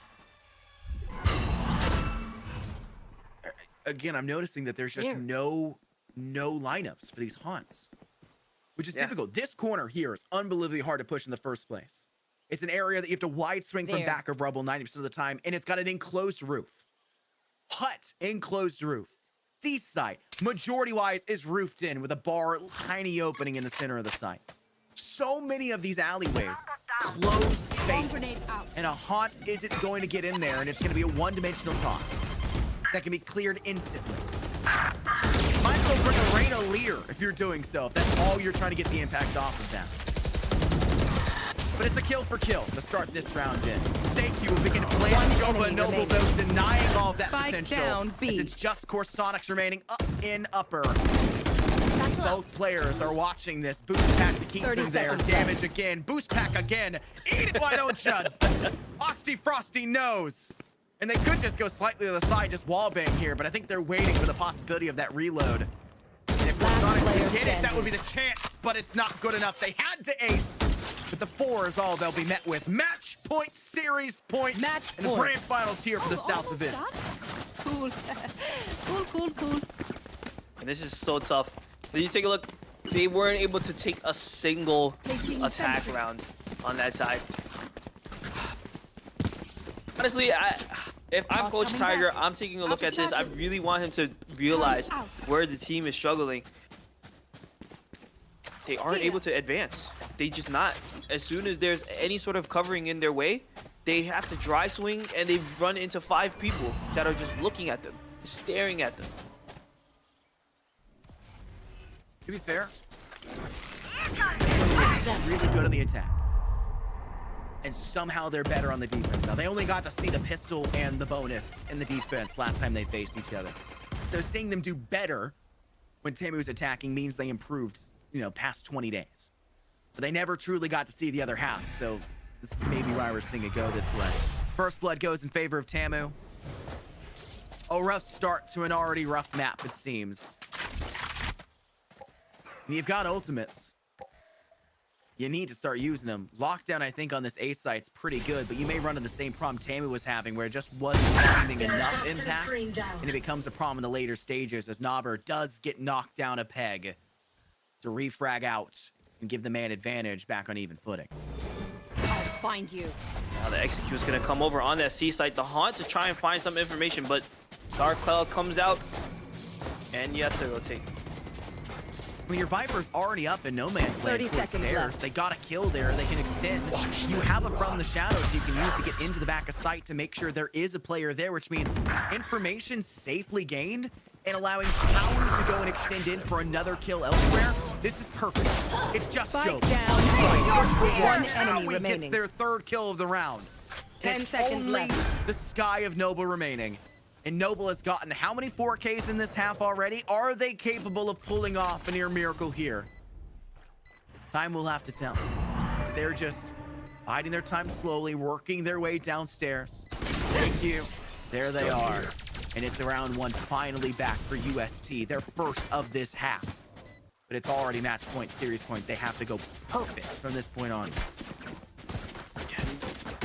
How many times is Chowie going to be allowed to lurk deep like that? In order for them to do so, they have to stay alive. You know, like on the other side of the map, we're seeing the stack on that mound area, but they have to stay alive long enough to buy Dowie that time to really work up there, Scott. They're making a lot of noise in mound. They're putting a lot of util that way, and all of that was to get Chowie into A main and up through stairs. That was also the same strategy that TAMU used. It's the same basic principle. Killed A my bait and bot. switch. Swarm grenade out. Lead the worm through the hole, and then rotate back in when they burrowed big enough to let the rest of the team. But it eventually reaches its boiling point, and you can't do it every single time, so where's your next winning strategy? And it seems to be the C side. No one actively defending this. Joba's been forced back, and they have that Odin, so they can spray pretty darn hard through Waterfall. But they have to fall back all the way into defender's spawn as the lockdown is utilized here, and that will give them full control of this C site and allow a plant for a post-plant full 5v5. And there's a counter lockdown as well. Oh, never mind. Good destroy. That's a great way to destroy that lockdown. Perfect trade for Nate. And the fact of the matter is, in a full 5v5 post-plant scenario, you use whatever you can. You use absolutely everything to stop whatever the utility is on the board for the opposing side. And the Viper's been up top may seem like, okay, we've used 3 ultimates now. It didn't matter. If you lose, you were holding on to it in the first phase. Big killing into the site, not just gets 1, but 2. Chowie somehow dies. That means the Viper's pit will dissipate. Glyph steps up and steps in sturdy. Managing to find 3 kills in the round. There we get go. their 7.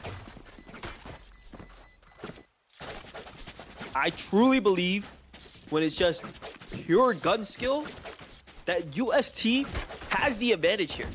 And now they're gonna force TAMU into an equal round, so they'll be able to claw back a little bit closer. But you take a look at the ultimate economy, the last 2 rounds that they've won have come off the back of those ultimates. They need to recharge those as quickly as they can before TAMU is able to just squeak out 1 round, Scott.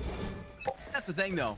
If it was just a gun game and there was not much utility or stratagem behind it, Sentinels, when they had Shroud on the roster for a while there, would have won every single game and it would have gotten blown out by far. Toxins going up. Shroud would have had 15 more, you know, major wins. He didn't have any technically when he was on Cloud9, but he would have 15 more major wins back in the day. Gun game isn't everything. And though it looks very impressive when it's working, and we see that from Chowie here getting 3 kills alone, literally by themselves in a lobby, it's not enough to guarantee a victory. And the score just differential is very indicative of that, as they'll rotate away from CVAL, but they don't want to have to deal with that one player, and they'll start to work into the space that's been obviously created by the barrage of deaths that have matriculated in favor here of the UST side. Only 1 player actually defended this, and nobody's going to have to go through drops to even have a chance to defend this hot side. Yeah, keep in mind, this is a thrifty round coming out from the side of TAMU. So they didn't have the weaponry to match up to begin with. Joba, though, all he needs is a Guardian. He's going to find 2 quick taps, turning this into a 1v2. He has an opportunity to close it out right now, Scott. Now slow work in through stairs. The toxic screen is up. For Sonics, hiding back near door. Went off towards links. Clear away the turret. Your sight line's a little bit better here, Joba. Down goes Chowie. It's just the player for Sonics as Joba pulls off the impossible. An ace in the final round. All 5 to 1 man in the 13th round in his credit. It's Joba's match. 13-7 your final scoreline. As the South Division here for CVAL's Winter Grand Finals will fall to TAMU Maroon. Flawless through the entirety here. The only maps being dropped to UST, who gave them the worst trouble they've ever had. Wow. A Guardian Angel came through for TAMU, and that Guardian Angel was named Joba, clutching the 1v4 on a thrifty round. All he had was a Guardian in hand, and all of that was just, it was a beautiful, beautiful shot. But when it comes to a scoreline like 12-7, things just need to go right for TAMU once. Whereas things have to go perfect for UST 6 times. And that one time that Joba had the right positioning, was right there at the right time, had the muscle memory, they won it out. It was such a difficult grind for UST to try to push through double controller without the flashes. They had the guns, they had the skills, they won the team fights, but in the end, they just lost too many rounds because they were unable to push out of smokes. And TAMU took advantage of that. They were getting aggressive. They were playing passive when they needed to. They were just waiting for UST to walk into their crosshairs. And that's all they took. Walking into crosshairs 13 times. TAMU wins out, and they are the South champions. Glyph, you are so darn good. So darn good at playing the gunfights. We're giving UST such an edge when it comes to these gunfights, purely almost off of you entirely. And Chowie also showed us a really cool thing there, getting the 3 kills inside A lobby. But the utility, the denial, the space control on this map isn't there with this lineup. And once it's adjusted upon, you guys absolutely should and will be taking more rounds off of this map at the very least against this TAMU team, who absolutely 100% look like an unstoppable force anyways, and showed it again after the 13-1. You get 6 more on top of them. But that'll be it for me and Jackson at the end of this one. We'll throw it back over to Ravish. We'll throw it back over to Sierra. We'll let this game keep going. Thank you guys very much for watching.